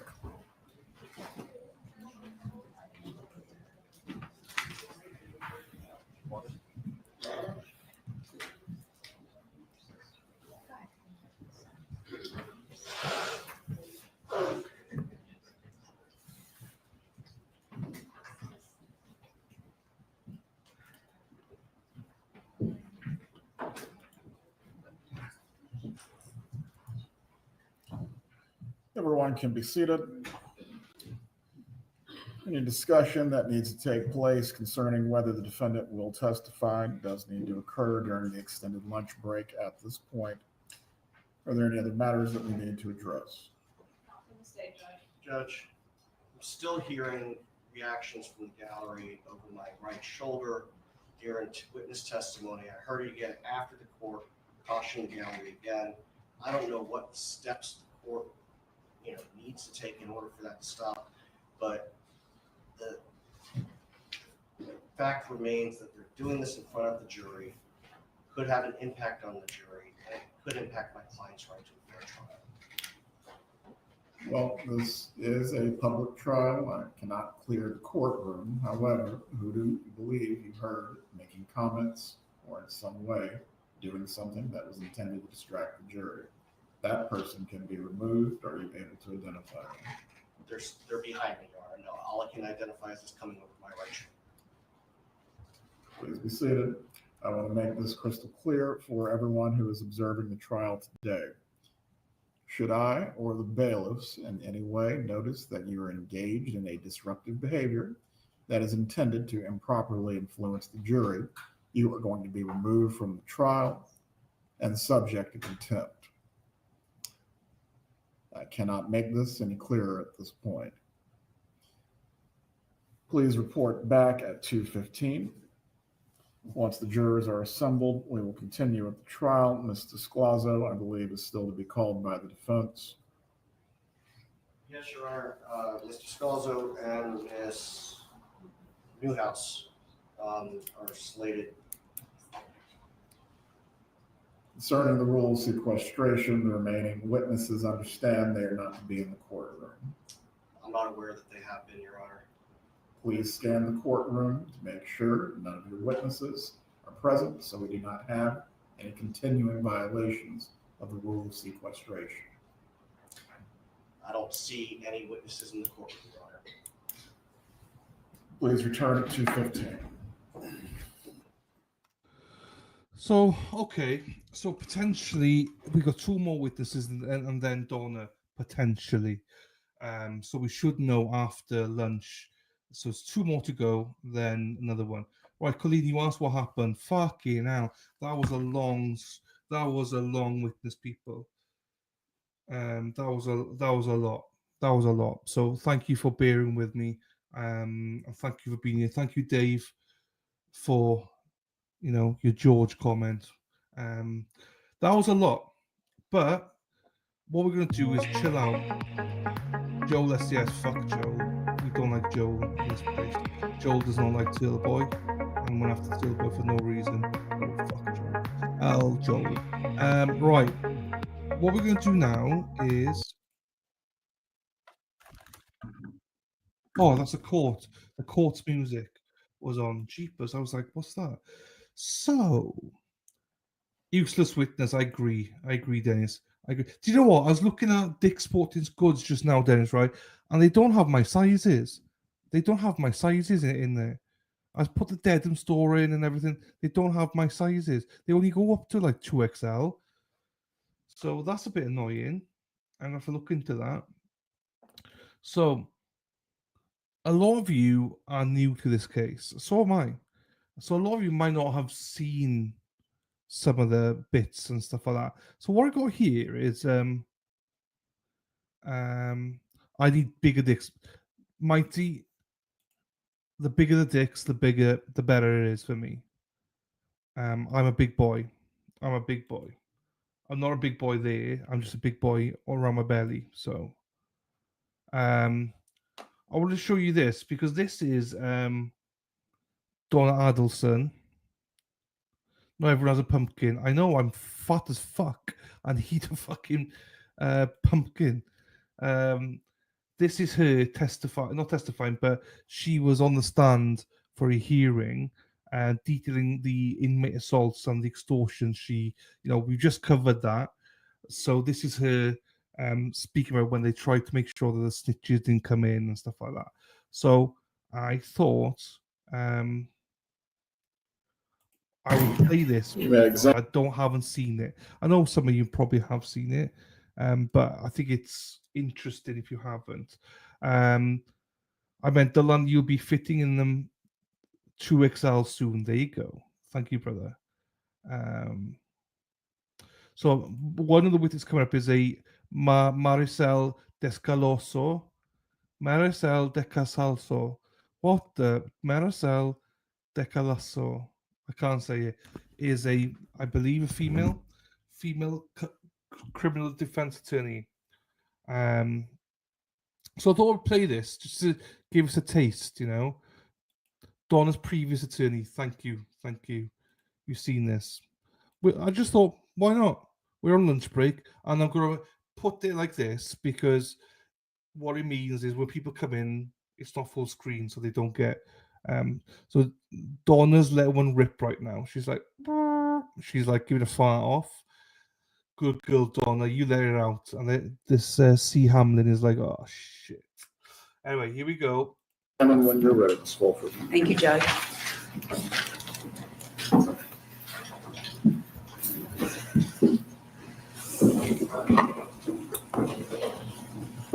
Adelson, at the commencement of the hearing on the motion to suppress, you said your name for the record, Donna Adelson. Can you tell the court how many times prior to your arrest for the charges that are pending in this case have you been arrested for criminal offenses?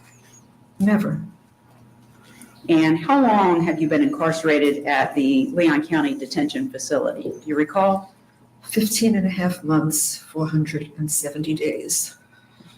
And within that period of time, the 470 days, have you been held in the same location in the Leon County Detention Facility or different locations? Different locations. Okay, and your first location was where? First location was in solitary confinement on a direct observation unit. Do you know how long you were there? 50 days. Okay. And where did you go following solitary? To the N pod, like N is in November. It's an open pod, general population. What does that mean, open pod, general population? So I was with 60 some odd other inmates, all in one open area. And you had beds in your room, I assume? There were each sections off about 10 women. So, and there'd be a cement wall, and then there'd be another 10 women and a cement wall. So it was fairly quiet, actually, even with that many women, because we were separated in small groups, so it wasn't that loud. Okay, and do you recall when you were taken out of the in like Nancy pod? Yes, in August, they said they had maintenance to do and that we would be moved to the annex, which is a building outside of the jail. Okay, and so I'm not going to be specific as to dates, but you were arrested in November of 2023 in solitary confinement for 50 days to whatever date that took you to. January 9th. Okay, and then from January 9th all the way through some date in August of 2024. Correct. You were in the in like Nancy pod. And then you said you were transferred to the annex. Can you describe the conditions inside the annex, please? So the annex is kind of a temporary type building. It's not a brick building. It's kind of like a temporary building, and it's and there are 66 women, all in bunk beds, all open. You're kind of one on top of the next. There's no separation at all. So one big open room, if One you big will? open room with 66 beds, yes. Okay. And how long did you stay? So from August of 66 beds. There was lots of beds there, if you remember yesterday. Thank you, Dave, by the way. Thank you, my friend. There were lots of beds there. We were all speculating how many people can sleep there. And 66. So that is, wow. That's a lot of bitchiness in one room. Oof. Coming up this afternoon is Marissel Descalzo, Florida crime defense attorney who represented Donna at one point, and Sara, Newhouse, Tallahassee Police Department. So those are the two coming this afternoon, and maybe we'll have Donna coming as well. Dylan, that's not big. Well, that's all the wall women say. Dylan, that's not big. Put it away.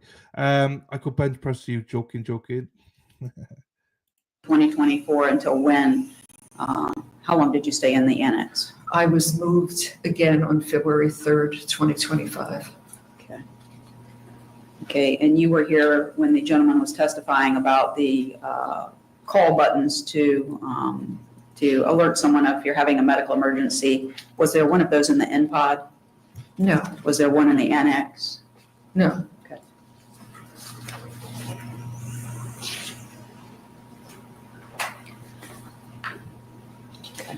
I'd like to start the motion for a bond that we filed in this case. As the court indicated earlier, one of the issues that we have raised are medical conditions that you're facing. So I'd like to start with your medical conditions and present some testimony to the court about those, okay? Okay. Okay. We're not going to go over every medical condition you've had since you've been incarcerated in the jail, but I'd like to start with one that you have that's causing you some pain in your leg and back area. Yes. Okay. Let me just start with this.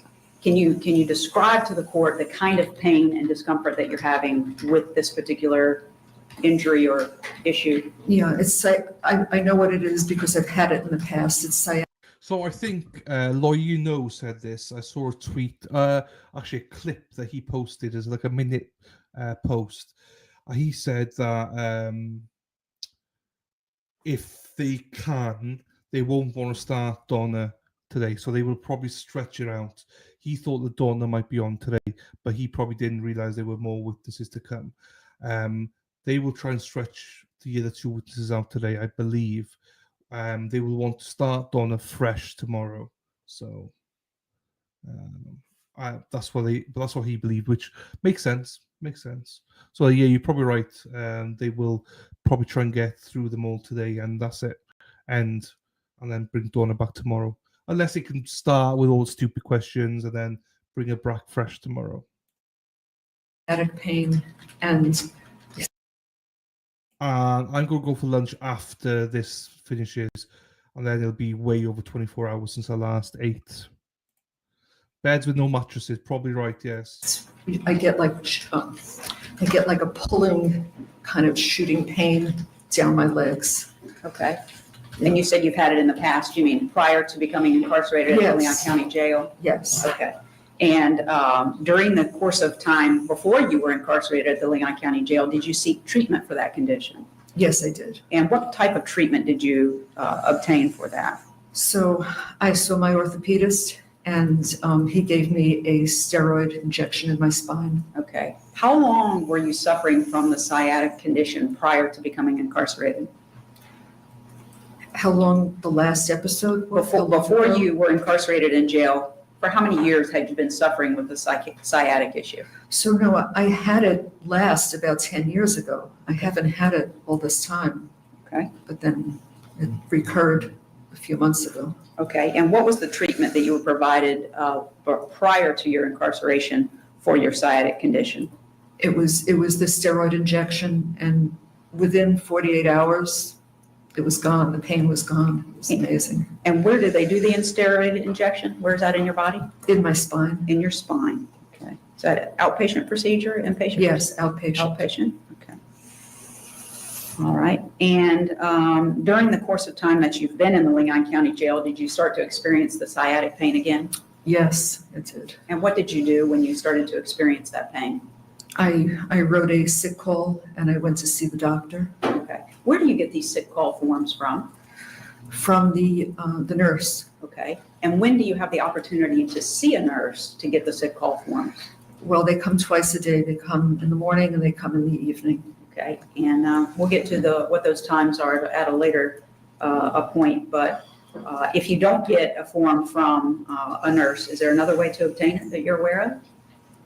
No, that's the only way I've ever gotten it is from a nurse. Okay. Do you recall approximately how far into your incarceration you started having the sciatic issues again? I didn't have it until I was in the annex. So that was sometime over the last, I've been there 6 months. I don't remember the specific date, but I didn't have it before the annex. Okay. And once you started experiencing it in the annex, did you complete a form to see medical attention? Yes, I did. Okay. And as a result of completing that form, did you have an opportunity to meet with someone in the medical center at the Leon County Jail? I saw the doctor there. And Yes. what happened? And I explained what I had, and she said, we do not treat that type of problem. We could offer you some Tylenol.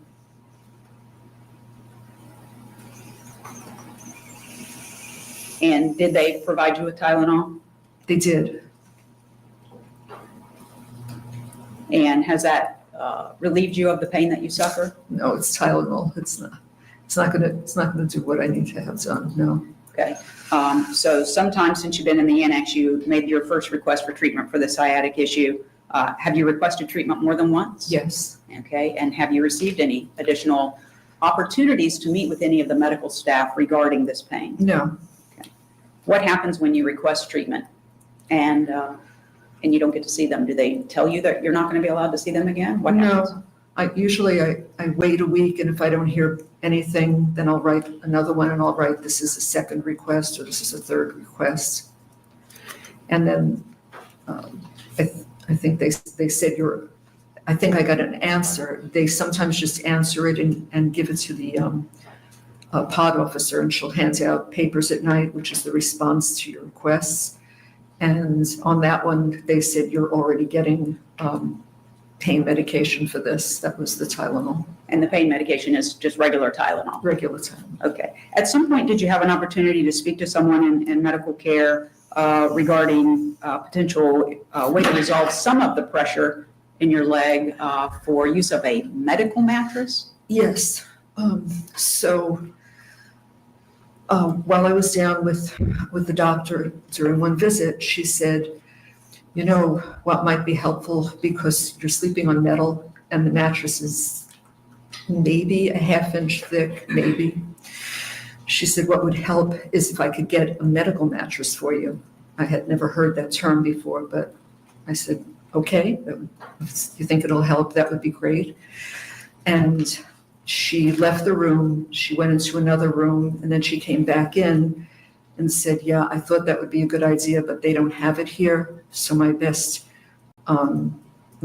thoughts for you would be to get a second mattress, so it'll thicken it a little bit, and that might give you some relief at night. Okay. And did you obtain a second mattress? I did. And this was while you were in the annex? While I was in the annex. How did you get the additional mattress? So the pod officer asked one of the inmates to go where they have extra mattresses. They have piles of 20, 30 mattresses there, to go get one of the extra mattresses and put it on my bed so that I had the extra mattress. Okay. And during the time that you were allowed to have the additional mattress, did you get any relief? Yes, at night, because I used to get the pains even if I was just lying down. And that definitely relieved some of the pain at night, so that was good. Okay. And at some point, did they take the additional mattress away? Yes, so on February 3rd, I was moved out of the annex to... So basically, this is her testifying. This is how her demeanor will be in testifying. So we're getting a good insight into what she's going to be like on the stand. You know, I do believe she needs to take the stand. The problem is they know she's going to be peppered. So it's whether she can handle that or not. I think she probably can, but they're probably throwing a lot at her. But we'll get to see the cross in a bit here now as well. See how she deals with it. Protective custody in the main jail building. And since I've been there, the officer removed the second mattress. Okay. She said, "Why do you have this?" And I told her why. And she said, "Well, you can't have this." And so they took it away. Okay. And since the additional mattress has been taken away, have you started to experience worsened pain? Yeah, it's worse. Okay. And have you requested any medical treatment for that? Well, I spoke to the doctor. I don't remember the date. Shortly after it was taken away, I was down for a different reason, and she said, "Yeah, I thought it was a good idea, but if you can't have it, you can't have it." Okay. All right. Now, the relief that you got when you were able to have the Also, those of you that watch the NFL crap news, Scott Hansen for NFL Red Zone, he's confirmed that. Well, actually, let's listen to him. He was on the Pat McAfee show. Let's listen to what he has to say. Can you give us a preview of what it's going to sound like on Sunday there? Yeah. I'm going to close my eyes. Oh, man. Let me, before I do it, can I just say one thing? When it comes, I'm the host of the show. What if I said no? Right? What if I would have said no right there? You said, can I say one thing? I'd run through the stop sign. The business folks handle the business. Of course. And I have no say over different elements that could or could not be in the show. Okay. And so I'll just tell you right now, when you see me come on the air here, we're going to hit the Octo Box. We've got 8 games in the early window, taking you around all the different cities. And then when we get into it, ladies and gentlemen, it's been more than 250 days since the first full NFL Sunday, but we are back. And 7 hours of red zone football starts now. Wow. Well said. I realize that might be a slight change to some of you, but that's what the catchphrase will be going forward. We all understand what the NFL is, okay? We all understand what the NFL is. As soon as we heard it's in 50 million homes and everybody's watching it, we knew immediately that there was going to be commercials dropped in there. Now, they already started doing commercials with the L-Reps. You know, they already started sliding those in. So that's the news. The NFL Red Zone, which is 7 hours of commercial-free games or whatever, he always says, it's no longer the case. It would now be commercials. Fuck. I don't like that. additional mattress, did that completely take away the pain? No. Okay. No. And do you experience this pain when you're walking, sitting? What? So at the beginning, I was just getting it when I was walking.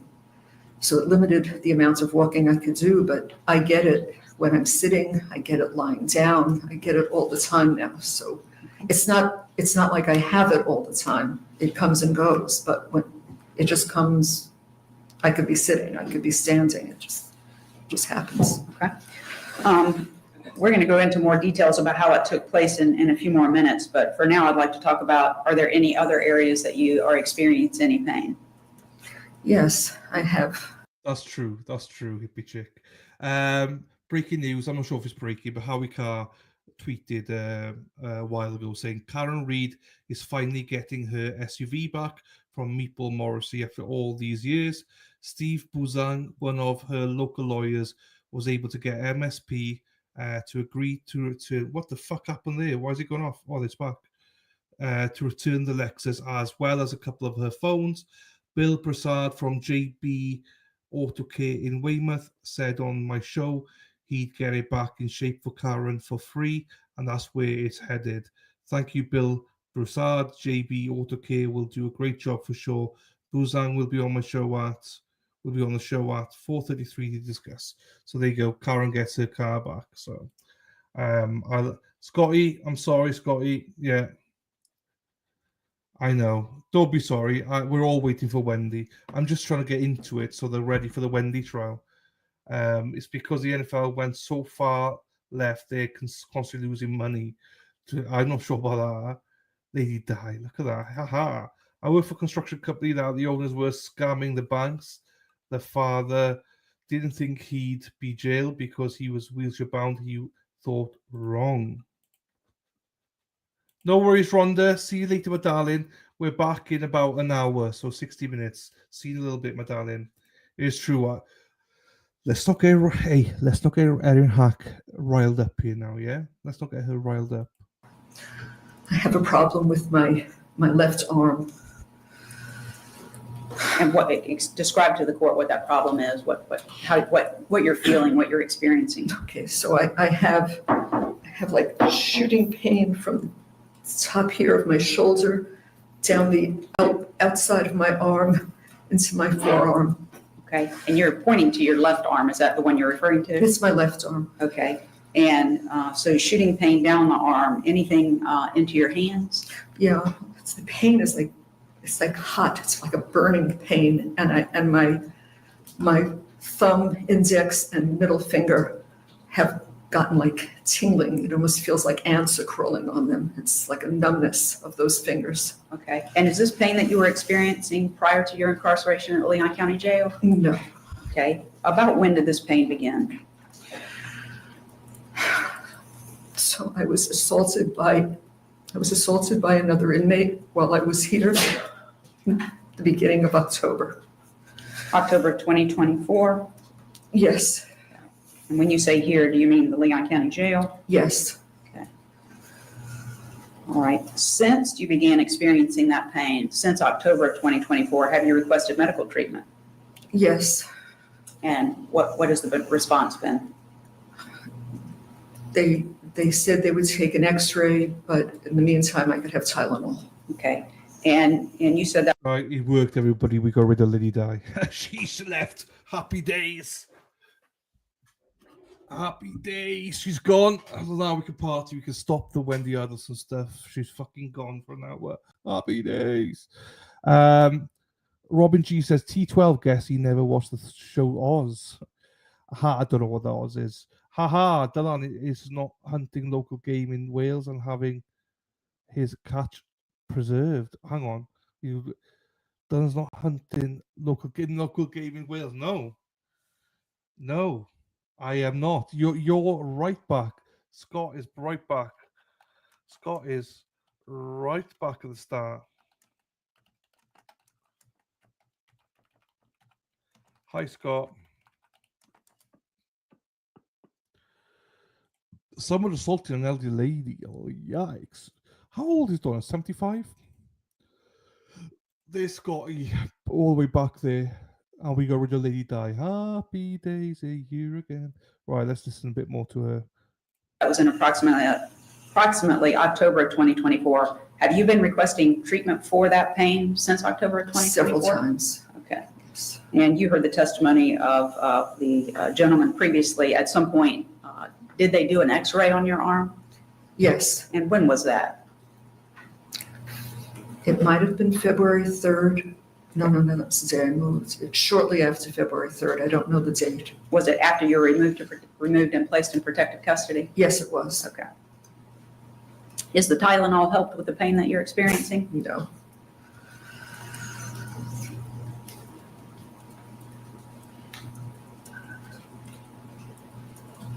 True. How do you and Jersey Jen know each other then? Because they're so random. Because you were here like last year, for a while, and then you left, and then Jersey Jen just appeared from nowhere like a month ago, and it's coincidental you both know each other. So yeah, how do you both know each other? It's coincidental, isn't it? So it's good that you know each other, and she was able to bring you back, Drew. It's good to see you, my friend.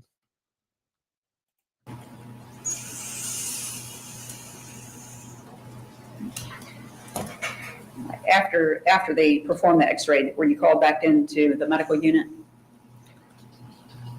It was for another reason, but they did call me, and they told me that that the x-ray showed no fracture. Okay, no fracture. That's what they were looking for. That's what they were looking for. Did they offer any type of physical therapy for your shoulder, anything at all? No, I asked if they could do anything for it, and they said no.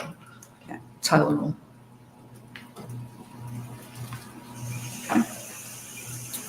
All right.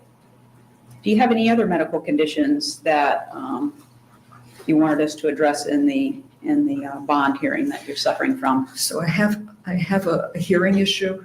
Okay. I have a problem. I evidently have very narrow ear canals, and so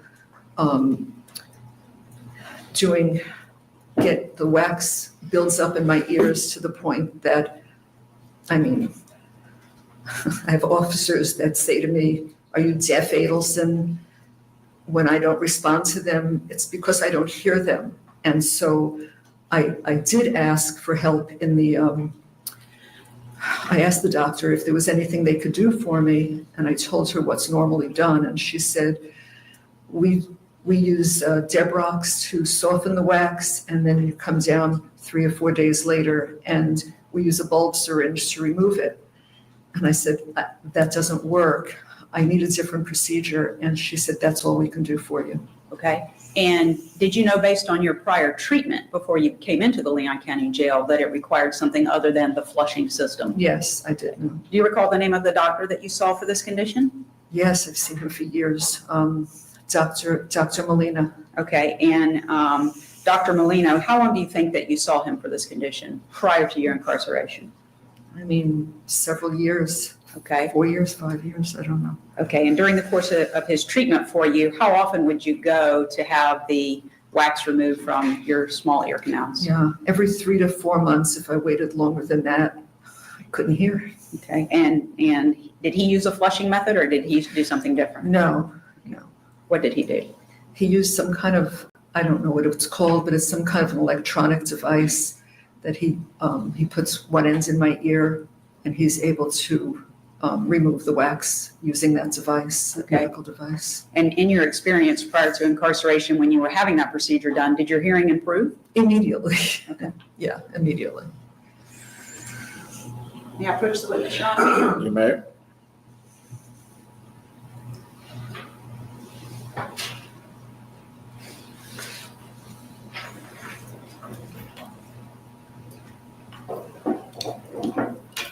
Mrs. Adelson, I've shown you what the defense has marked as Defense Exhibit 1 for purposes of this hearing. And it's a report from Dr. Molina, your doctor. Could you review that just to yourself for a moment?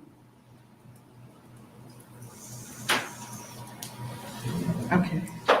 Okay. Does that describe the treatment that he was providing to you?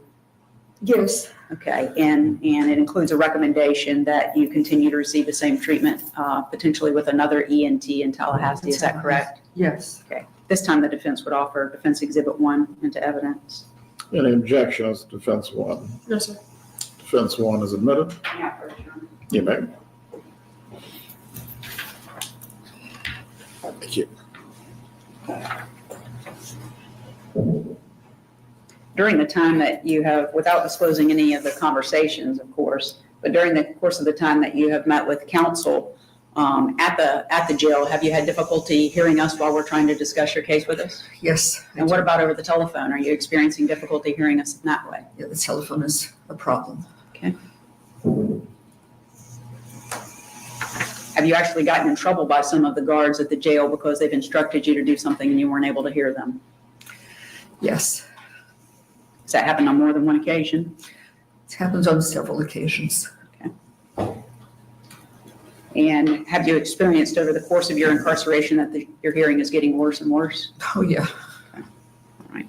This is not a significant, I'm going to move on to something else now, and this is not a significant injury, but I did want to address this with respect to the type of medical care that you are getting at the jail. Did something happen to you recently where you cut your arm?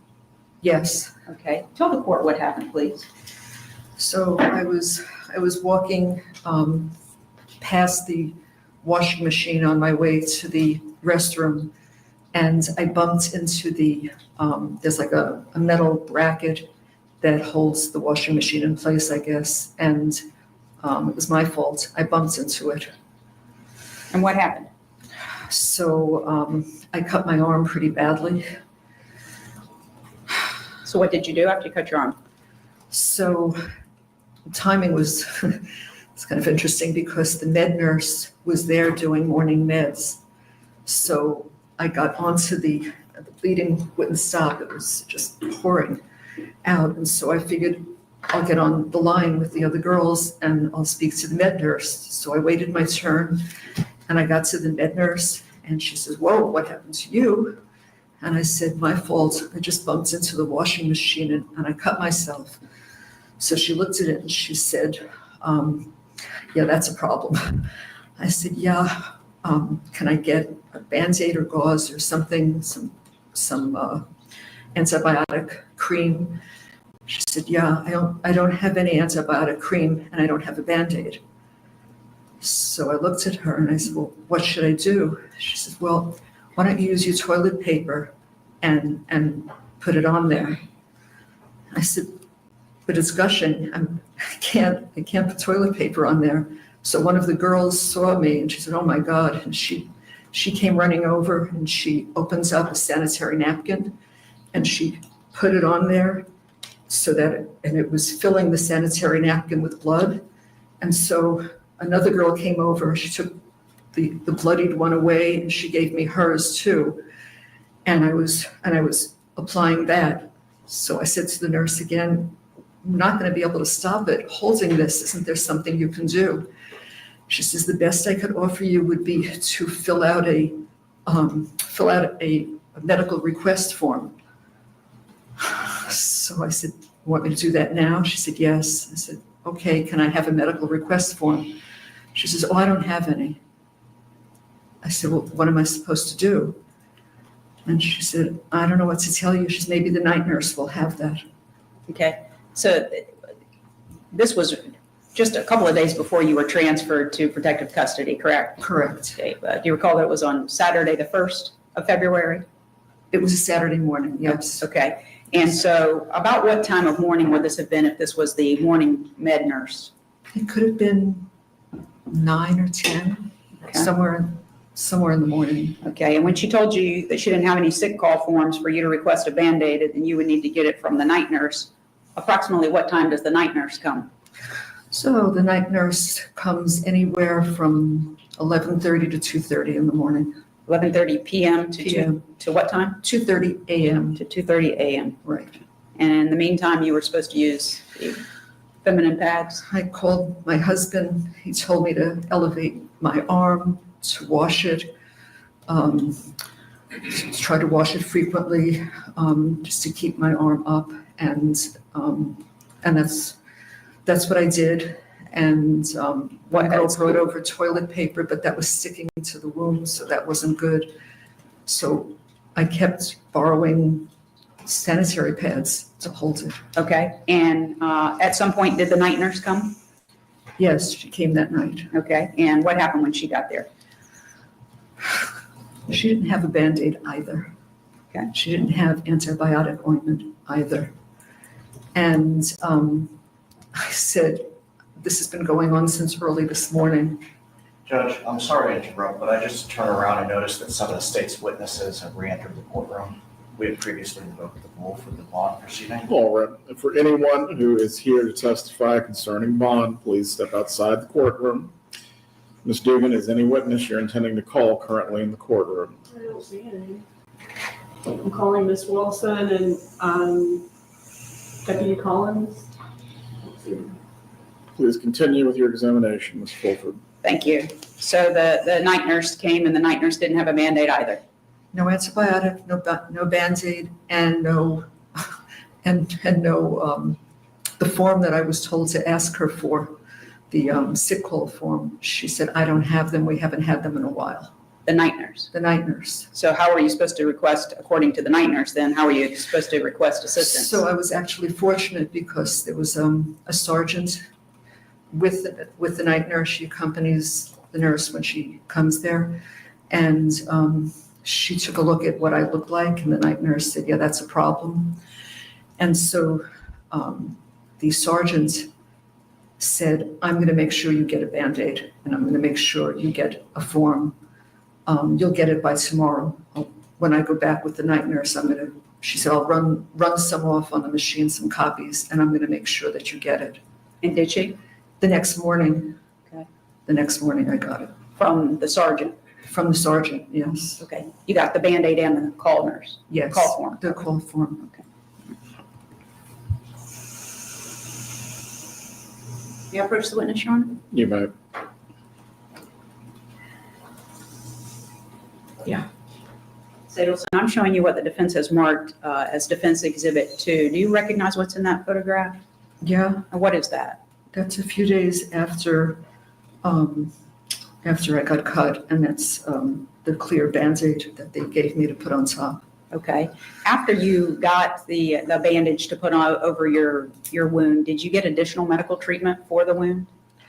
So no, not then. About, I don't know how many days later, but when I went down to medical a few days later, they said, "How long are you wearing this bandage?" And I said, I don't know, 4 or 5 days, whatever it had been. And they said, "This should have been cleaned and changed every day. Why didn't you have that done?" I said, "I don't know. This is what they gave me to put on, and that's what I did." Okay. The photograph, does that truly and accurately depict what your injury looked like the few days after it occurred with the bandage on it? That's what it looked like. The defense would offer Exhibit 2 into evidence. The objection to defense 2. No, sir. May I approach? You may.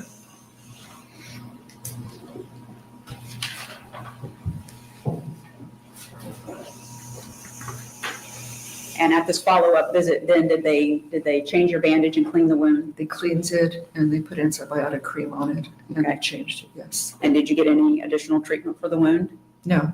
Did you request that you get a tetanus shot? My husband said, Donna, there was if there was rust on that metal, which there was, he said, you should ask for a tetanus shot. And so did you request it? So I requested it and they did give it to me. Okay. And then as far as your medical conditions go, the last thing I want to talk about is something that I would give 2 different descriptions of, but I'm just asking the questions. You're the one providing the information to the court in your testimony. Okay. So this shortness of breath or heavy breathing that you're experiencing, how long has that been going on? It's been going on several months, probably at least 3 months, I would think. Okay. And you're experiencing it then during your incarceration. Did you have it prior to being incarcerated? No, I did not. Okay. What have you noticed about the breathing and how would you describe it? Shortness of breath, heavy breathing, what? I know it. I guess it sounds like heavy breathing. It's shortness of breath. I've never had that before. I'm not a doctor. I don't know. I've gained more than 1/3 of my body weight here. The diet is all carbs, no protein, and when you get spaghetti with mashed potatoes, cornbread, and white bread, that's your dinner. That's very typical of what we get. And we have had no exercise at all. We're confined, especially in the annex. The annex, we've been confined to our beds almost all the time. Once in a while, we get a pod officer that lets us walk, so you can walk in a circle around the girls' beds. But otherwise, there's no, even if you want. It's like that song, Ring a Ring a Roses. Da, da, da, da, da, da. Well, they go around in circles, holding hands. Can you imagine all of them there in jail, holding hands, going, Ring a Roses, da, da, da, da, da, da. And we all fall down. Donna can't because she's too old. But spaghetti and taters, what's wrong with that? Too much carbs, David. Too much carbs, Dave. She's putting too much weight on. Bloody hell, I wouldn't mind being that weight. Right. Oh. Pod full of pussies. Get off your bed and just try to do stretches or wall push-ups or anything. She says, this is not an exercise room. There's no exercising here. We don't get taken outside. Let me stop you. One of these issues at a time. So with respect to the time period when you've been in the annex, which was from August of 24 until recently February of 2025, was it your understanding you're supposed to be taken outside a certain number of times? Well, the inmate handbook says you get a minimum of 3 hours of outside time per day. Per week. Okay. And during your time in the annex, did you experience a week where you got 3 hours of time outside? We haven't gotten 3 hours in 6 months. Okay. How many times did you go outside while you were in the annex? Before you continue, Mrs. Adelson, Yes. we have 30 minutes left in the hearing. Ms. Fulford, I understand your client is disputing the adequacy of the care. We do need to move to the most pertinent matters. Please continue. Okay, we're going to move off of that then. I do want to talk to you then about some physical issues that have taken place in the jail. The first one I want to talk about is an incident that took place in the shower. And we're going to do this one briefly. I'm sorry, how much time did you say we had, Judge? 30 more minutes. Including argument? Not including argument. Okay. All right. So the first incident that took place in the shower, could you just briefly describe to the judge what happened there? Yeah, so I always, there's 7 shower heads, but I always take the same one because it's off in a corner, so I have a little bit more privacy than you'd have at the other ones. And so I would always shower there, and I was under the shower and I was washing my hair, and I was the only one in the shower. I always go in early morning because there's nobody there. Most of the girls sleep, so I take a shower and I have a little privacy. And so I was washing my hair, and all of a sudden I felt a hand go up my back, like from the top of my butt up my back, and I yelled, "Stop it!" and I turned, and this girl said, "You like it?" And I said, "Get out of here!" And I started to scream, and she ran. Okay. In the bathroom there, what was this? Which pod was this in? This is in the annex. In the annex. Okay. In the annex, are there guards positioned inside the area where you shower? No. Inside the area where you use the restroom? No. Okay. All right. The next thing I want to talk about is what transpired in October of, thank you, October of 2024, where you had said previously you were attacked. What were you doing? Where were you at, first of all, when that took place? In October. So I was in the bathroom. It's 10:30 at night. I went in to brush my teeth. Okay. There are three sink stations in the bathroom. Each one has 4 sinks. And I was at the center station with my back to the door. And I'm a righty, so I was holding my toothbrush with my right hand. And I was balancing myself with my left hand on the sink. I was just brushing my teeth. That's all I was doing. And what happened? And someone came up behind me and pulled my left hand away from the sink and twisted my arm and like jerked it behind my back, like reaching up toward my neck. Okay. And did it hurt? Yeah, it hurt. Okay. What happened? It hurt. And I said, right, can you see the chat? I got, there you go, Murph's got it straight away. Murph was on it. There you go, I changed that should look a lot better. There you go. So it's called Josie and Murph. There you go, Murph's got it. I was just going to ask, can anyone see the chat? So I just replaced it. That's a lot better. Fuck around and find out. If you don't know where that's from, well, you all know where it's from, but just as a reminder, Josie and Murph Turf, they aren't as lovely. Fuck around and find out. I'm joking, they're lovely. There you go. You just got it. There you go, Josie and Murph. There you go. You got your own one now. Right. "What are you doing?" And she's, in the same breath that she did that with my arm, she said, "You're going to buy me commissary." I said, "I'm going to what?" And she said, "Unless you want those pretty white teeth knocked out of your mouth, you're going to buy me commissary." So I said, okay. And then she named a package that she wanted, and she's out. She was gone. She was just that fast. Okay. How bad would you, on a scale of 1 to 10, how bad would you rate the pain at the time that she did that to you? Oh my God, it was a 10. Okay. I didn't know my arm could reach that far back. Okay. And what did you do after she did that to you? So, kind of stood there for a minute, and then I just thought, okay, I'm gonna go back to my bunk. And I went back to my bunk and I got under the covers and I cried. I just stayed under my covers. I didn't come out. Okay. During your entire time in the annex, did this particular inmate remain confined in that area with you? She was in the annex the whole time. Okay. And I know that you don't want to talk about who did this to you because why? Why don't you want to disclose who it was? There's one thing I've learned since I'm there is you don't, and the word is snitch, you don't snitch, you don't tell on anyone because you'll be sorry you did. And I've seen that.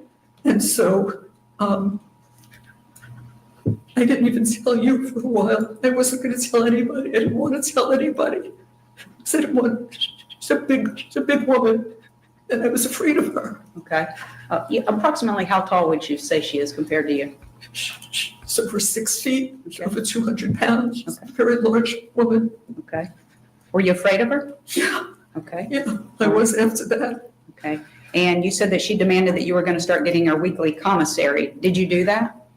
Yes. Okay. Let me, can I have just one moment, Judge? Go ahead.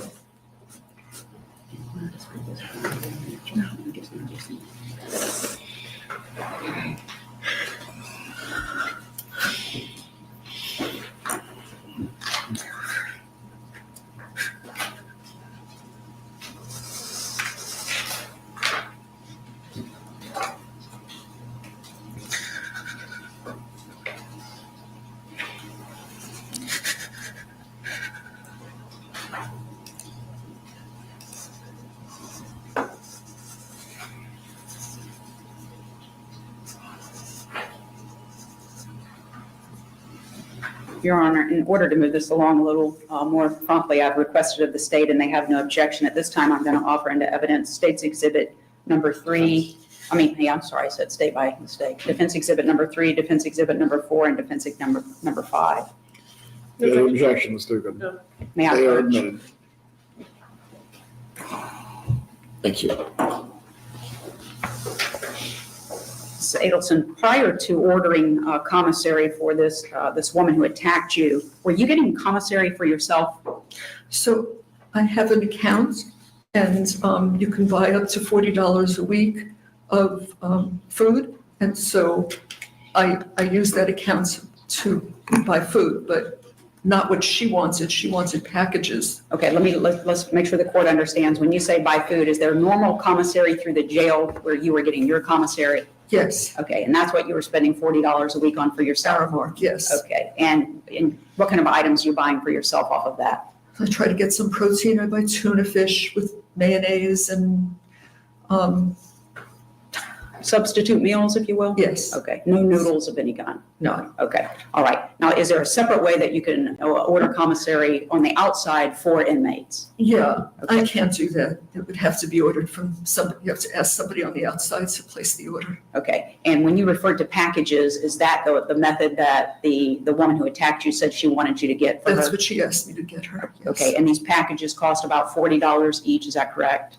40 and then $10 for packaging or shipping, so it's $50 a package. Okay, and during the course of your time in the annex, while you were still in the annex, on just about every week, did she continue to find you in the bathroom and demand what packages that you would get ordered for her? Yes, and she must have been keeping an eye on me, but when I was in the bath, those are the only times she would approach me is in the bathroom, and she would tell me what she wanted for that week.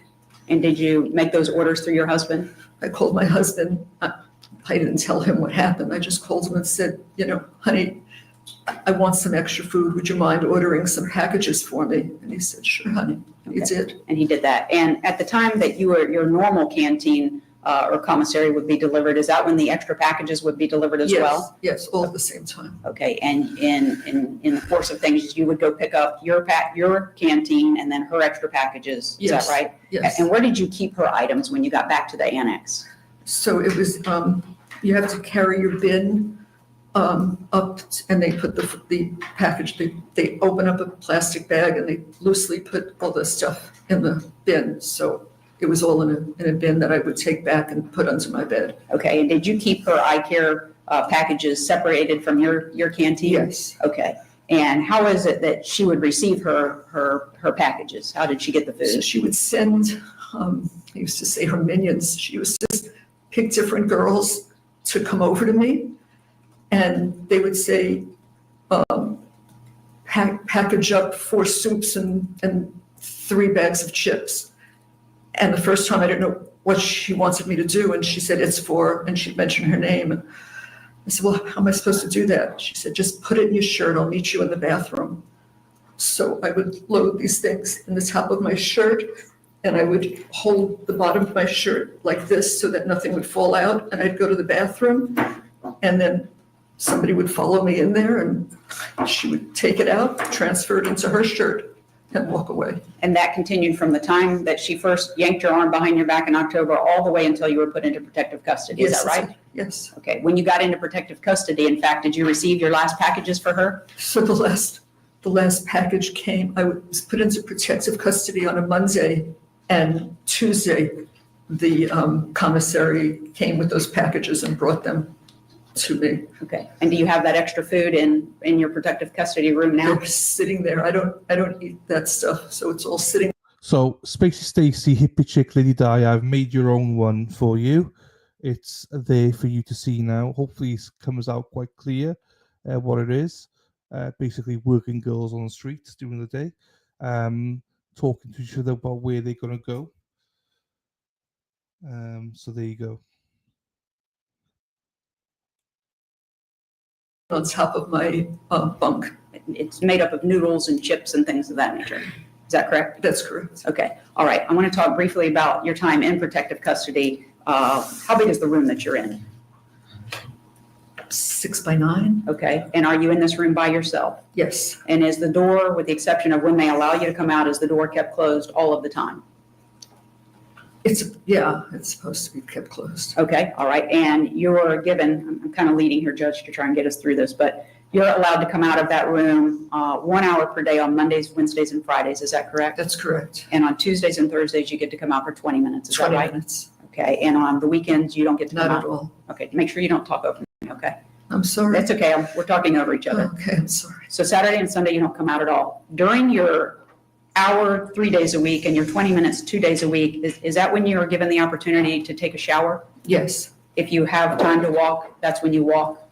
So on an hour day, I'll walk for 40 minutes or about, and then I'll take my shower at the end of that, so I get my shower in. Okay, and laundry also, that's what you use that All time of that, for? yes. Other than that, you're locked inside that room? Yes, I am. Okay. Now, it was your understanding when you were put into protective custody that there's not ever supposed to be anybody out around you, is that right? That's what I was told. Okay, but protective custody is actually attached to a pod, is it not? Yes. And what pod is that? M-pod, like Mary. Okay. At some point, did you learn that this individual who attacked you was also, at least for some period of time, in that same area? I'm not sure where she was. She might have been. Okay. I didn't see her. You didn't see her? I Okay. heard that she was there, but I didn't see her. Okay. Now, you have testified earlier that different guards have kind of different rules that they follow inside the jail. Is that fair to say? That's fair to say. Okay. During the time that you've been in protective custody, when you were told you should not be around anyone else in the pod or otherwise, have there been times when guards would have you around other inmates? Yes. Okay. In fact, was there an occasion where another girl came and knocked on your door wanting you to give her food? Mm-hmm. Yes. Yes, okay. And what happened when you said you would give her food? I said, I have all that extra food. I don't mind giving it to people. So, okay. And so how were you going to give it to her? Well, that's what I said to her. How am I going to get this to you? And so she gave the guard a high sign, and the guard buzzed the door open. And it was her and a friend of hers, the two of them. And they'd only stepped in my room like a foot, came in, and I gave them some soups. Okay. Is that the only time that you've been around other people since you've been put in protective custody, or have there been other sorts of There have been situations? other times, like yesterday, the officer buzzed my door. So I guess there was something she wanted me to do. So I opened my door and I came out, and there were maybe, I don't know, half a dozen girls watching TV. I walked past them and I asked the officer, what did you want? You get it, my mames. I've got to keep myself busy. I've got to keep my hands busy. I'm scratching my balls flat out. I think I hurt my ball. Fuck. But I've got to keep busy just to distract. Once they're back in court, I'm zooming out. I'm going to get my food. I am so hungry right now. But yeah, I had to make one for the ladies. I had to make the working on the streets for the ladies, the cheaters that they are. Robin G's got her own song, so she's got nothing to complain about. I haven't got a gift for her, but she's got her own song. So, right. And she said, "Oh, I'm sorry, Miss Adelson, I didn't mean to buzz you. Just go back to your room." I said, "Okay." So I turned around and went back. Okay. We have to move along a little bit faster here. So one of the things that's been a big issue for you is lack of sleep. So we're going to just kind of go through this quickly for the court. But you testified previously that the nighttime medications come between 11:30 p.m. and 1:30 or 2 a.m. Is that correct? Yes. Okay. And part of the nighttime medications that you get, is there something in there to assist you to go to sleep? Yes. Okay. And then you get the medication. About how long after that is it before you can go to sleep? From the time I get it, probably a half hour. Okay. All right. And what time are you woken up for breakfast? Between 3 and 3:30. Yes, last night was 3:10. Just within that half hour range is when it comes. Okay. And once you're woken up for breakfast, are you capable of going back to sleep? No. Have you tried to go back to sleep? Oh my God. Yes, I try. So that block of time that you get from the time you fall asleep after your night meds until you're woken up for breakfast, that's the only sleep that you're getting while you're incarcerated? That's it. How has that affected you? So, listen, I know older people don't need as much sleep as younger people, but I need more than 2 hours a night. I need more than a good night is 3. One night I had 3.5 hours. It's not enough sleep to stay focused. I mean, I feel like I'm foggy sometimes because I just am sleepy. I'm tired, and I can't go to sleep. They've got people screaming and yelling. They bang on the doors, they shake the doors. It sounds like a drum in there. It's horrible. So I can't sleep with all that noise going on. Okay. Do you have legal documents that we have provided to you or prior counsel has provided to you that you need to review to assist in the preparation of your defense? Say that to me again. Sure. Do you keep legal documents with you that you're supposed to be reviewing to assist to prepare for your defense? Sure. I've got two bins full of them. Okay. Are you having difficulty completing the tasks that we're asking you to do because of your lack of sleep? Yes. Okay. All right. I want to talk to you for just a second. You're able to make calls to your lawyers off of your tablet, correct? Yes. And those are supposed to be attorney-client privilege calls, correct? Yes. Okay. And they're not recorded according to what's said on the recording when you make the call. Is that That's right? right. That's Okay. right. During the time that you were in the annex, were you in a situation where you could be away from everybody so that you could make those calls without anyone hearing? No, I had to make the calls under my blanket because you couldn't hear me. I certainly couldn't hear you. So I would go under my blanket with the tablet and I would call you that way. That didn't keep the other inmates who were standing right next to you from hearing. It is what it is. Okay. Was there a time when you and I were speaking and when you pulled the cover back, there was actually a guard there listening to your call? Yes, there was. And during the time that you and I are having conversations, do you also experience the same kind of problems with the phone that you had heard that Charlie had while talking to you, where the calls are dropped, et cetera? We've had it numerous times. Okay. Are there times where we're not able to hear each other on phone calls? Yes. Is there static on the phone calls? It's static, and now you've been complaining because I have this shortness of breath. So you say I'm breathing very heavy, and it's hard to hear me. Okay. So it's difficult. All right, let me ask you a few questions. We're requesting that His Honor allow you to be out on bond pending your trial so that you can assist in the preparation of your defense.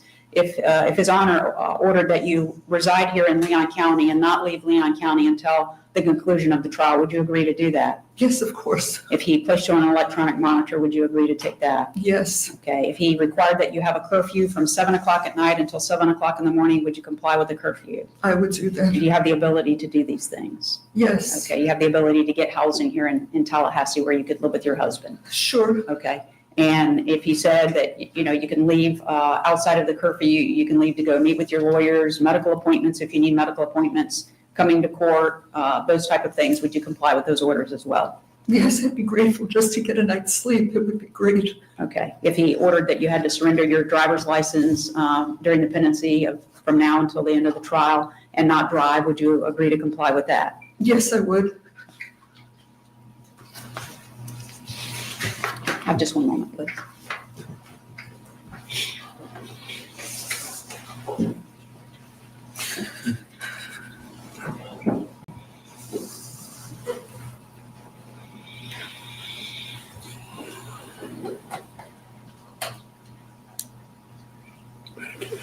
Or a bun. That's what we call it, bun, top knot. I don't think I heard it as a top knot, one of those things on your head. Bun, we say. Let's put a bun on your head. But yeah, that's funny.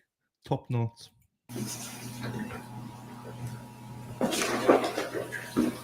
Thought I had asked this, but I might not have. For the medical conditions that you have complained of during the time that you were speaking with the doctors and they said that they didn't give you the treatments that you were requesting, did they ever offer that they would have a doctor from the outside perform the treatment for you?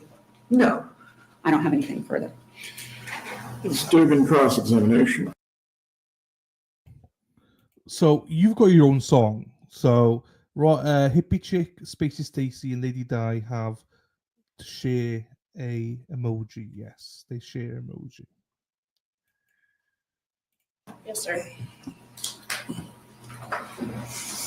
All right, so the incident in the shower, after you let the inmate know that you did not like what she was doing by telling her to stop, did she ever try that again? No.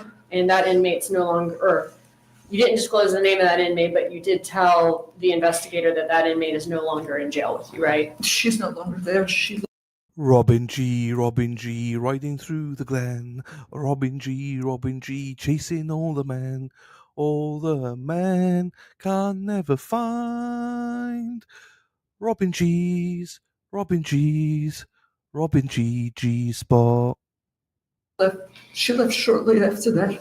Okay. As far as the arm twist incident from October of 2024, you said you reported that in February of 2025? Yes. Okay. And you wouldn't give the name, you said you wouldn't give the name of her to the investigator either, okay? No. But you do know that if you would give her name, that instead of you being separated from the pod, she could be separated from you and you could be back with the general population. Yeah, but she's not the only one that could hurt me. That's why I wouldn't do it. She had a half a dozen girls that came up to me. Was there ever any physical violence by her or anyone she's friends with after that October 24 incident? No, that was it. That's it. And by being in solitary confinement, does it give you an opportunity to have a quieter space where you can prepare for trial? I guess it would be a quiet space if I could get some sleep and I would be able to concentrate on what I'm supposed to do. Yes, that would be helpful. Do you also get in-person visits with your attorney in jail? I do. Okay, and when that happens, are you in a room alone with him or her or both? Yes, yes, And y'all are able to have conversations then that are private? yes.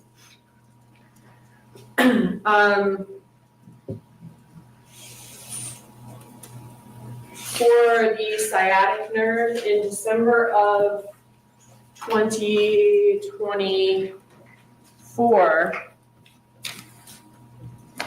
were you offered a Solumedrol steroid injection for that pain that you declined? I am going to object to the use of the medical records by the state based on a prior objection.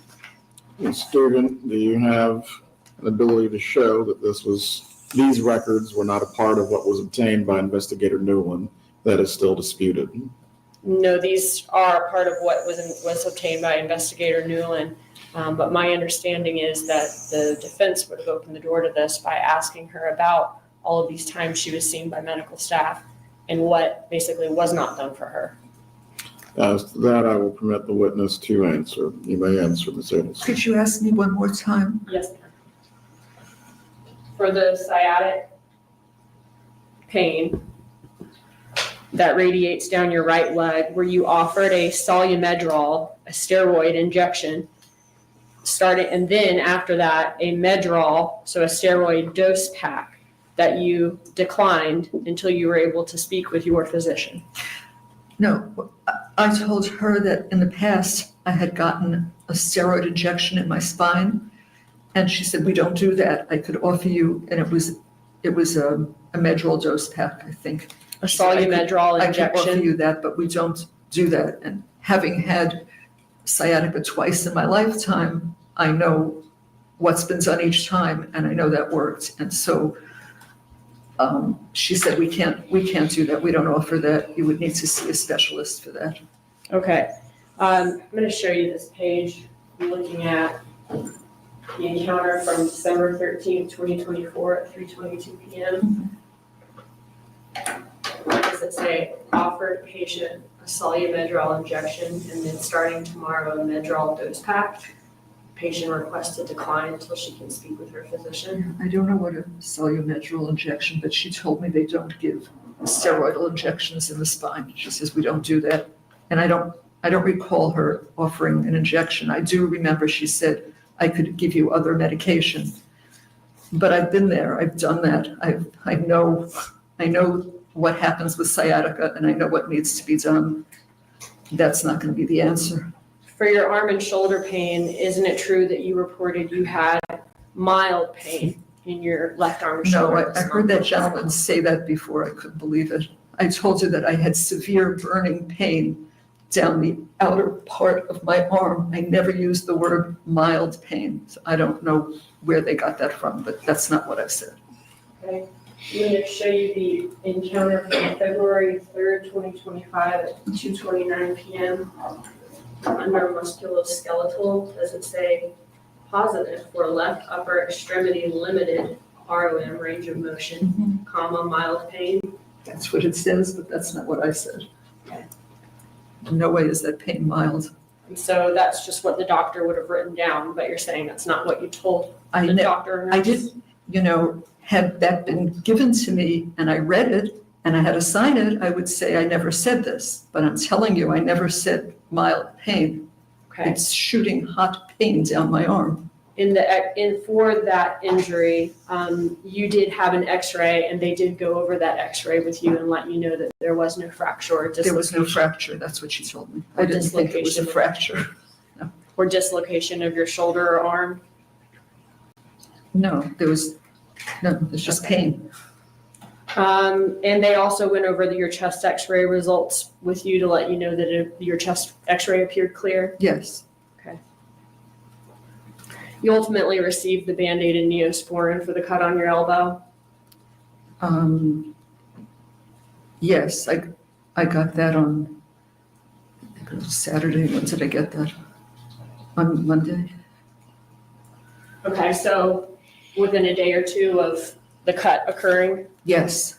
And you said that if you are given a bond, you will reside in Tallahassee, you will follow court orders.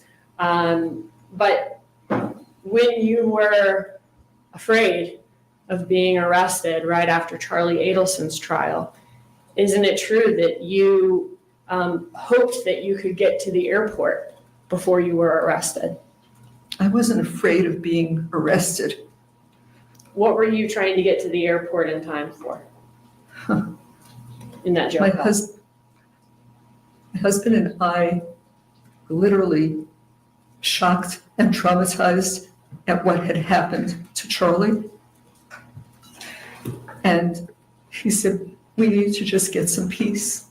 We need to catch our breath. We're going to go away somewhere. And I thought it was a good idea because I couldn't think straight. I really couldn't think straight. I was so upset, and so was he. And it was his idea. He said, sweetheart, let's go, just get away. We're going to just get away somewhere so we can have some time to think. Okay, so your testimony is that you weren't trying to go to Vietnam because you wouldn't be able to be extradited from there. So my husband actually had said, you know, we've been to Vietnam before with friends, we were on vacation, and it really was like a place of peace. And so he said, if we go to a non-extradition country, then if the law enforcement decided that they wanted to arrest you or me, whatever, both, he said, we won't be sitting in a foreign prison waiting months to go back. We could buy a ticket and we can go home. And my understanding was that I could go home and I could turn myself in if that's what they wanted. Okay, but you were hoping to make it out of America in time before you were arrested, right? I wanted to get away. He wanted to get away. That's what we wanted to do. And we spoke to our attorneys. I asked them, they said there's no pending.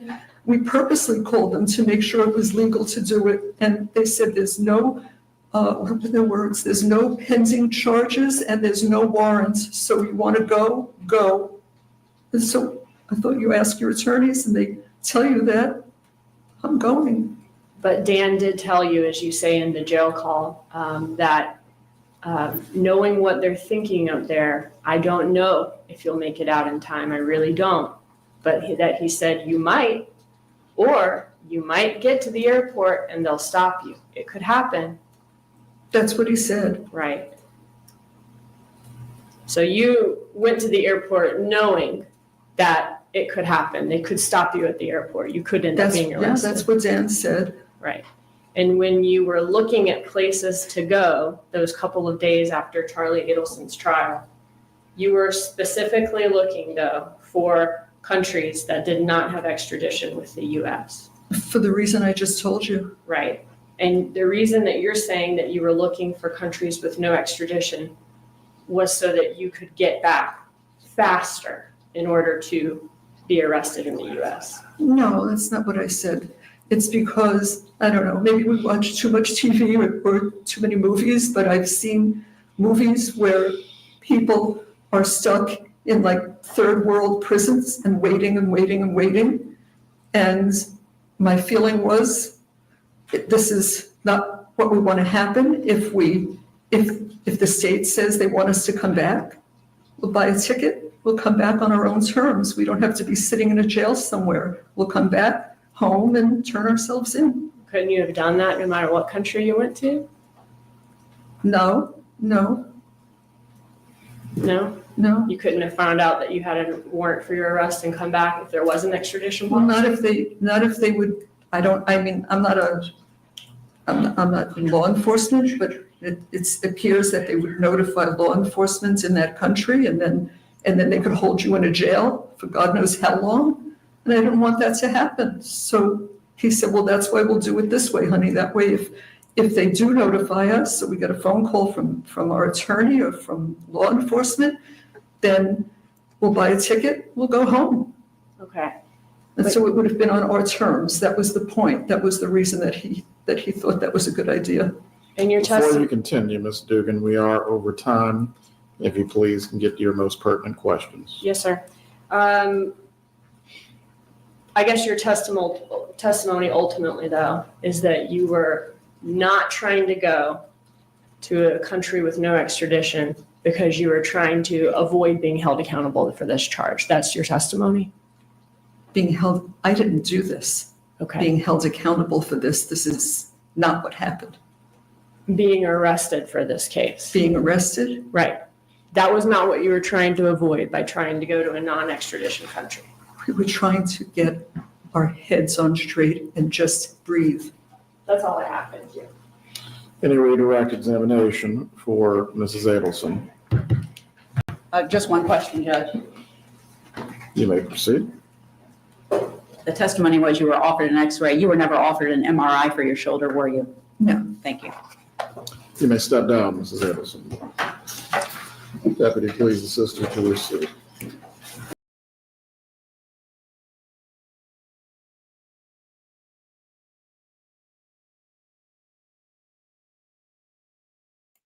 Sorry, I was on mute. Right, let's get the court back on. It's not back on, but you know what I mean. Let's get it prepared for when we do get back on. Yeah, Tim, you see the Travis Rudolph one? I covered the Travis Rudolph trial, and the family sent myself and Brandy Churchwell a t-shirt each to say thank you for covering the trial. And these are the same t-shirts as the family wore during the verdict. So I cherish this this t-shirt. Right. Are we fully? Seems we are fully. I don't like the music, but we are fully. I think back live. In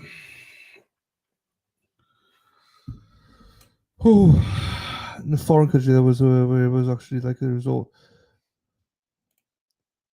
Yeah, there's a few like that, especially in Finland, Norway, and all that. It's quite different. If they don't go for hardship, they try to educate. So they always try to educate over anything else, really. Whether they work, well, it may work. I've no idea. I don't know, but they seem to be low countries for repeat offenders and stuff. So, yeah. Hang on. There you go. Yeah. It's just a free Travis Rudolph T-shirt. That's all. Free Travis Rudolph T-shirt. So, Lady Di, do you see your emoji? Yeah, I wouldn't be surprised because they're very, very good like that. They haven't got many people in there reoffended. Do you see your emoji, Lady Di? You, Hippie Chick, and Spacey Stacy. I made one just for you. 3 of you walking the streets there at night, while in the days chatting to where you're gonna go that night.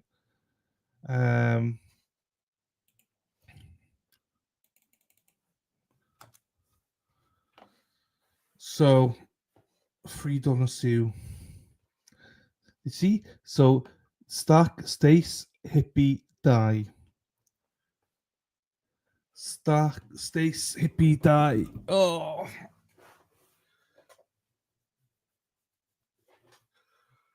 Right, we're a couple of minutes away from court, so.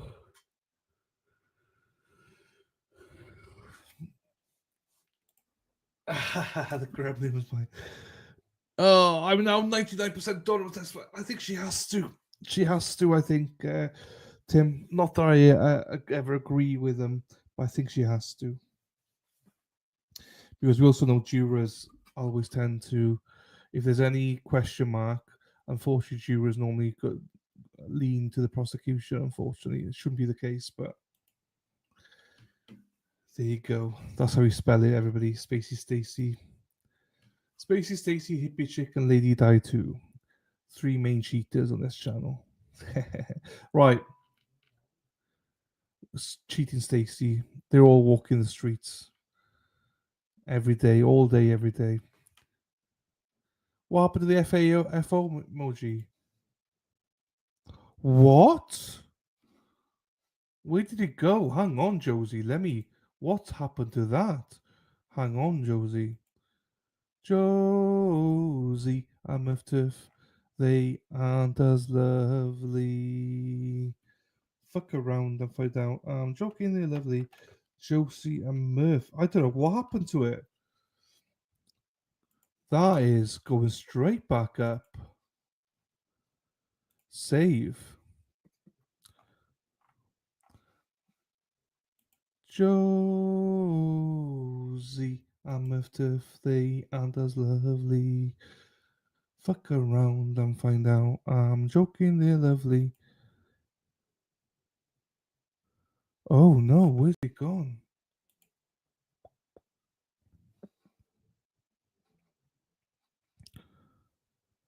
Erin actually drives a bus. Yellow, there it is. I got it. It's back. What What if she's found not guilty? You think they would go after anyone else? Yes, they would. Still, I think they go so much against Wendi. They would 100% go after Wendi. 100%. Let's see. Trial where the defendant has been able to talk their way out of the charges. Maybe Donna will be my first. Yeah. Maybe. Yeah, I don't. Yeah, maybe. Josie Murph, they're back. I think prisoners should be treated with human decency. If they were treated better, they'd probably be better behaved. Donna's really high expectations of accommodation is frigging jail. Yes, and it goes back to what Tim was saying. I mean, you do see some jails where it is a little bit more luxurious, but it's like the Scandinavians, they have this tendency to do things a little bit different, and it seems to work. It seems to work, you know. So I don't always think that you know, shoving people in and mistreating them is the best way. I think if you want to rehabilitate people, then get them into trade school, get them doing, you know. I don't know. Maybe treat them like humans, and they might come out as humans. You know, I don't know.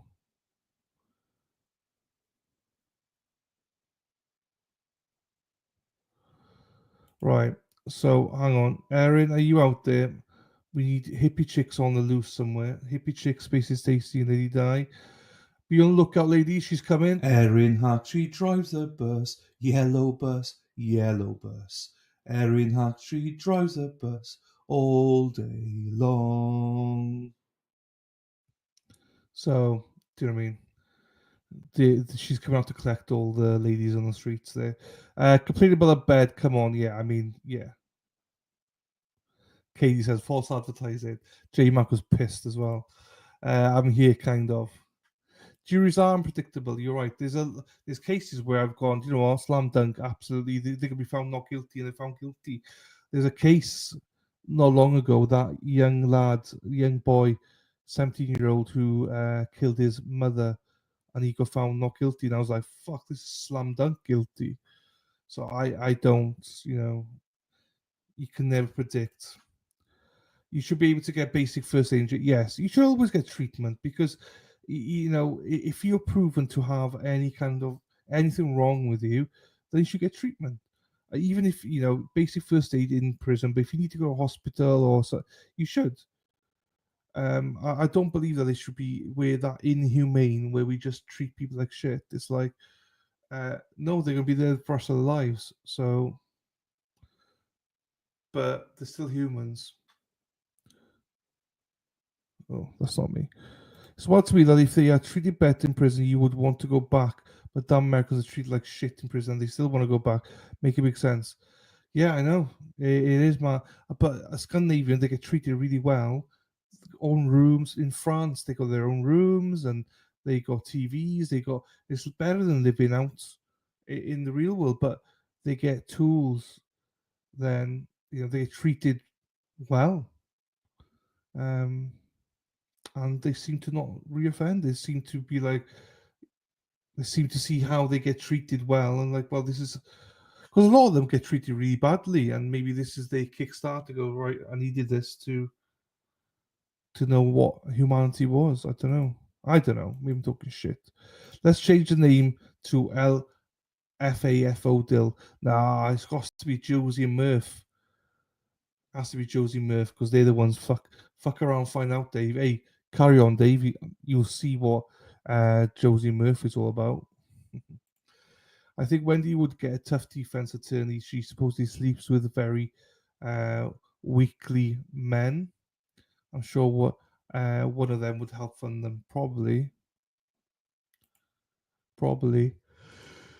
It is wild to me, but hey, if it works, let's try it. Yes. Hang on. Oh, we're back. Also, Robin G wanted to see something. That is the Lady Di one. There you go. That's what Lady Di hippie chick. So we got Lady Di on the left. We got Spacey Stacy in the middle, and we got Lady Di on the right hand side there. So that is the actual GIF or whatever you call it. So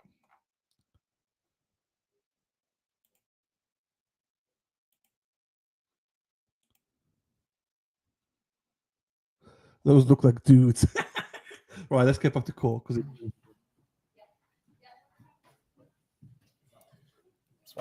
The first concerning the waiver of attorney-client privilege as to the testimony of Ms. Descalzo. I am going to need to place the defendant under oath concerning this. Ms. Adelson, please rise. Raise your right hand.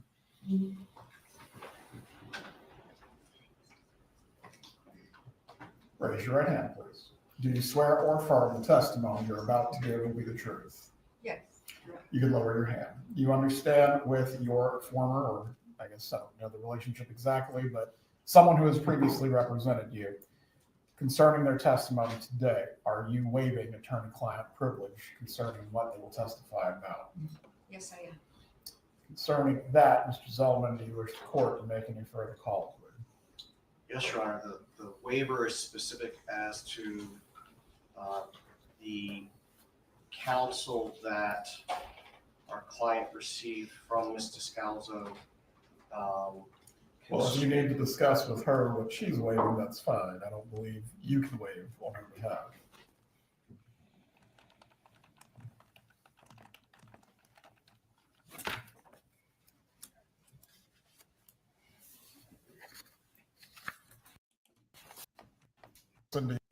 Do you scope? Mrs. Adelson, do you understand the scope of the waiver that you're providing? Do you understand the scope of the waiver that you're providing of attorney-client privilege? I do, Your Honor. What is that scope? The information that we discuss after my son's trial regarding my travel and my state of mind. Is the defense planning to examine this witness on any other topics than what has been identified as the scope of the waiver? No, Your Honor. Very well. If any matters are inquired into that exceed the scope, at that point, we are going to have to send the jury out of the room. As I previously stated before, the state is permitted to cross-examine as to all topics that are inquired to on the defense direct, and also as well matters of impeachment and bias. Does the state need to be heard in any way? As to the other matter concerning whether Mrs. Adelson will testify as a part of the defense case in chief, Oh, here we go. were you able to speak with her as to a final decision? I'll allow, the short answer is we were allowed 20 minutes during the lunch break to speak with Ms. Adelson. In addition to the time that you had yesterday and other times? Yes, Your Honor.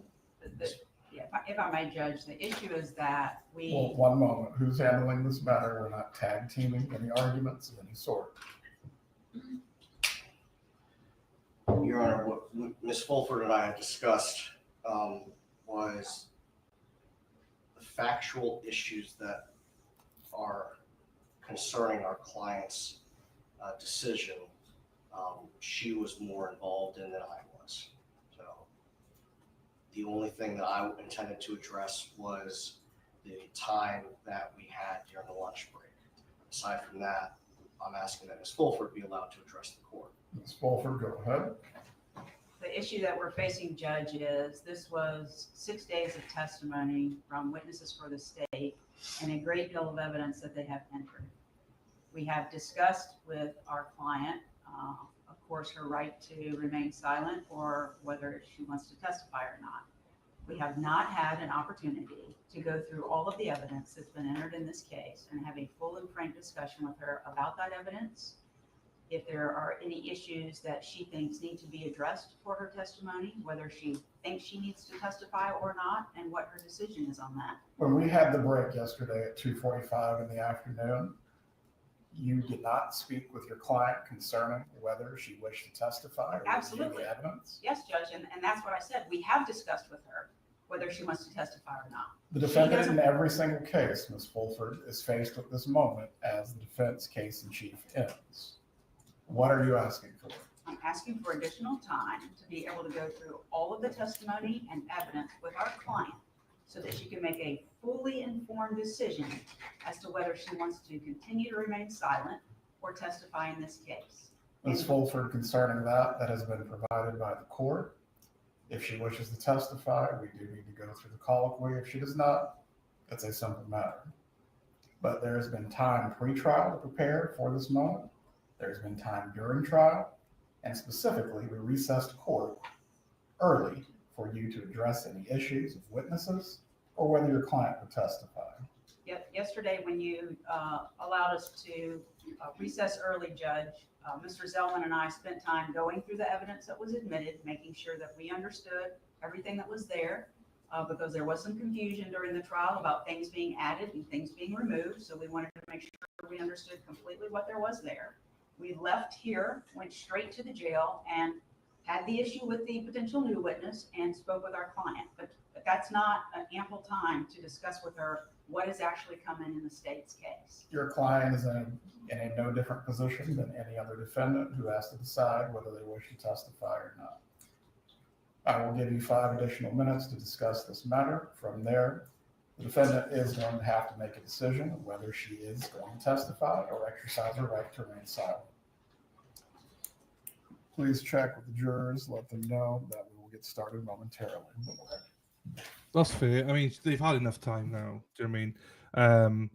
It's different. It's different if it was like there's 10 other witnesses coming, but apparently there's only 2 more witnesses coming. So she'll probably be on the stand today. So that is more than significant time to do that. I don't think anybody will no appeal court would ever deny this, because at the end of the day, that's what he said. He said something important. He said every other witness has to face this, and it's true. You get to the end of your trial and you have to make a decision. It's come to the end of the trial, you know. Yeah, there you go. That's why. So the reason he wants to know is whether he planned to do a colloquy before she testifies to that, maybe why he kept. Yes, but that was never in doubt. My question was, Katie, is the confusion, are they arresting? Now we know they've only got 2 witnesses left. So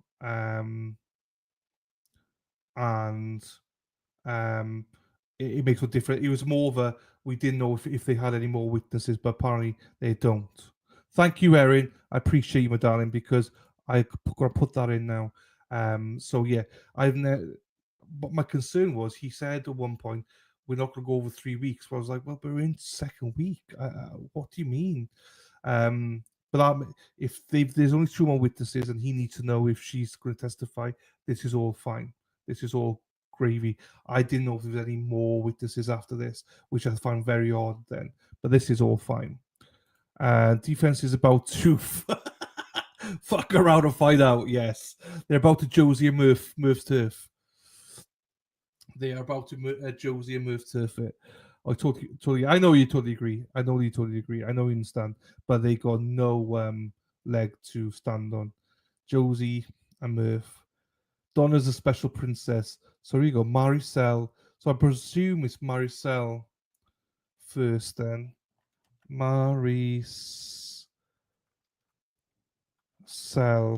And also, I'm pissed off with the defense because I still haven't broken my fast yet. Response from the audience concerning things that are said by the defense.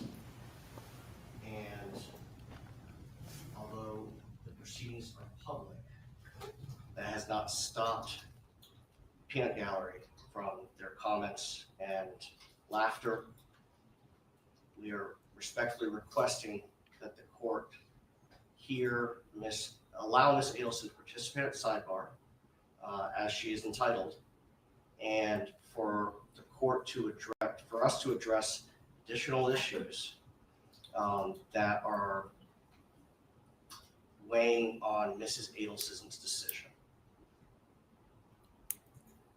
His approach, we are not going to do this for very long.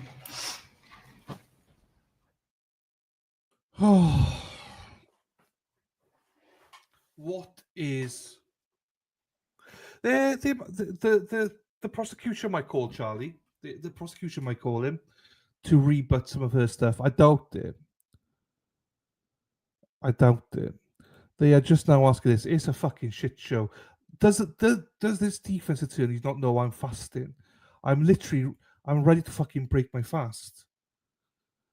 And I last ate around 7 o'clock my time. So I last ate at 2 o'clock yesterday Eastern, and it's now 2:30 Eastern. The only reason that technically I didn't stop eating 24 hours is because I had a coffee that I drank between 8 and 10 o'clock, which is between 3 and 5 o'clock. So technically, I'm not fasting. But technically, I've not eaten a piece of food for over 24 hours. Motherfuckers, come on! They're bringing up some shit to complain about. I know they are, aren't they? Chuck cannot watch since he's on the witness list, I assume. State could still call Chuck. Yes, Chuck, he on rebuttal, yes. The judges over the defense attorneys, they have had a lot of time to prepare and talk with the client. They're stalling again. They can have no case, in my opinion. Yes. I mean, they can stall it as much as they want right until the end, and now we're at the end, so they can't stall it anymore. You know, I know it's a big decision, I know, but she knows what she wants to do. She doesn't want to testify, but she has to testify. Here comes the judge. Here comes the judge. Here comes the judge. Could come up at rebuttal. Yes, I feel like they're doing everything to stall. Go get some food. It's ready.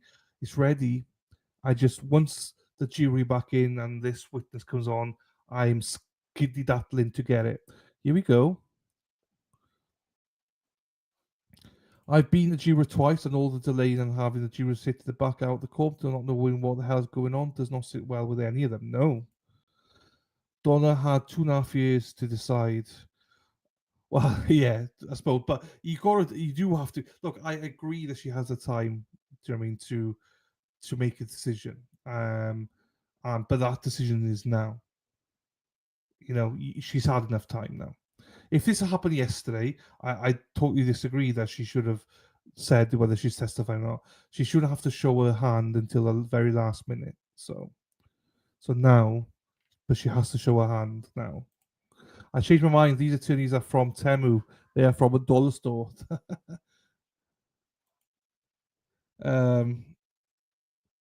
I have some peanuts. I have 2 nuts. Donna saved money on her attorney so she could pay the jailhouse snitches. Donna's going to put the final nail in the coffin. Lol. My middle name is Peanut Gallery. Erin loves her peanuts. Laughing my ass off. You know, I also, though, I will say this. I don't think it's appropriate if the crowd behind them are sniggering and making faces and stuff.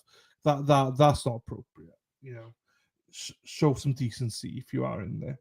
I don't know if they are or not. I'm just going by what they all just said. But if they were doing that, that's inappropriate. But then the judge may have seen it anyway. So let's all escape to Vietnam. Do you share them with George? Dave, hamburger. Hamburger.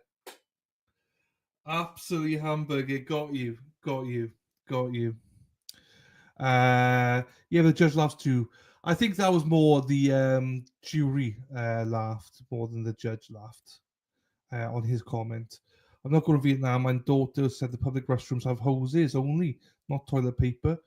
I am too old for that shit. Isn't that like a B-day? B-day. Or however you say it. Haha. If there were, the defense would have asked the judge to admonish the gallery. The defense can't prove it because they're not watching. They only heard it. They haven't seen it because they're not watching, obviously. So, but I'm not saying there are. You know, I don't know. But it's more the making faces and stuff. Jury will see that. Drip dry. Oh shit, yeah. So no toilet paper. Hoses, yeah. So like a B-day, they stick it, you know, wash it, but then you've got nothing to dry it. So So unfortunately, but it's the same in was it Thailand? You can't use toilet paper and flush it. You're not allowed to. You got to put it in bags and stuff, and then chuck them in the rubbish. I feel a squirrel named George Peanuts Daily. He looks like George Clooney. Oh, there you go. I am busy at work, but I'm listening. Mama Ames from Jersey Jen. Hippie chick is interested. Anything to do with hose pipes? She's there. She's out in the garden hoovering. Yes, hoses. Robin. That was good, Jersey Jen. He was good. He was good by here, to be fair. He's good timing. Dave's not going to live it down, is he? Oh, so there we go. Just be thankful you got a toilet with toilet paper and everything like that. Not every country has it. Some people is shit on the fucking floor, like, you know. Ugh. Anyway. Oh.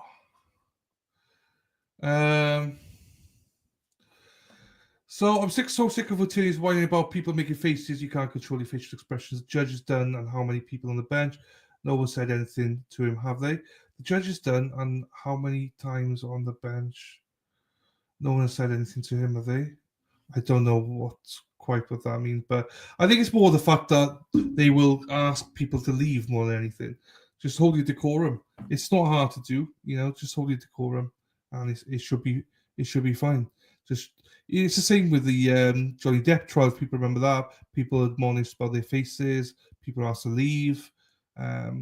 It's just you just don't want it because you don't want any appellate issues more than anything. So if the judge is laughing and doing all that, then the defense are going to say the judge was not impartial, you know, and say he was laughing, he was mocking, he wasn't impartial, you know. So it's not on. We literally do not want anyone to have an appeal if we can help it. If they're generally guilty. New guy called Sue. Yeah, I know a few people called Sue. Not spelled like that though, but Sue. You can bring the jury. All right, so this is the worst part. We don't know what's happened. Oh. Yeah, we don't know what happened now. Damn it. But we'll see.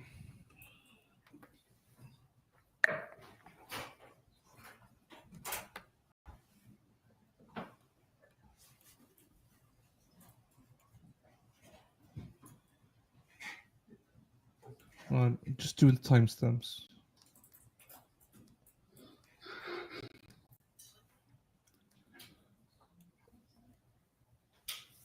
Be about 6:08, I think. All rise. We're entering the courtroom.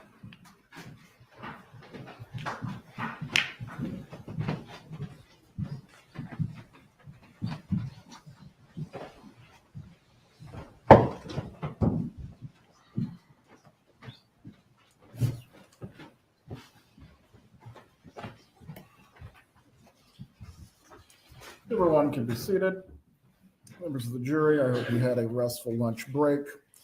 We are going to continue at this point with the defense's case. Please call your next witness. Before we call our next witness, we laid the foundation through Luis Rivera for Defense Exhibit 50. At this point in time, we'd like to introduce that into evidence. Any objection from the state? No, Your Honor. Defense 50 is admitted. Thank you. At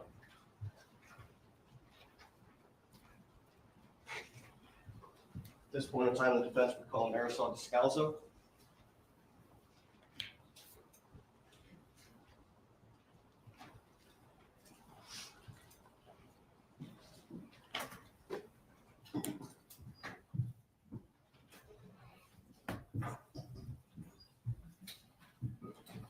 Please raise your right hand. Do you swear or affirm the testimony you're about to give will be the truth? I do. You may be seated. Thank you. You may inquire. Thank you, Your Honor. Good afternoon, ma'am. Can you please introduce yourself and spell your last name for the jury? Marissel Descalzo. My last name is spelled Descalzo. And Ms. Descalzo, can you tell us how you're employed? I'm an attorney, Okay, what type of attorney? a criminal defense attorney. And how long have you been practicing? Since 2003. During a period of time ending shortly after her arrest, did you represent Donna Adelson? Yes, I represented her sometime in 2022 through maybe 3 months after she was arrested. And I want to direct your attention specific to October, the late October and beginning of November of 2023. During that time period, was her son on trial? I'm not sure about the dates, but it sounds about right. Okay. During that time period, when her son was on trial and shortly after, did you have some concerns based on statements that she was making? Concerns about Mrs. Adelson's mental state, yes. Yeah. Can you tell us what those were? She had made numerous statements about terminating her life if her son, Charlie Adelson, was convicted. Did that cause you to take any steps or actions to determine what you needed to do? Yes. And what were those? Well, first, I conferred with Daniel Grashbaum, who represented Charlie Adelson. So we discussed it, and we decided that we needed to call Ethics Council and call the Florida Bar to determine if we needed to take any additional steps, such as Baker acting her, or Baker acting as putting her in a mental institution, or anything else. Okay. After doing that, did you have further discussions with Mrs. Adelson about her mental state and what she was going to do to try to clear things up? Mr. Rashbaum and I spoke to her further, and, you know, she told us that what she really wanted to do was she wanted, you know, to get away on a vacation with her husband. Her husband agreed that this would be good for her mental state, and so we discussed a potential vacation. Okay. At that point in time, was there anything preventing Mrs. Adelson from traveling? As far as Mr. Rashbaum and I knew, there was not. Okay. And specifically, there were no warrants for her arrest. My understanding from speaking to Mr. Rashbaum, that Mr. Rashbaum had communicated with law enforcement and that there was no outstanding warrant. I had been in touch with the prosecutor of this case, and I apologize because I only remember your first name, but with Georgia. And we had discussed previously, not around this time, we had previously discussed that I represented Mrs. Adelson. So I assumed that if anything would happen, that if there was a warrant or if Ms. Adelson was going to be arrested, that I would be contacted.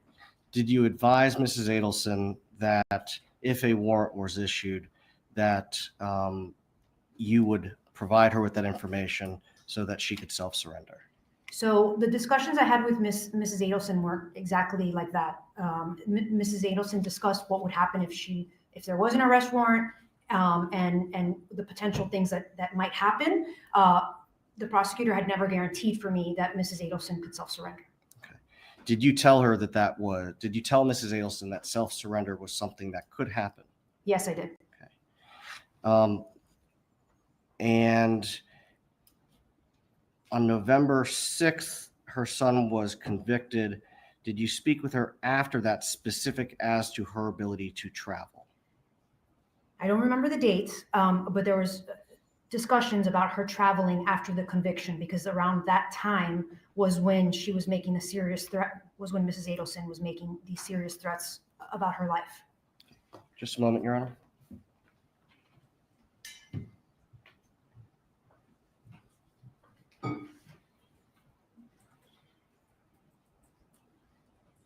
Nothing further, Your Honor? Cross-examination. Yes, sir. Good afternoon. Good afternoon.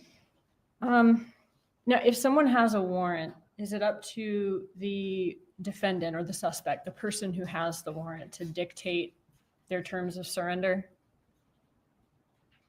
I don't think so. It's up to the law enforcement. It's usually up to law enforcement to decide how how or where to apprehend that person, right? Yes.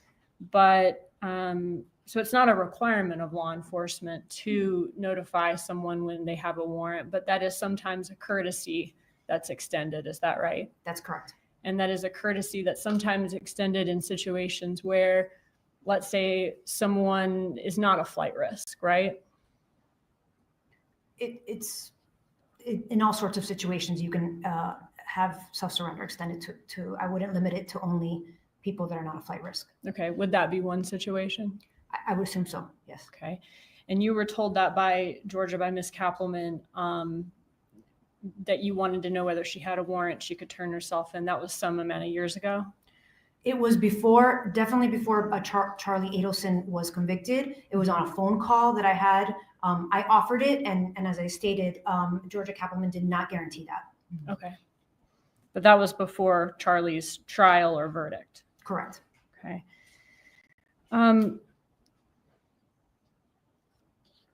After the verdict, or I guess during the trial or after the verdict, did you disclose to anyone in the state attorney's office that Ms. Adelson was suicidal? Of course I didn't. Okay. No, I had an attorney-client privilege relationship with her, and I didn't think that would have been appropriate. Sure. And why was she suicidal? Because her son had just been convicted, and she was worried he was going to spend the rest of his life in prison. Was she also worried about getting convicted herself? I don't believe that was even crossed her mind. She was only worried about her son. Okay. Are you aware of a text message where she said that she was afraid she was next, but don't worry, she would take care of that? I'm not. I'm sorry. Was that a text message to me, or? I don't believe so. Yeah, I don't have any knowledge of that. Okay. At the time of, were you present when Dan Rashbaum told her that she may make it to the airport in time, or she may get to the airport and not be able to make it out? Mr. Rashbaum and I don't believe that was a telephone call. I don't believe that was in person. And I was on a call, and I myself also told Mrs. Adelson that we did not know whether there was, that we understood there wasn't a warrant, but that didn't mean she couldn't get arrested at the airport. Okay. When you suggested, I guess, was the suggestion that you said that she take a vacation? I don't believe I suggested it. I believe that that's something that was being discussed between Mrs. Adelson and her husband as something that would help her with her mental state. Okay. So that's something they suggested, but not you. Correct. I did not suggest that they take a vacation. Okay. Did you know at the time that the vacation that they were suggesting, they were considering Vietnam, China, or Korea? I did not know the location of where they were going. Okay. And it was never discussed with me. So at that time, you didn't have knowledge that they were specifically looking for non-extradition countries? I did not know one way or another where they would vacation to. If Donna Adelson was overheard by law enforcement debating between either committing suicide or fleeing to a non-extradition country, do you think that would change law enforcement's stance that she could turn herself in? Objection, Your Honor, calls for speculation. Overruled. The witness has opined on this matter. I'm not law enforcement, so I'm not sure. And I've never been in law enforcement, so I'm not sure. I can rephrase it. Would you expect that to change the stance? If I was law enforcement and I heard a target of investigation discussing a flight. As her attorney, okay, would you expect if she's overheard debating either committing suicide or fleeing to a non-extradition country that she wouldn't be expected to be able to just turn herself in on a warrant again after that? I don't know. I think it would take, to be honest with you, I'm a criminal defense attorney, so it would be case by case. Probably that would make the bond hearing a little bit more difficult if those conversations were overheard. But every prosecution is different, and maybe the prosecutor would agree. I don't know. Okay, 1 second.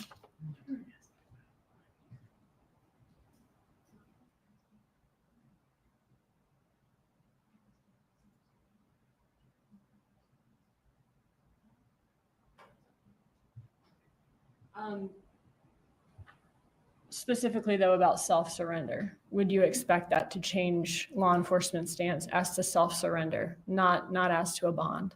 Again, I think that that's specific to each case, and I don't know exactly what was overheard, so I apologize, but I don't really have a concrete answer for you, other than what I said before, that it would come up at a bond hearing. Thank you. Redirect examination. Thank you, Your Honor. Mr. Descalzo, prosecutor asked you about fleeing the jurisdiction. My client talked to you about a vacation, correct? That is correct. It was not fleeing the jurisdiction.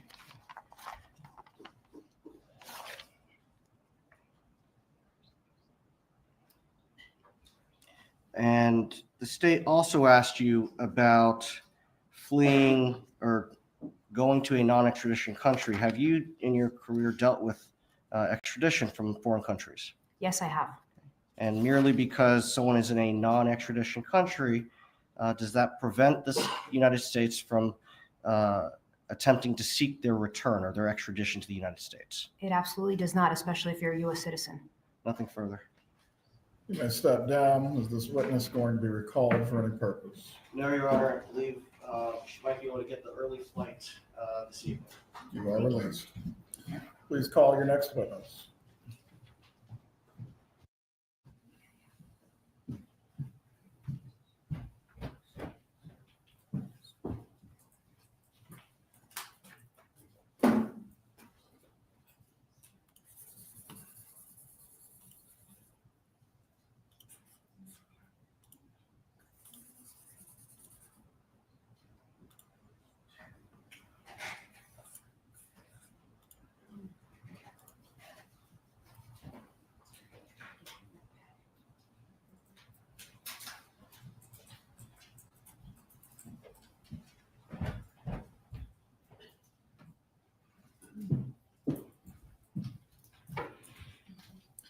Please come up to the witness stand.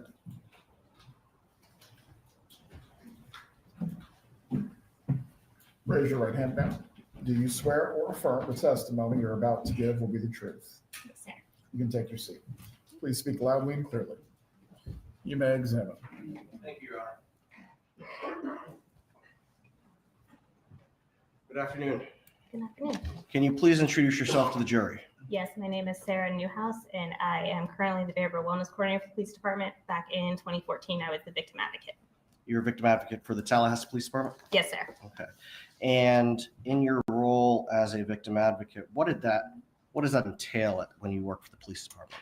Typically, it's following up with victims that are victims of crime, usually persons crimes, homicides, suicides, sexual batteries, domestic violence, things of that nature. And it's providing support, kind of being a middle person between them and the police investigation team.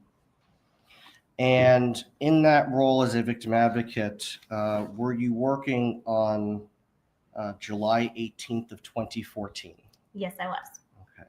Did you have occasion to get assigned to be the victim advocate for Wendi Adelson? Yes, I did. And were you present for the vast majority of her interview with law enforcement? I was. Were you also present when Wendi Adelson called her mother, Donna Adelson, towards the end of that interview? I was. And did you have an opportunity to listen to the portion of the interview where Wendi Adelson called her mother? I did. And I'm going to show you what is marked for identification purposes as Defense 71. Did you have an opportunity to listen to this exhibit? I did. Okay. And is the portion of the recording true and accurate reflection of what you remember from July 18th of 2014 when Wendi Adelson called her mother? It is. Okay. When Wendi Adelson called her mother, do you recall Donna Adelson's reaction to being told that Dan Markel had been shot? Yes. Did this upset her? She sounded shocked, I guess would be the word that you'd say. And it appeared that this was the first time she was hearing about it? Yes. And did she make any statements that you could hear from where you were sitting? I don't recall if I could hear other than reviewing the video, but it sounded like a normal amount of upset given a crisis situation. At this point in time, I move into evidence defense 71. Any objection? Judge, I haven't reviewed this exact item, but based on what the defense has represented to me is on there, I don't have an objection. I do want to review it on the break and reserve the right to object. So subject to that, objection. A lot of qualifications. Well, they're just. Members of the jury, we're going to take a brief break. The bail will take a deep jury round.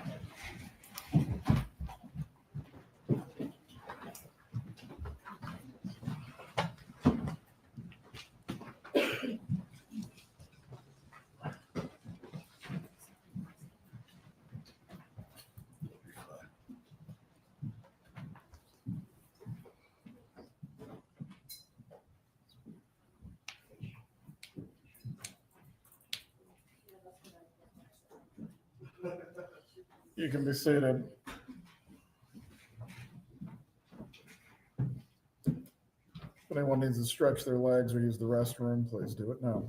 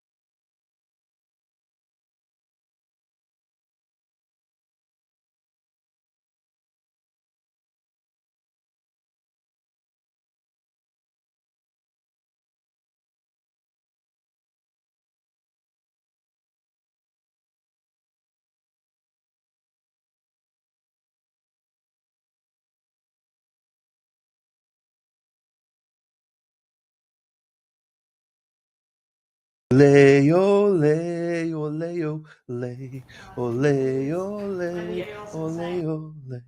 Erin hack, hack, hack, ole. Erin hack, hack, hack, ole. Let's go, Erin hack, hack, hack, ole. Erin hack, hack, hack, ole. It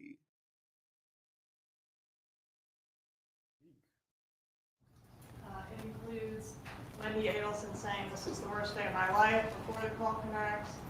And then it includes the witness telling Ms. Adelson she did an awesome job on the call after the call disconnects. So I would object to those two comments. I'm fine. I understand they don't intend to publish it right now. So subject to those objections, no objection to the exhibit once those things are removed. And as I indicated to Ms. Dugan when Ms. Kaplan was watching it, I got to remember how I snipped it, but I don't have a problem removing the comment before and the comment after before it's published for the jury. That defense 71 will be admitted. The proper redactions will need to be made. Bring back in the jurors.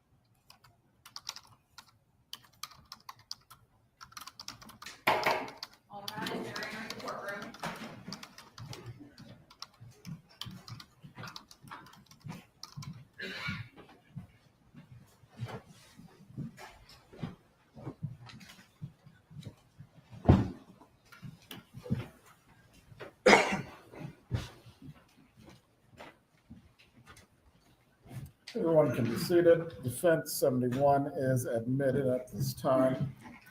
You may continue with your examination. I have no further questions for this witness, Your Honor. Cross-examination. Did you hear any weeping or wailing going on at the other end of the phone during this phone call? Not that I recall, no. Did you know Donna Adelson? No. Have you ever met her? No. So you don't know what her normal demeanor is like? Correct, I don't. Okay. But Wendi Adelson, her daughter, presumably does know. Correct. Do you remember Wendi Adelson making the comment after that phone call that she handled that well? Objection, Your Honor. That's hearsay. That's exactly what was asked to be removed from the file. Please sit down. As to the hearsay, sustain. No further questions. Redirect. Your Honor, move to strike the question from Ms. Kappelman. Members of the jury, you are to disregard the last question of the prosecutor is to be struck from the record. You may step down. Will the witness be recalled? No, Your Honor. As to your exhibit, do you wish to publish or just leave in evidence? Not at this time, Your Honor. I do need to make the edits that were requested outside the presence of the jury so that it removes the two references. That could just take a few minutes. Well, the jury will have a brief break. They'll take you to the jury room once again.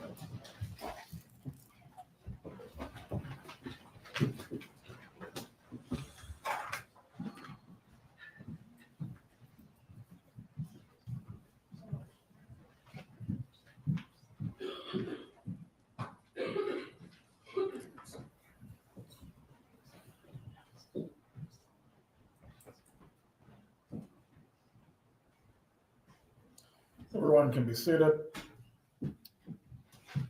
Please make all necessary redactions and changes at this time.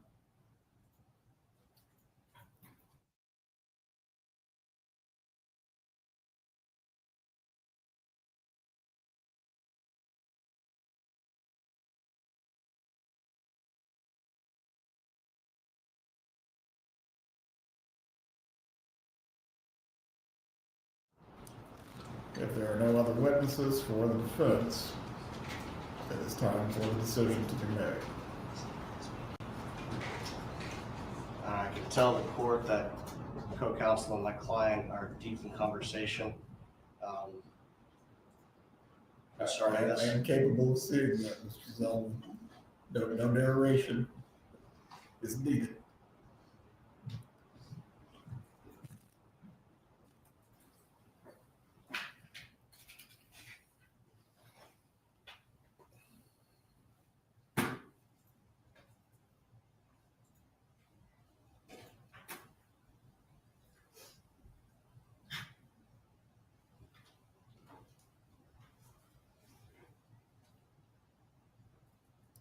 Mrs. Kappelman wants the defense rest. Is the state intending to place or put on any rebuttal case? I think not. If they rest without calling any further witnesses, that could change if Mrs. Adelson decides to testify. Very well. At this point, I do need a decision. Mrs. Adelson, please rise. You've been placed on your oath earlier this afternoon. Mrs. Adelson, I will advise you concerning your rights. You understand that you have the right to remain silent, and the jury will be instructed that your silence cannot be held against you in determining the merits of this case. Do you understand this? I do understand. Do you also understand that you have the right to testify as a witness in your case in chief on your own behalf? Yes, Your Honor, I understand. You understand if you do choose to take the witness stand, you will be cross-examined by one of the prosecutors. Yes, I'm aware. You understand that your credibility will be placed before the jury like any other witness. Yes, Your Honor, I understand. Have you been able to discuss, or have you been able to discuss with your attorneys the two rights that the court has placed before you? Yes, we discussed the rights. Concerning those rights as to whether you will remain silent or whether you will testify, have you made a decision concerning this matter? I haven't. I'm not prepared to make that decision. The this decision affects the rest of my life. Mrs. Adelson, you're in the same position as every other criminal defendant who faces trial. Ultimately, you must decide whether you will testify or whether you will not. I cannot make you testify. Your attorneys cannot make you testify. But ultimately, you must choose whether you will testify or not.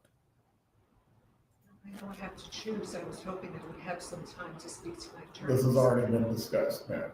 What is your choice?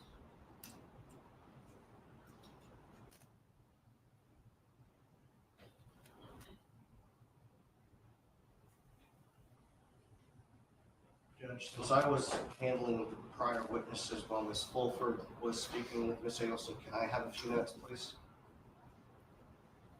What exactly are we going to accomplish that we have not been able to since the trial started, pre-trial, the long recess yesterday, or even the lunch break today? That's what I'm trying to determine, Your Honor. I will give you exactly 5 additional minutes. From there, Mrs. Adelson has to make a decision whether she will testify or whether she will not. Thank you, Your Honor. I'll be back 2 seconds. If anyone in the gallery needs to use the restroom or stretch your legs, this is your opportunity at this point.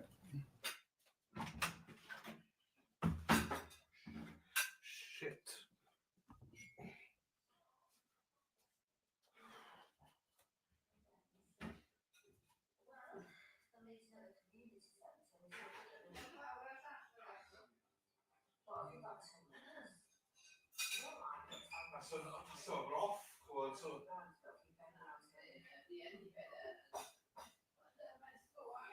Yeah, same on the doctor's set.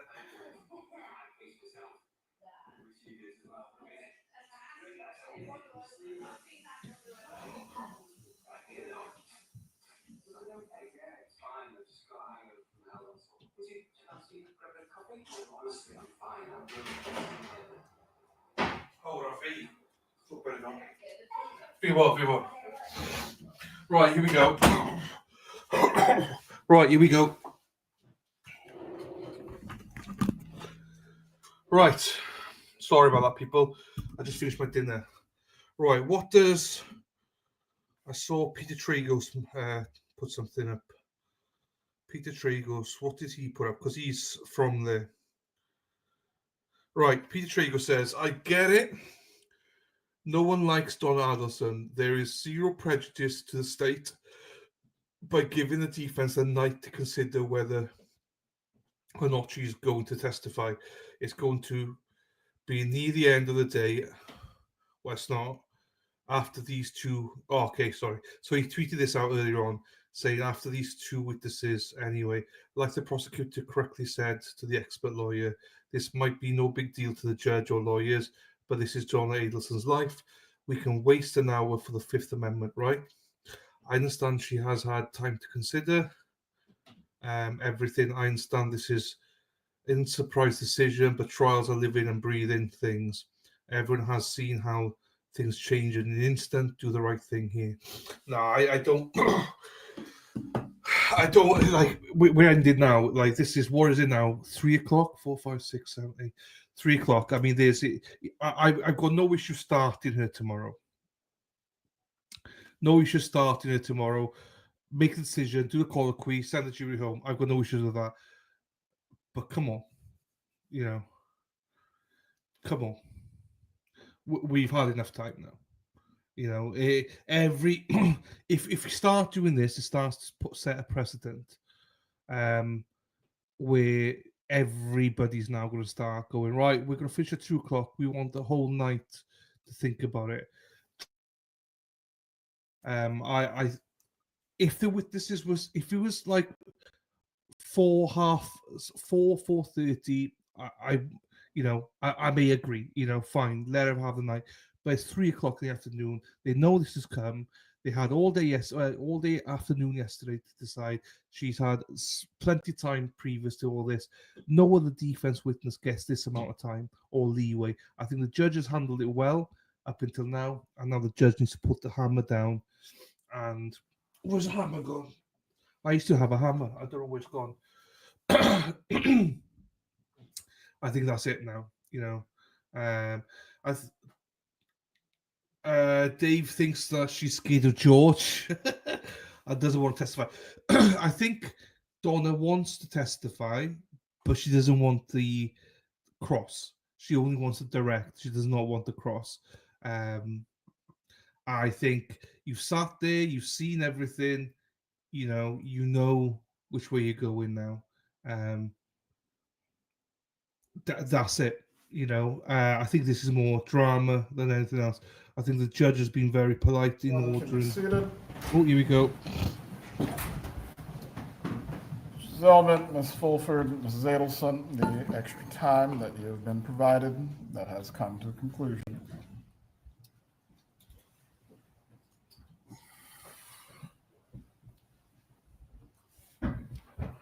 We are not finished with the colloquy quite yet.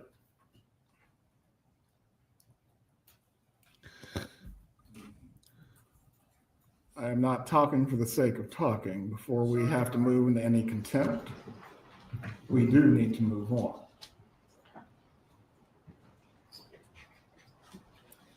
Mrs. Adelson, the question remains, as it relates to your right to remain silent and your right to testify. What is your decision concerning these two rights? I'm shocked. This time I don't want to testify. Very well. Bye-bye. As I've previously stated, the jurors will be instructed that your silence cannot be held against you in any way. We will bring the jurors back out. The defense will rest its case on the record. Ms. Kappelman, you indicated the state will not have rebuttal. Did say that, Judge. May I have a moment to confer with her counsel? Go ahead. That's it. Donna is going to be in prison. She's going to be. I think that was the only. To be quite honest with you, I think she's going to be found guilty anyway. Yeah. So it doesn't really make much difference. But I think, I don't know. I think she's that decision is as bad. There's just, we know how jurors work. We know how they work. And I do you know what? I think there's a semblance of this. I don't think she's just doing it for herself. I think she's doing it for Wendi and for Charlie. I think that she would have had to throw them in the bus. My mind, I don't think she's that much involved in this, to be quite honest with you. I think the only reason she's not testifying is what Aaron Hack just said, is because you implicate Wendi, and if she tells us the truth, it would implicate Charlie and Wendi. Judge, that I thought we might be able to reach an agreement on, and we have. I will need to prepare a written stipulation for Your Honor to read to the jurors, or we can decide the language now. If you find that more acceptable, it's a one-liner. The parties have stipulated or agreed that Patricia Bird was never listed on the defense witness lists. As to that, prepare the stipulation in writing. It needs to be signed by counsel for all parties and the defendant. From there, the stipulation will be read prior to the court going into further instructions. The preliminary copy of the jury instructions was sent to everyone this afternoon. Did everyone receive it? We received it, Your Honor. We have not yet had a chance to look through it. All right. I agree, We'll my bring the man. jurors back into I agree. the room. The defense will rest. We will send them home for the evening. I will give you a few minutes to look through the instructions. We'll go through the charge conference. And then tomorrow we will move into instructions and closings. There we go. The counsel, I have a moment to confer concerning whether or not we are going to rest at this point. Do you have another witness to call? That's what we need to discuss, Your Honor. Oh, get the fuck out of here. We've done a lot of conferring. Please quickly come to a decision as to whether there is another witness, in fact, for the defense. This is bullshit. This is bullshit now. You can't. This judge is showing a lot of restraint right now. He's showing a lot of restraint right now. Now, come on.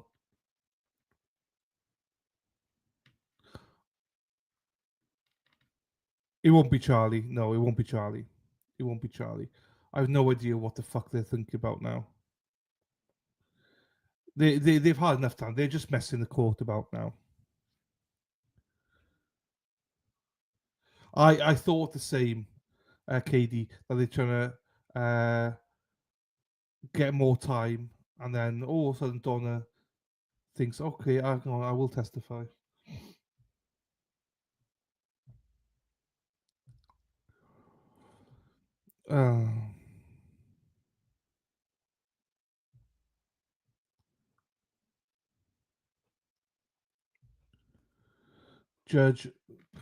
The judge deserves a good snack tonight. He does. He's been very tolerable, very patient. He deserves a snack. Or 2 snacks. 2 snacks. There's Mrs. Markel.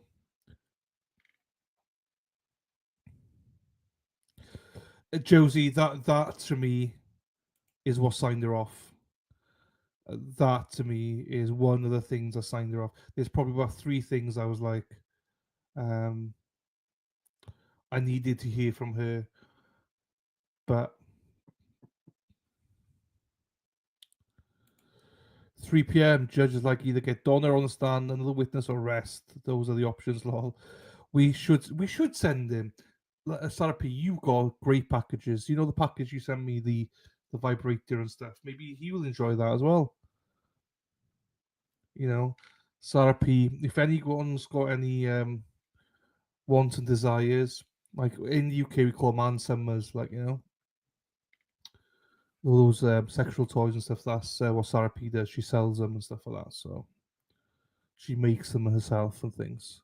They're real stuff. She molds them and stuff like that. She's very hands-on. Sara P is.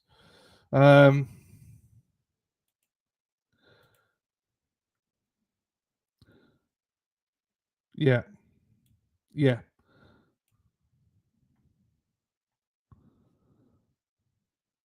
Yes, poor Mrs. Markel. Is there another witness to be called? Your Honor, we are going to be tendering 2 exhibits to the court to introduce.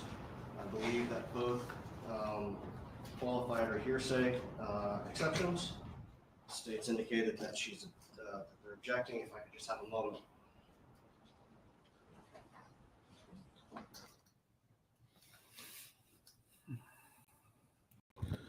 No, do you know it's like Ann Summers' party. Ann Summers. Well, all the women come around, and there's these women that come around, like Sara P comes around with all the dildos, vibrators, and all that, and all the women buy them, and costumes, dress ups, and all that. Ann Summers' party. They still happen in the UK. They're still there. They still happen.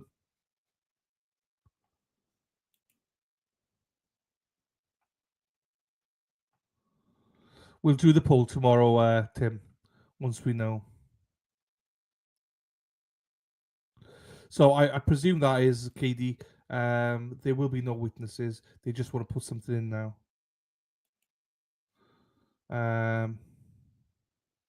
Yeah, I know there is. It's not an orgy. Stick with me, kid. I'll teach you a few things, Mexi. I'll teach you a few things one of these days. Color me. Mexi Sex is never impressed with me, so that says something when Mexi Sexy says. Just a reminder, tomorrow, people, we got closings tomorrow, by the sounds of it, and then Mexi takes over. Woo! So I presume I'll be here for the closings, I imagine, unless there's like 2-3 hour closings, and then the Mexi takes over. There'll be nothing in between, I don't think, because Mexi doesn't have access, so maybe it'll just be you guys in chat, potentially. So, because I'll be out for dinner with my family for my mother's birthday, so apologies that it'll be a dead stream, but you girls can entertain yourselves anyway. Gentlemen, concerning the items, we do need to move on so a ruling can be made.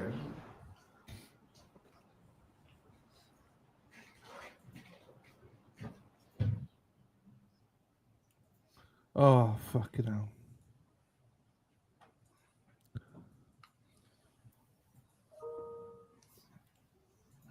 This is hard, I think. I do not like Donna. I don't. But getting up there and talking about her kids, calling her son to the stand, that's tough. She's still a mum. Yeah, I don't disagree with it.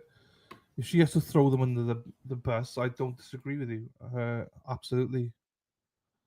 Thank goodness. I am a mom. That is how I feel, I guess.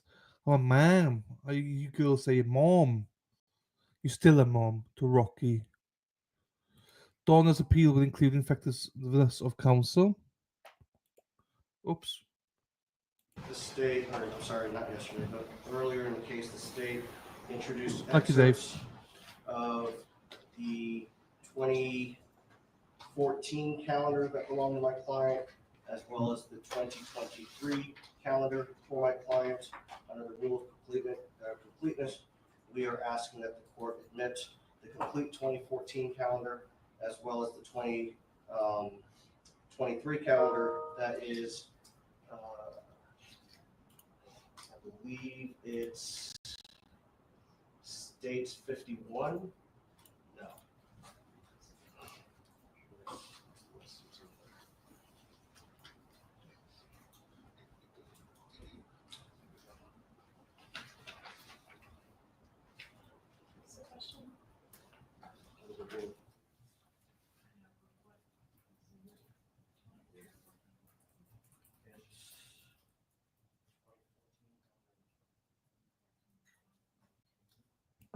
Sorry, Penny. I forgot about Penny. I'm sorry. Hey, Lou, we're done. We're finished. The trial is done. She did not testify, and tomorrow is closings. So, yeah, tomorrow probably 8:30, 9 o'clock Eastern. Hope. Well, the stream's not done today because they're going to go through the jury instructions. So. No, I was saying 3 kids include Rocky. Sorry, Erin. I forgot about Penny. The rest of this item is not needed to add context to those individual entries. It's a day calendar, it's not a narrative. I don't think there's any argument for completeness. There's tons of self-serving hearsay in those documents. The state objects. Your Honor, with respect to the 2023 calendar, the state introduced a few pages that listed my client identifying items that she was going to sell. Based on the questions that were asked, the implication from that is that my client was selling these in anticipation of fleeing the country. Contrary to that, there are a ton of pages going back to January 9th of 2023, where my client lists those very same items to get prices to sell. So it is misleading to just put in those couple of pages that the state put in on the 2023 calendar for purposes. Who was going to lay the foundation concerning the items that you wish to admit? Foundation's already been laid by the state, Your Honor. It was I seized by. believe as the inculpatory matters, yes. As to whether or not she was planning to sell something in January of 2023, what witness testified concerning that? Judge, the implication from the state's admitting those pages is that my client was selling these in anticipation of fleeing. Under the rule of completeness, we should be entitled to introduce the additional entries from the calendar showing that it didn't just start around the time that she decided to travel to Vietnam, but it happened previously. Not for the truth of the matter asserted, not that she was. Hold on, these are not recordings. A book with several entries is somewhat different from a recording. As it relates to recordings, the rule of completeness, I believe, serves a different purpose in the manner that you're describing.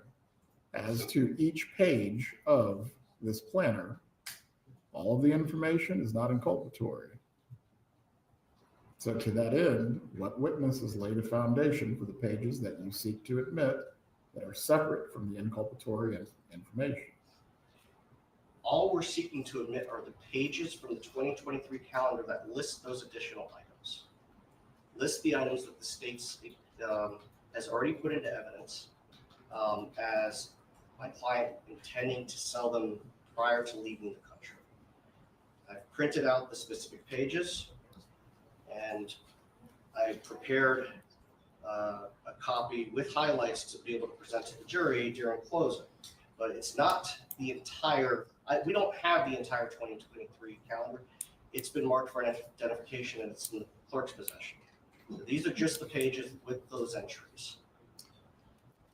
As to that, I will reserve whether the rule of completeness will drag across the pages that you're seeking to admit. I'll do some additional research. But again, every item that appears in the calendars does not have a relevant or probative hook to this matter.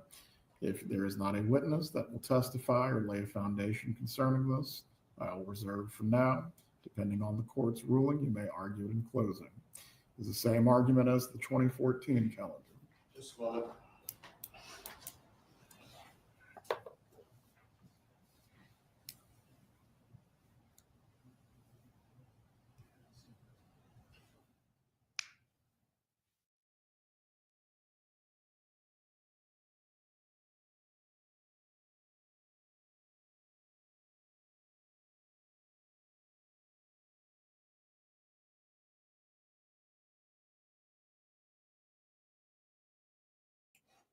I got a treat tonight.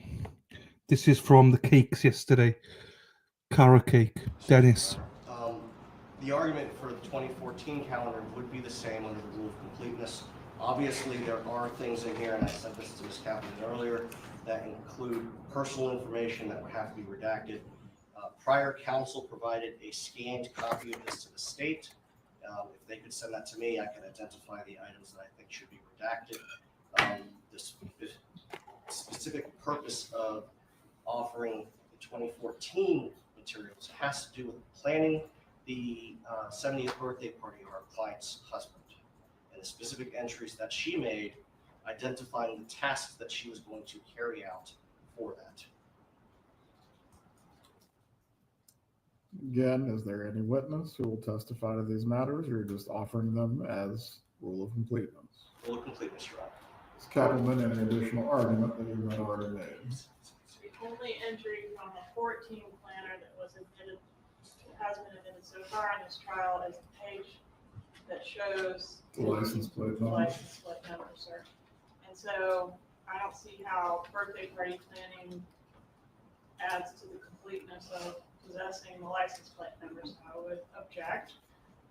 In addition, I think this exhibit is in a little bit different posture because the 2014 planner in its entirety has not been identified at all. Only that page was identified.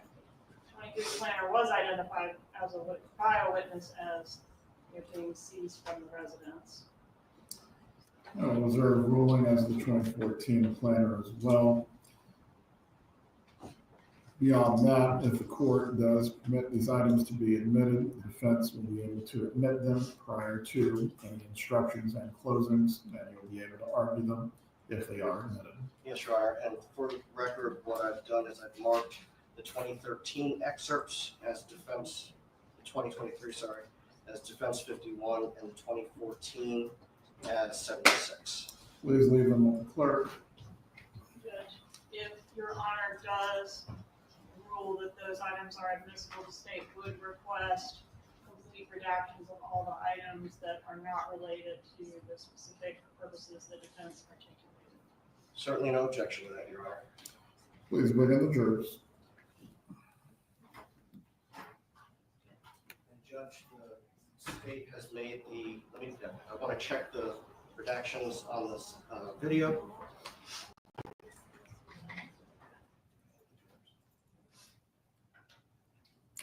I believe this is just being admitted without being published, correct? That's correct. Yeah. Jurors are fine to come in.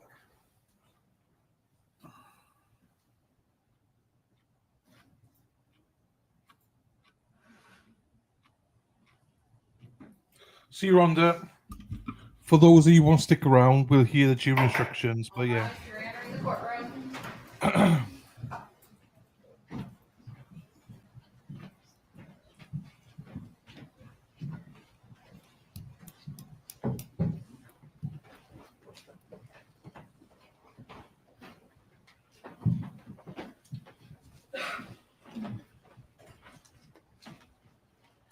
Everyone can be seated. Defense may call its next witness. All right, at this point in time, the defense rests. Members of the jury, with the defense having rested, is the state planning to recall or call any rebuttal witnesses? No, Your Honor. With both the state and defense having rested their cases at this time, we are going to go into recess for the evening. I have some matters that I need to discuss with the parties. And from there, tomorrow, you will receive your instruction on the law and the closing arguments will take place. Once again, do not discuss this case with each other or any other person. Do not seek out any additional or outside information from what has been presented to you in this courtroom. Please report tomorrow at 8:45 and we will get started at 9 o'clock, or at least attempt to. Have a good evening.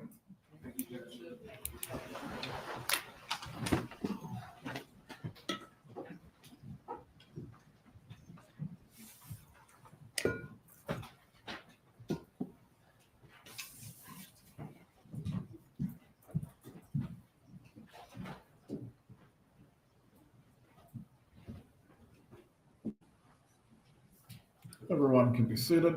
Also, this is my first coffee of the day. First coffee of the day, people. Jeepers. Please open your copies of the jury instructions. My custom in going through the jury instructions is to go through each one.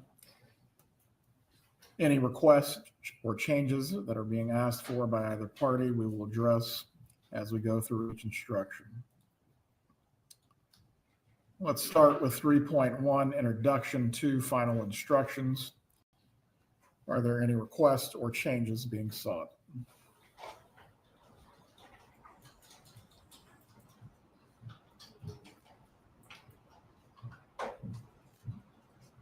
No, Your Honor. No, sir. 3.2, Statement of the Charge. Any requests or changes? Nothing to say. Your Honor, the only request that I would make is that the name of my client and the names of the charges do not be in all caps. So stylistic changes. Yes, Your Honor. State, do you wish to be heard? No, sir. I will make that change. Let me make a note.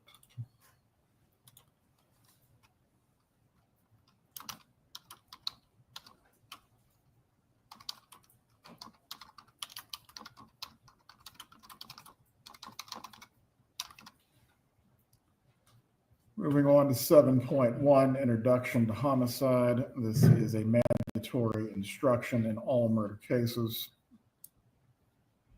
As to the first paragraph, Donna Adelson is accused of first-degree murder in count 1 of the indictment. Is there any request or change? No, sir.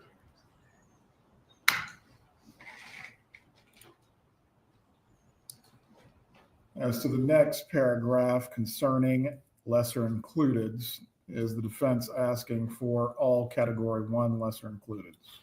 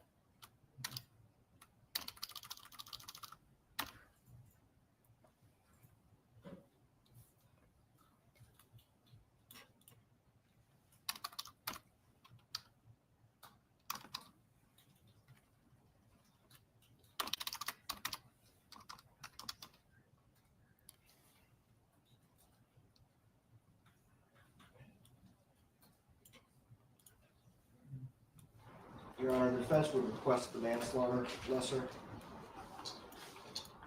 As to the second degree lesser, are you requesting that as well as category 1?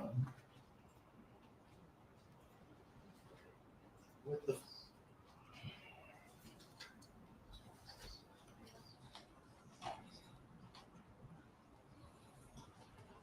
although it's a category 1 lesser, still carries the same penalty. So we are not requesting second degree. Is the state requesting second degree as a category 1 lesser? Yes, sir, we'd be requesting all lessers. Well, all category 1 lessers will be given. Second paragraph will read in the introduction, first degree murder includes the lesser crimes of second degree murder and manslaughter, all of which are unlawful. However, a killing that was excusable or that was committed by the justifiable use of deadly force is lawful. I believe the indictment refers to the victim as Daniel Markel. Does either party have a preference? To conform to the indictment, we would request his full name, Your Honor. Acceptable. If you find Daniel Markel was killed by Donna Adelson, you will then consider the circumstances surrounding the killing and deciding if the killing was first degree murder, second degree murder, or manslaughter, or whether the killing was excusable or resulted from the justifiable use of deadly force. The definition of justifiable homicide and excusable homicide is either party seeking these.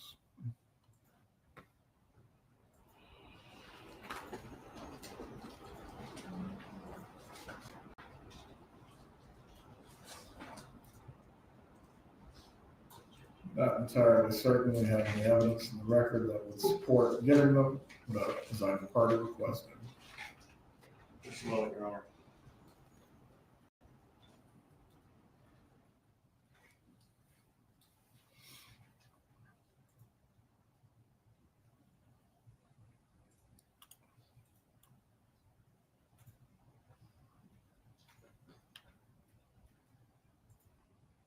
I would agree with the court's conclusion, Your Honor. Mr. Evans, Ms. Koppelman. No objection, removed. Just the definitions of justifiable and excusable homicide will be removed. As to any other degrees, I believe the evidence remains the evidence. I do not find where there is a basis to give either set of instructions as to the lessers. Final paragraph of the introduction will read, I now instruct you on the circumstances that must be proved before Donna Adelson may be found guilty of first degree murder or any lesser included crime.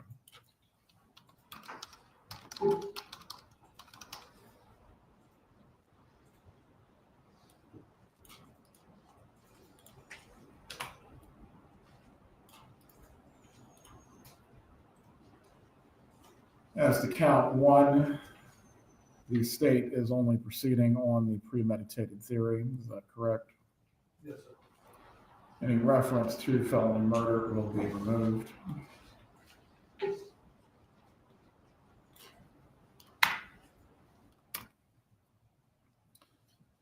The elements of first degree premeditated murder.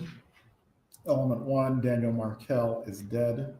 Element 2, the death was caused by the criminal act of Donna Adelson. Element 3, there was a premeditated killing of Daniel Markel.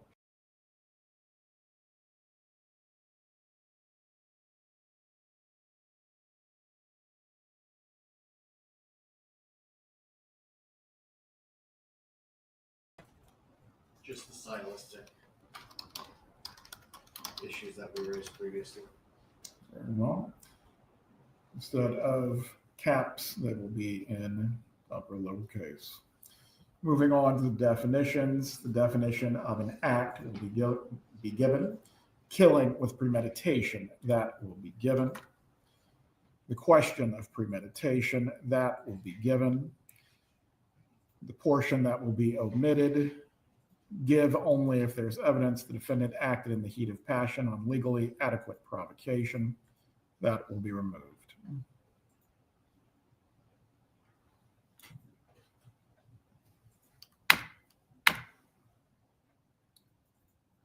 All right, instruction 3.4. This deals with the lessers. Is there any objection or request other than the stylistic issue previously raised? No, sir. No, Your Honor.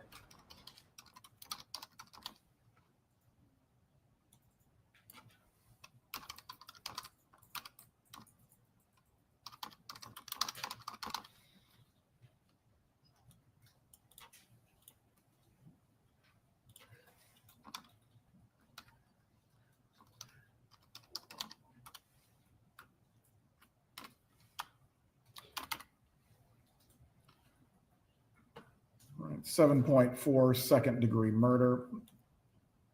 Introduction to homicide will be given. This portion of the instruction will be removed. To prove the crime of second degree murder, the state must prove the following three elements beyond a reasonable doubt. Element 1, Daniel Markel is dead.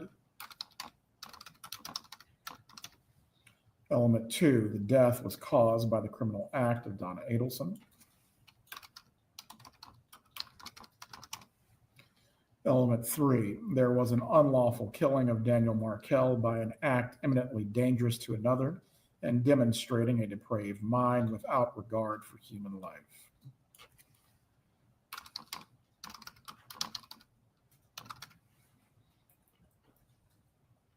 As to the definitions, I believe act is repeated. Is there any objection to this stating an act has been previously defined above?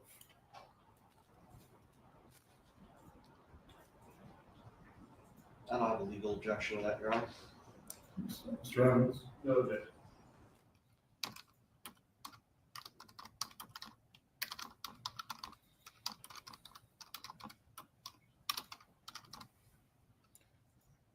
The second definition, an act is eminently dangerous to another and demonstrating a depraved mind. That must be given.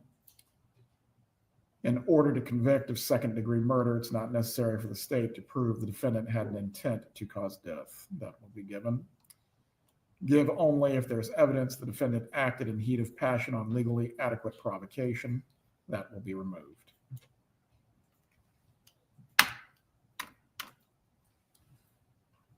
The next lesser, 7.7, manslaughter. To prove the crime of manslaughter, the state must prove the following two elements beyond a reasonable doubt. Element 1, Daniel Markel is dead.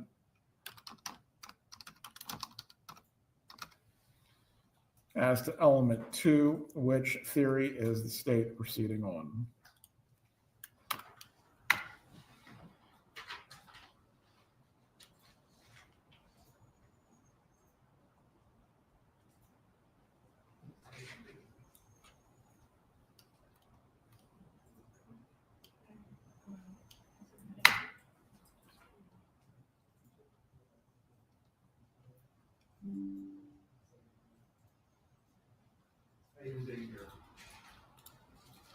Well,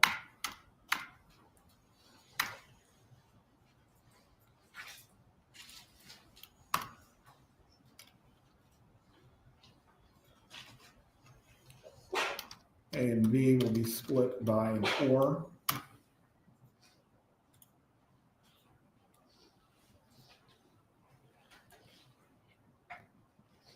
Donna Adelson intentionally committed an act or acts that caused the death of Daniel Markel, or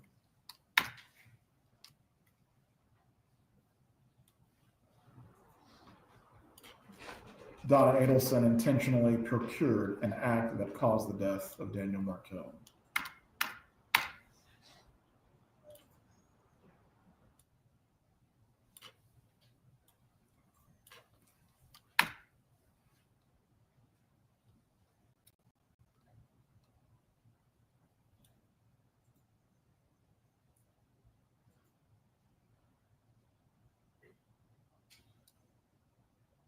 Right. Concerning the state versus Spencer italic, that will be removed. And my understanding, Your Honor, is given the fact that the defense has not requested that instruction, has agreed there's no legal basis to give the instruction. There is a concession that the homicide of Daniel Markel was not excusable or justified. Gentlemen, do you need to be heard concerning the concession that it's not excusable or justified? None of the facts of this case are. And defendant agree with that concession. Very well. Mrs. Adelson, do you understand what is being omitted from the jury instructions? Go ahead.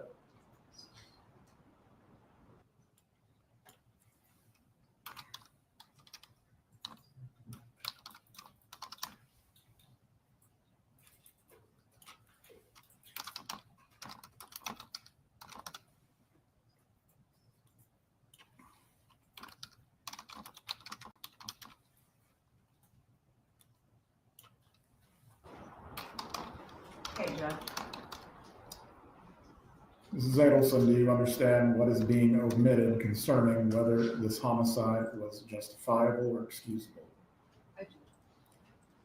As to that concession, do you need anything else that you need to discuss with your attorneys? Yes.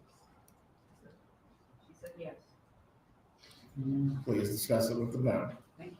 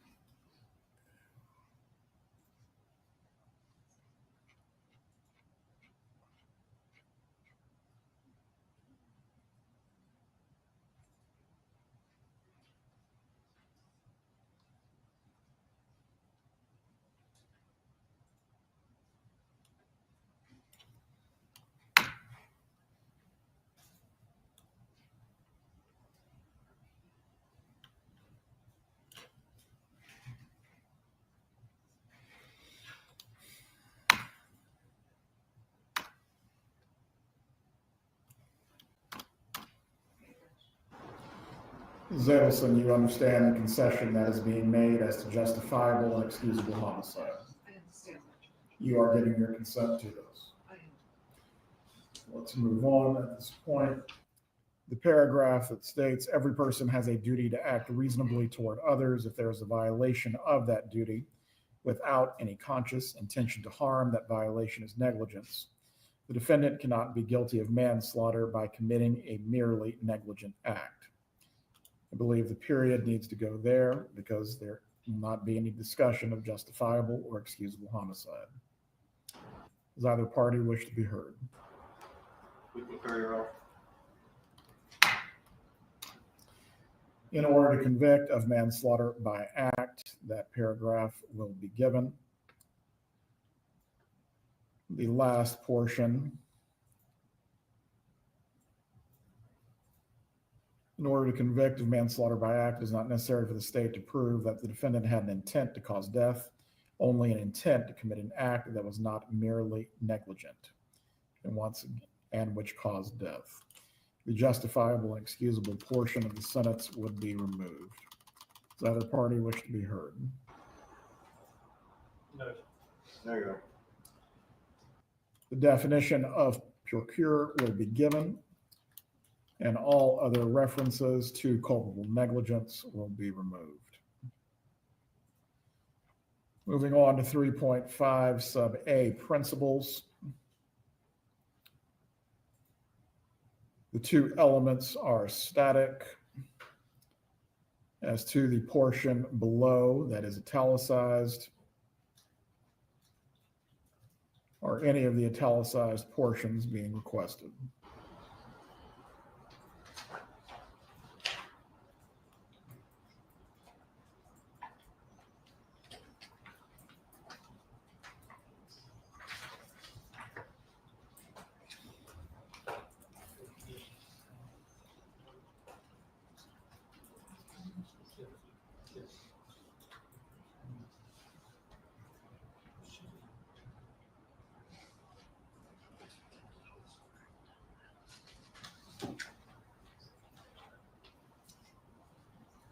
believe as to the first paragraph where it says attempted homicide cases, We're not, just for the completed offense. say that one more time, Mr. Evans. We're not asking for the attempt, we're just asking for. Correct. Completed offenses. Believe that instruction must be given for first-degree premeditated murder, and all references to attempts of any other sort will be removed. The state must prove the defendant intended that the killing of Daniel Markel occurred.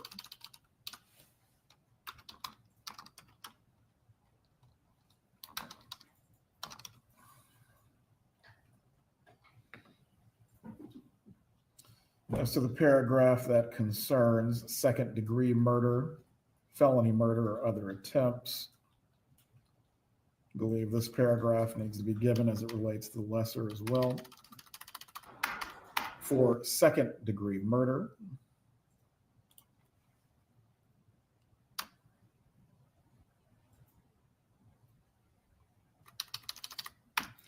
it is not necessary for the state to prove the defendant intended the death of Daniel Markel. Your Honor, I think under that, the manslaughter instruction, or manslaughter needs to be included.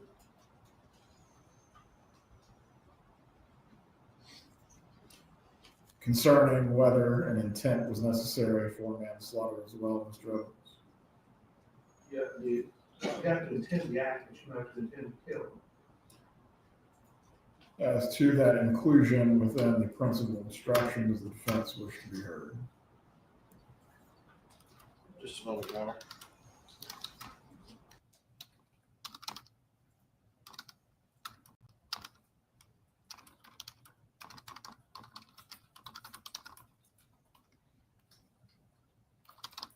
Not sure that manslaughter is included in that, Your Honor. It's not included in the standard instruction, no. Can I have some time to research that to make sure that I'm not inviting error? It's fine.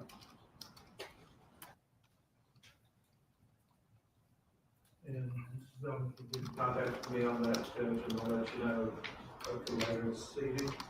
Yeah. Right. If given to the jury as requested by the state, it would essentially mirror what it states as the second-degree murder. For manslaughter, it is not necessary for the state to prove the defendant intended the death of Daniel Markel. All right. No weapon enhancement is being sought by the state. I believe that paragraph needs to be removed entirely. Does either party wish to be heard concerning those?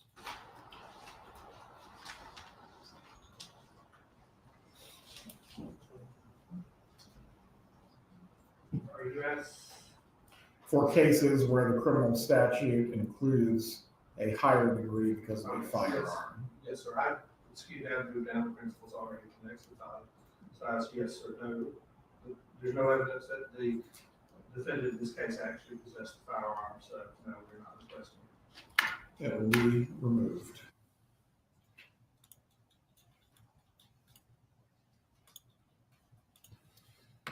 (3.5) sub B, principles when active participant hired by defendant.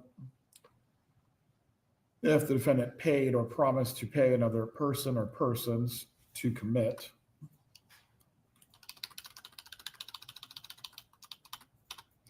a crime, the defendant is a principal and must be treated as if she had done all things the person who was promised or received the money did if the state proves beyond a reasonable doubt. Then elements 1, 2, and 3 are to be given. As to the bracketed portion of element 3,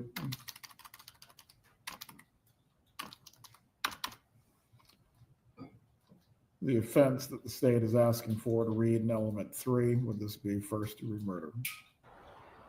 I'm sorry, Your Honor. Can you say it again? Element 3, the bracketed portion that says crime or attempt, the crime that the state is requesting, is that first-degree murder? Yes, sir, but I don't believe that, I don't think you assert crime. I think you just leave the crime was committed by another person. So not a specific crime, just crime. Yes, and I think that's why they have attempt. Unless you want the offense to be named, I will leave it at crime. I think this crime is the appropriate one given the standard instruction. I'm gonna look at the standard reading, Your Honor. So J-Mac, welcome J-Mac. J-Mac's supposed to be working, but she's skiving, obviously, like the bitch she is. So J-Mac, what we're doing now is we're just listening to the jury instructions, and the defense has rested. So closing arguments tomorrow morning, and probably a verdict by tomorrow evening, or at least Friday, I imagine. So there you go. That's what we're doing. Just remember to pull out, J-Mac. Pull out. Are Charles Adelson, Catherine McManawa, and or other persons.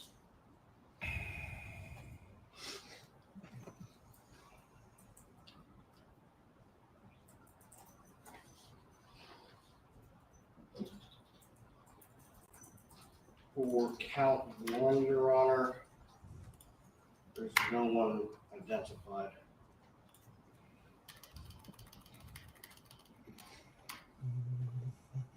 Mr. Evans. You, for principal instruction. 3.5 sub B, element 3. Yes, sir, but I'm saying for principal instruction, you do not have to allege it in the indictment in order to be entitled to principal instruction. Well, but we'll read the crime was committed by the other person. As to the persons who committed the crime, I believe the evidence in the record is clear. It can only be argued that Luis Rivera and Sigfredo Garcia were the actual trigger men, although who may have put them up to the act as a conspiracy, that is for the jury to determine. Any other matters that need to be addressed with 3.5 sub B? Just doing away with the firearm part of it. That will be omitted. Your Honor, there's something I wanted to address briefly on 3.5A. Go ahead. By my reading, this is the new instruction. This is the straight from the Florida Supreme Court on the Florida Bar website instruction. Well, we are making the affirmative election to use the current instruction rather than the instruction that existed in 2014, which my client would be entitled to request. This is the current instruction. I'm sorry, yes. This is the current instruction. Yes, we are making the affirmative request for this rather than the old instruction. I want to make that clear for the record. Moving on to count 2, conspiracy to commit murder. To prove the crime of criminal conspiracy, the state must prove the following 2 elements beyond a reasonable doubt. Element 1, the intent of Donna Adelson was that the offense of first-degree murder would be committed.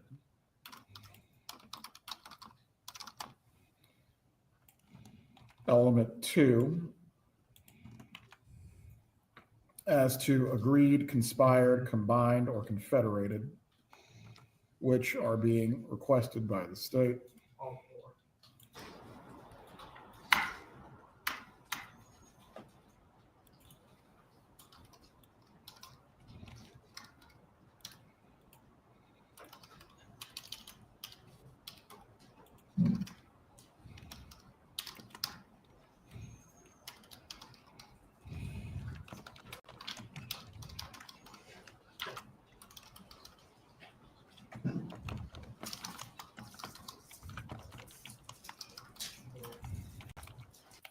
In order to carry out the intent, Donna Adelson agreed, conspired, combined, or confederated with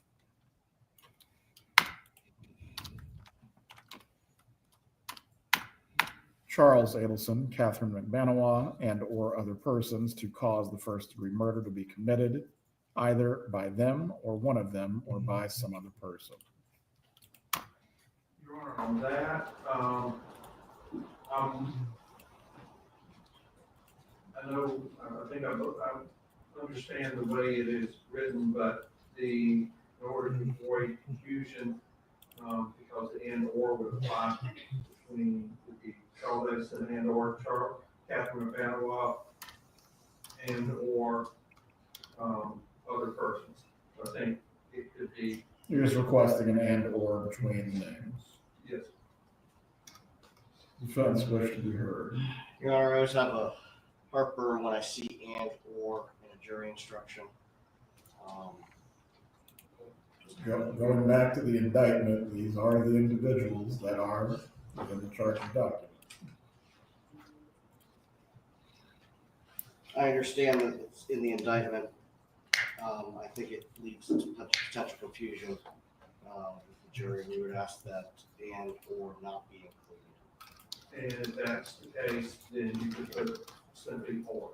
So and/or, my understanding and or are, it can include, basically, if you put something or, it means this one, this one, or this one, or this one, or this one.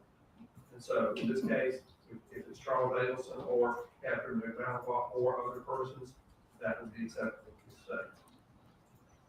I don't have a legal objection. Conjunction? Yes. What's your function? Yeah. Very well, Charles Adelson or Catherine McBanois or other persons.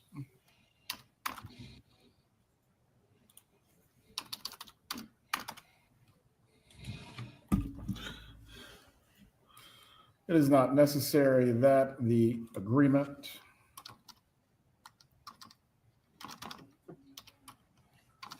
conspiracy, combination, or confederation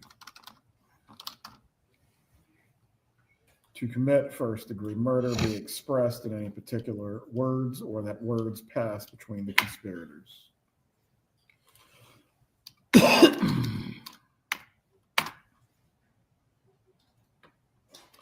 And lastly, it is not necessary that the defendant do any act in furtherance of the offense conspired. As to the affirmative defense, I am not aware of any evidence in the record that would require this to be given. Does the defense have any argument?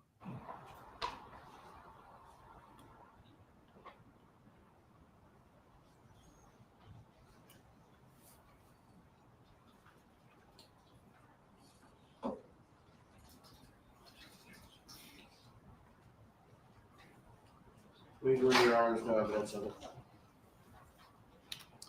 It will be omitted. Count 3, solicitation to commit murder. To prove the crime of criminal solicitation, the state must prove the following 2 elements beyond a reasonable doubt. Element 1, Donna Adelson solicited Charles Adelson, Catherine McBanois, and or other persons to commit first-degree murder. As to this, are the parties asking this to read with the same or that it does for conspiracy to commit? Yes. Yes, Your Honor.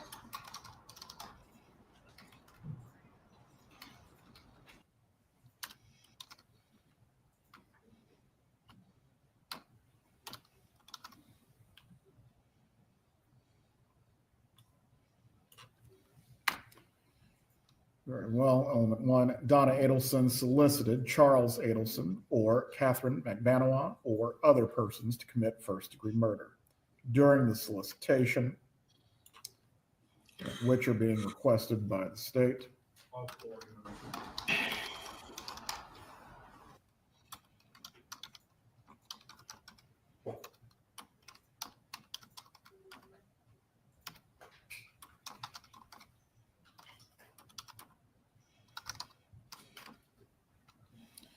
During the solicitation, Donna Adelson commanded, encouraged, hired, or requested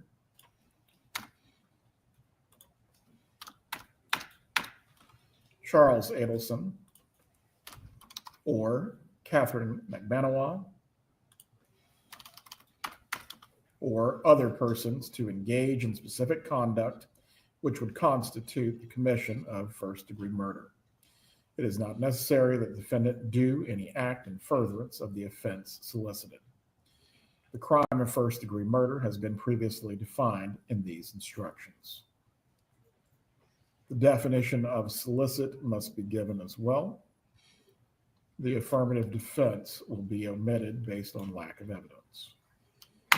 Your Honor, I believe we're also entitled to a principal instruction on solicitation.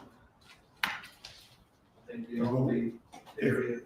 Go ahead. I think the only area principal doesn't apply is for conspiracy. Do you wish for me to move then the two principal instructions to the very end, and then they can be argued as to counts 1 and 3 is necessary? You could put it there, or you could simply state the principal instruction applies to solicitation with murder as they have previously been defined. Or do we need to? Defense? We would object, Your Honor. How can one be a principal to solicitation? I'm not sure that that's correct. And as with the previous issue, I want an opportunity to look at that. That's not been requested in previous co-defendants trials, or at least it hasn't been given. I think the easiest way to settle this would be to move the two instructions to the end of the counts, and then that way they can be argued as necessary for which counts they apply to. The concern that the defense has, Your Honor, is whether or not it's legally appropriate. That's what I'd like the opportunity to address. As far as that, you can research the matter, whether it can be argued that someone is a principal and solicitor. Thank you. For now, I will just move the two instructions to the end of the counts.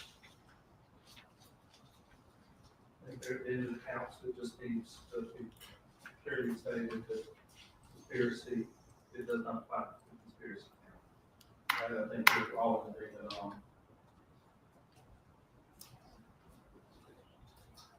I can add it, but ultimately no instruction can be argued as to defense that it does not apply to. Does the defense wish for me to add at the end of the principal instructions that this does not apply to conspiracy? Yes, Your Honor, and that might be a moot point depending on the research that I do later.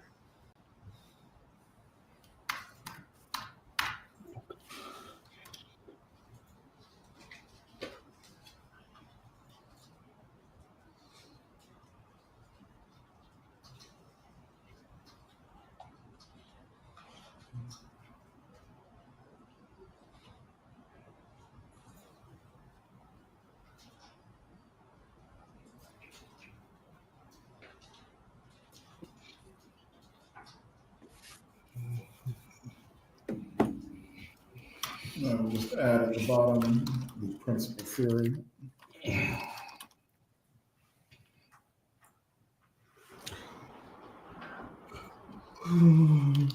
Or actually, this instruction does not apply to.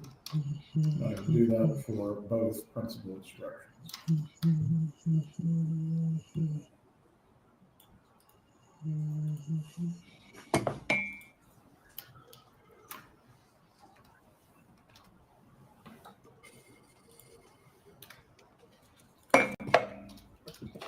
Moving on to intent as a standalone instruction. This is not a standard instruction, but comes from standard jury instruction 13.1 burglary. This gives a definition of intent. This was given in the prior trial for Charles Adelson, and I have given it previously in murder cases. Is either party requesting it, or do you wish for it to be removed? We're requesting it, Your Honor.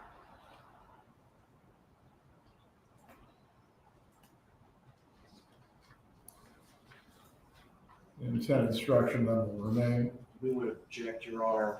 What is the basis? The basis is it's not a standard instruction. 100% speaks to the facts and evidence in this case as to how the jury must determine whether your client had intent. Over objection, it will be given. 3.7, plea of not guilty, reasonable doubt, and burden of proof. all standard language from the current instruction. Does either party wish to be heard? No, sir. No, Your Honor. 3.9, weighing the evidence. The opening paragraph will be given. As to the witness testimony, 1 through 5 will be given. As to the give as applicables, which are being requested.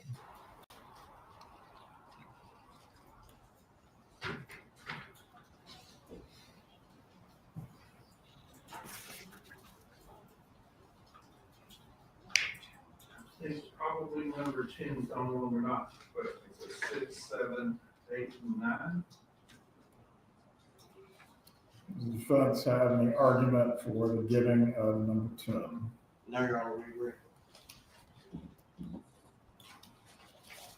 Number 6, has the witness been offered or received any money, preferential treatment, or other benefit in order to get the witness to testify? Number 7, had any pressure or threat been used against the witness that affected the truth of the witness's testimony? Number 8, did the witness at some other time court? Number 9, has the witness been convicted of a felony?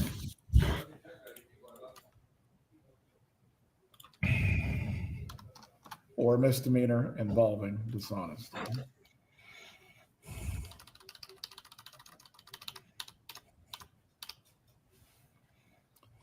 Whether the state has met its burden of proof, that will remain. To the next set of give as applicables, law enforcement witness, is this requested? Yes, Your Honor. No objection. The fact that a witness is employed in law enforcement does not mean that his or her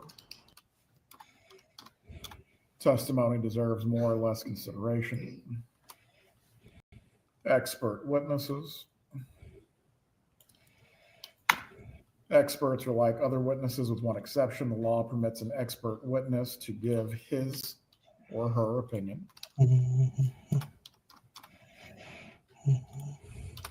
However, an expert's opinion is reliable only when given on a subject about which you believe him or her to be an expert. Like other witnesses, you may believe or disbelieve all or any part of an expert's testimony. As to the issue that came up earlier with the testimony of Linda Bailey, is the state requesting any instruction to be given to the jury concerning that testimony?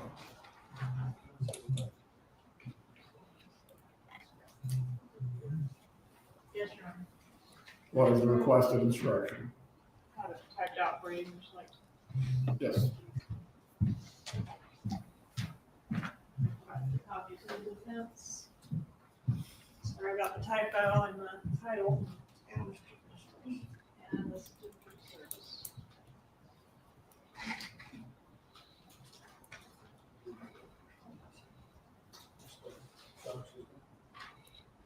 All on Mr. Evans.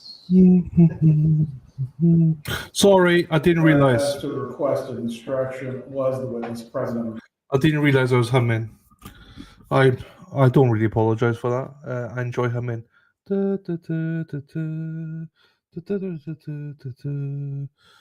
Yeah, J-Mac, get back to fucking work, will you? For fuck's sakes.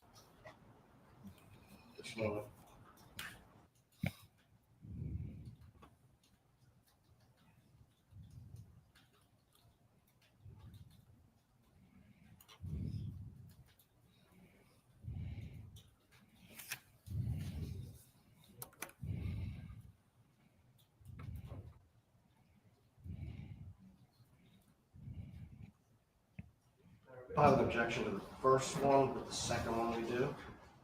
What is the objection? Is the second?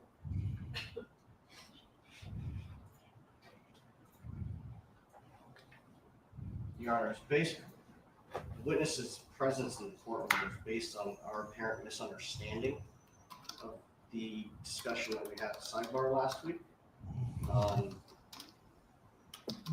As a result, we think that the first Humming is a sign of being a happy chappy. law, but under the facts, the second one would be inappropriate.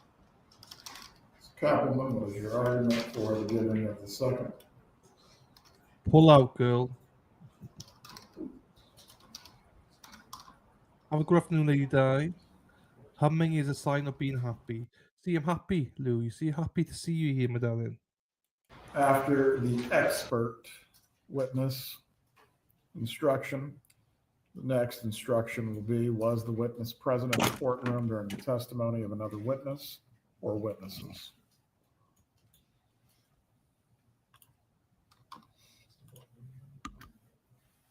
Accomplices and informants. You must consider the testimony of some witnesses with more caution than others. For example, a witness who claims to have helped the defendant commit a crime has been promised immunity from prosecution, hopes to gain more favorable treatment in his or her own case. I believe we have number 3 of the bracketed portions. Are any others being sought?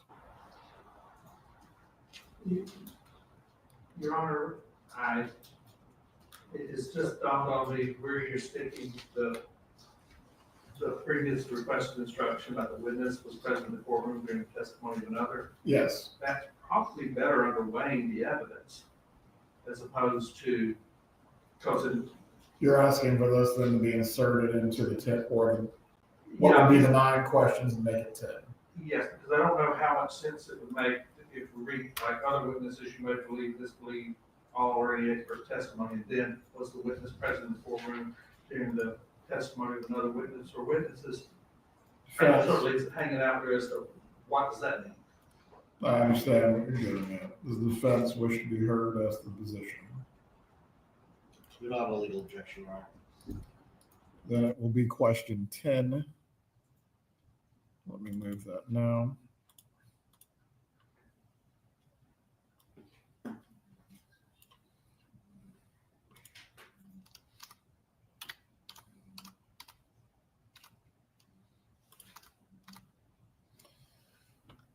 All right. Going back to accomplices and informants, for example, a witness who hopes to gain more favorable treatment in his or her own case. Are there any arguments for claims to have helped the defendant has been promised immunity? Not from the defense, Your Honor. Those will be admitted. You must consider the testimony of some witnesses with more caution than others. For example, a witness who hopes to gain more favorable treatment in his or her own case may have a reason to make a false statement in order to strike a good bargain with the state. This is particularly true when there is no other evidence tending to agree with what the witness says about the defendant. So while a witness of that kind may be entirely truthful when testifying, you should consider, and I believe this would just be her testimony. Yes, sir. Your Honor, can we go back to the first bracketed language, please? Which is being requested. Claims to have helped the defendant commit a crime. I think that would apply to Ms. McManila and to Mr. Rivera. State.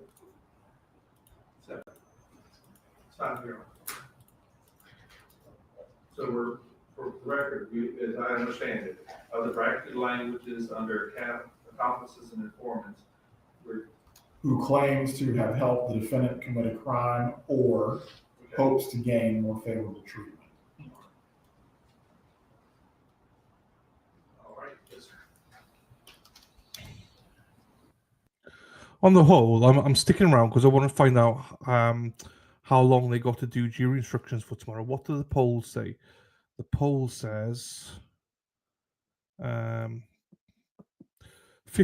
do you think he's going to allow 1 hour each, 36% you believe it's going to be 2 hours each, and 14% do you believe it's going to be 4+ hours. I can tell you now, if it's 4+ hours, good luck to you. Good luck, Maxie. Good luck to you, Maxie. That's all I can say. Is either party requesting this? Yes, Your Honor. That is be given. And be given all cases, you may rely upon your own conclusion about the credibility of any witness. That will be given. Defendant not testifying, this will be given in full. And we'll just change the pronouns to all feminine. The Constitution requires the state to prove its accusations against the defendant. It is not necessary for the defendant to disprove anything, nor is the defendant required to prove her innocence. It is up to the state to prove the defendant's guilt by evidence. The defendant exercised a fundamental right by choosing not to be a witness in this case. You must not view this as an admission of guilt or be influenced in any way by her decision. No juror should ever be concerned that the defendant did or did not take the witness stand to give testimony in the case.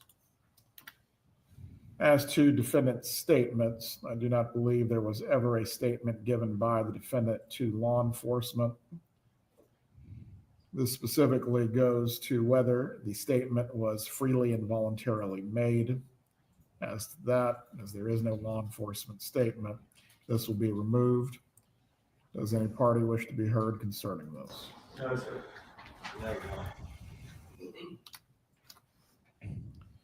Rules for deliberation. Standard instruction, this will be given. Does either party wish to be heard? No, sir. There you are. Cautionary instruction, does either party wish to be heard? No, sir. There you are. Single defendant, multiple counts, does either party wish to be heard? No, sir. No objection. 3.12 verdict. Any objection or request? No. Moving on to the verdict form. Count one, we the jury finds as follows as to count one of the indictment, first-degree murder. Check only one letter choice as to this count. Option A, defendant is guilty of first-degree murder. Option B, defendant is guilty of the lesser included offense of second-degree murder. Option C, the defendant is guilty of the lesser included offense of manslaughter. Option D, the defendant is not guilty as to count one. Any objection or request? I'll make the same request that I make in all cases. We would request that not guilty be the first option since she has the presumption of innocence. We would also request that the words guilty and not guilty not be in all caps and bold. As to replacing the order, I believe the standard instruction not only identifies guilty, not guilty, but the state is the plaintiff in this matter and has brought the action. They are entitled to the first option. That is overruled. As to the options being in bold or not, does the state have a position at which is the raise? The only thing I would suggest we leave them involved, it makes it clearer for the jury to differentiate between each of the counts, but I don't have a real strong opinion, but I see why they would be involved. So you are requesting for it to remain the same or to not be bold? I request they remain the same simply because I think it makes it much clearer for the jury to identify what is what. It's not suggesting anything, it's just making sure they recognize which box they're checking. Very well. It will remain in bold. This is for the purpose of clarity. No other purpose is involved. As to count two, we the jury finds as follows as the count two of the indictment, conspiracy to commit murder. Check only one letter choice as to this count.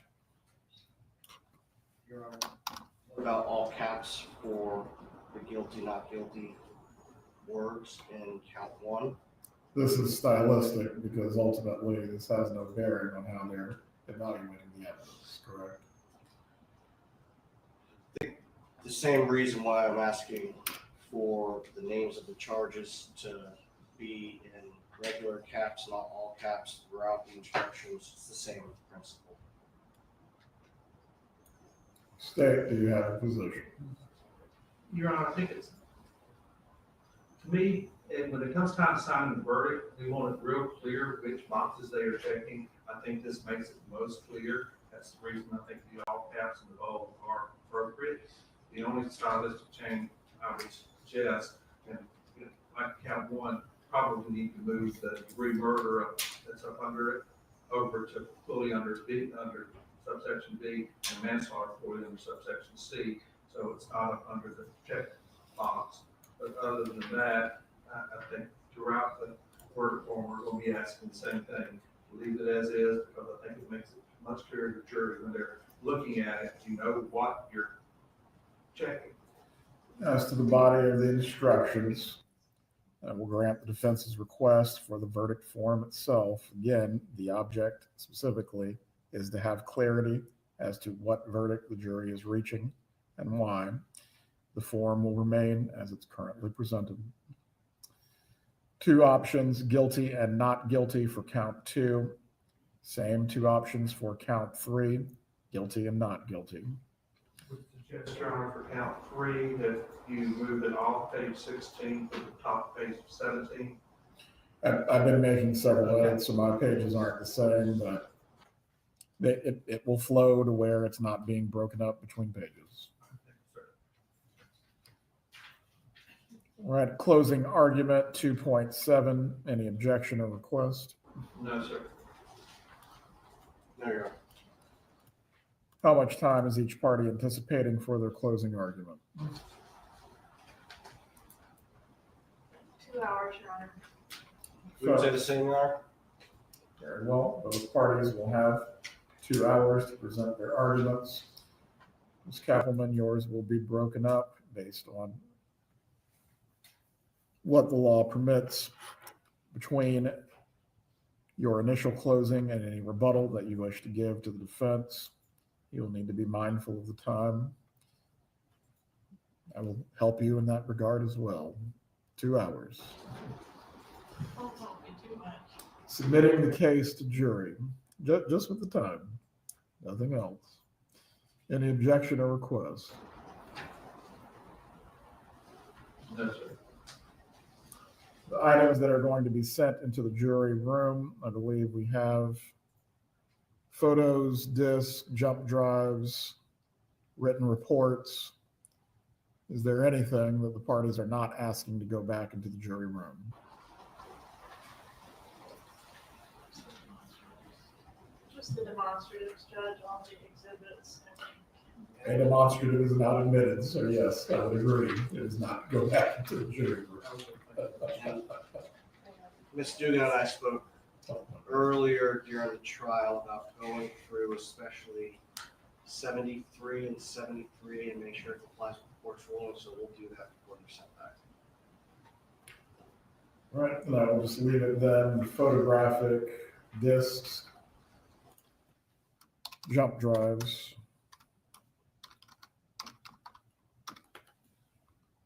reports,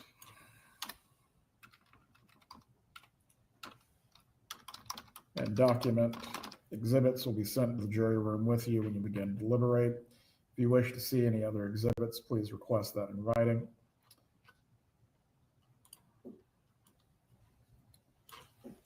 And the final instruction, when we reach the end of the case, instruction upon discharge of the jury.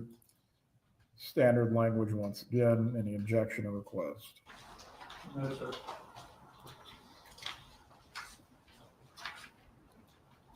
No, Your Honor. Believe the remaining edits that I need to make within the body of the instructions concern the capitalization and the names. I believe the state has requested within 3.5A for manslaughter. It is not necessary for the state to prove the defendant intended the death of Daniel Markel. I believe the defense is reserving any objection as to that instruction. That will remain for now. Also added to both principles, this instruction does not apply to count 2. The defense was asking for time to review that as well. Or was it specifically as to count 3? It's specific. Principle applies to count 1. There's not disputing that in any way, shape, or form. I wanted the opportunity to look at it as to count 3. As to the language, this instruction does not apply to count 2 appearing in both principal instructions. Does the defense wish to be heard? No, Your Honor. All right, once I've made my edits, I will send through my assistant an updated copy of the instructions. I will also rule on the items that were submitted by the defense prior to the end of its case. And then from there, we will roll into the instructions and the closings tomorrow morning. Please report by 8:30. We will await the jurors. Any issues that can't be admitted. I will also rule a copy of the instructions that were submitted by the defense prior to the end of its case. And then from there, we will roll into the instructions and the closings tomorrow morning. Please report by 8:30. We will await the jurors. Any issues that can be resolved concerning the exhibits, certainly confer and advise tomorrow. We're in recess. Okay, so here we go, Charlie, Donna. So, okay, it looks like 4 hours of closings tomorrow. So they probably won't start at 9. The closing instructions will probably be 20 to 30 minutes. So say 9:30, they'll go straight into the beginning of closing. She'll probably do about an hour and a half, maybe, to take to 11. I imagine then there'll be a break, 11 till 11:15. So let's say 11:20, then the defense go on 11:20, 12:20, 1:20. Then that'll be 1:20. And then I don't think there'll be a break. I think then there'll be maybe a stretch for 5 minutes, and then it'll be by 2 o'clock. It should be all done, and they'll go back for lunch. And oh, hang on, they're back. Hang on, they're back.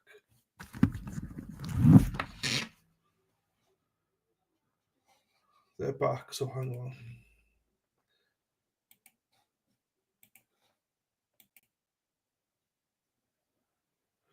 There's no audio though, but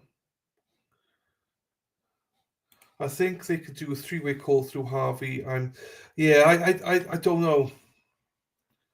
I don't know. I mean, you can definitely do it. Obviously, it's just because different courts, different time zones, different rules. Is the calls through the iPad? Is it calls through phones? I'm not muted, so it's the court that's muted. Is he giving them 2 hours each? Yes, they requested 2 hours, and he's giving them 2 hours. Yes. Wait, Your Honor, my client wants to testify now. Can you imagine? It'd be like, nope, it's ended. So I don't know what they're saying, but like if they use the full 2 hours, they'll be done by about 2 o'clock. And then we'll see if there's going to be a verdict or not. But if they got any sense, they will not take the full 2 hours because the jury will be fucking done. In Texas, they won't let you do 3-way. They won't let you do 3 ways. We're talking about calls now, Sara P, not 3 ways. Not 3 ways. He gave more than Bev. Maybe it's unpopular, people. I thought that I agreed with Bev's ruling.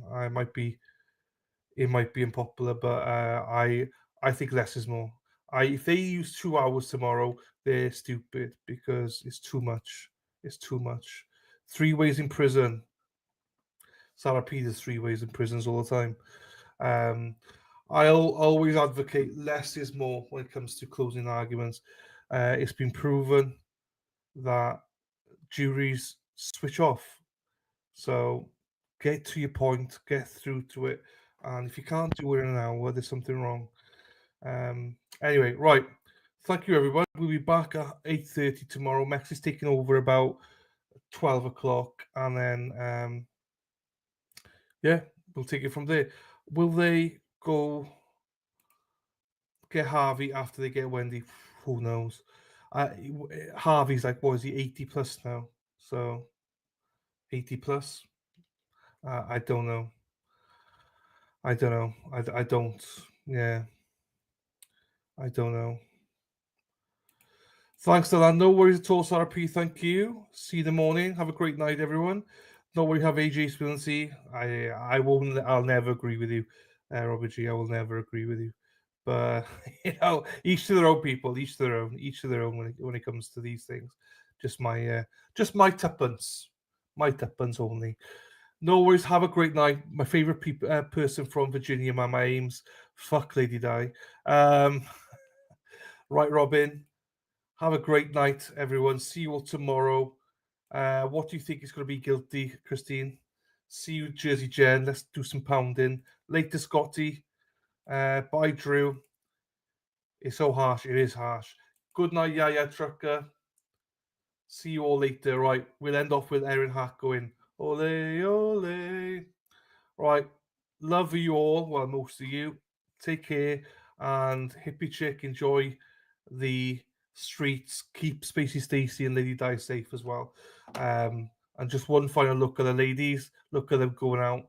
They're just now, hippie chick, Spacey Stacey and Lady Di are just talking about where they're going to go next, which street they're going on next. So, yes, I do think it's going to be guilty. I do, Christine. Right, everybody. Take care. Bye-bye. Ole, ole, ole, ole, ole, ole, ole, ole. Erin Hack, hack, hack, ole. Erin Hack, hack, hack, ole. Let's go, Erin Hack, hack, hack, ole. Erin Hack, hack, hack, ole.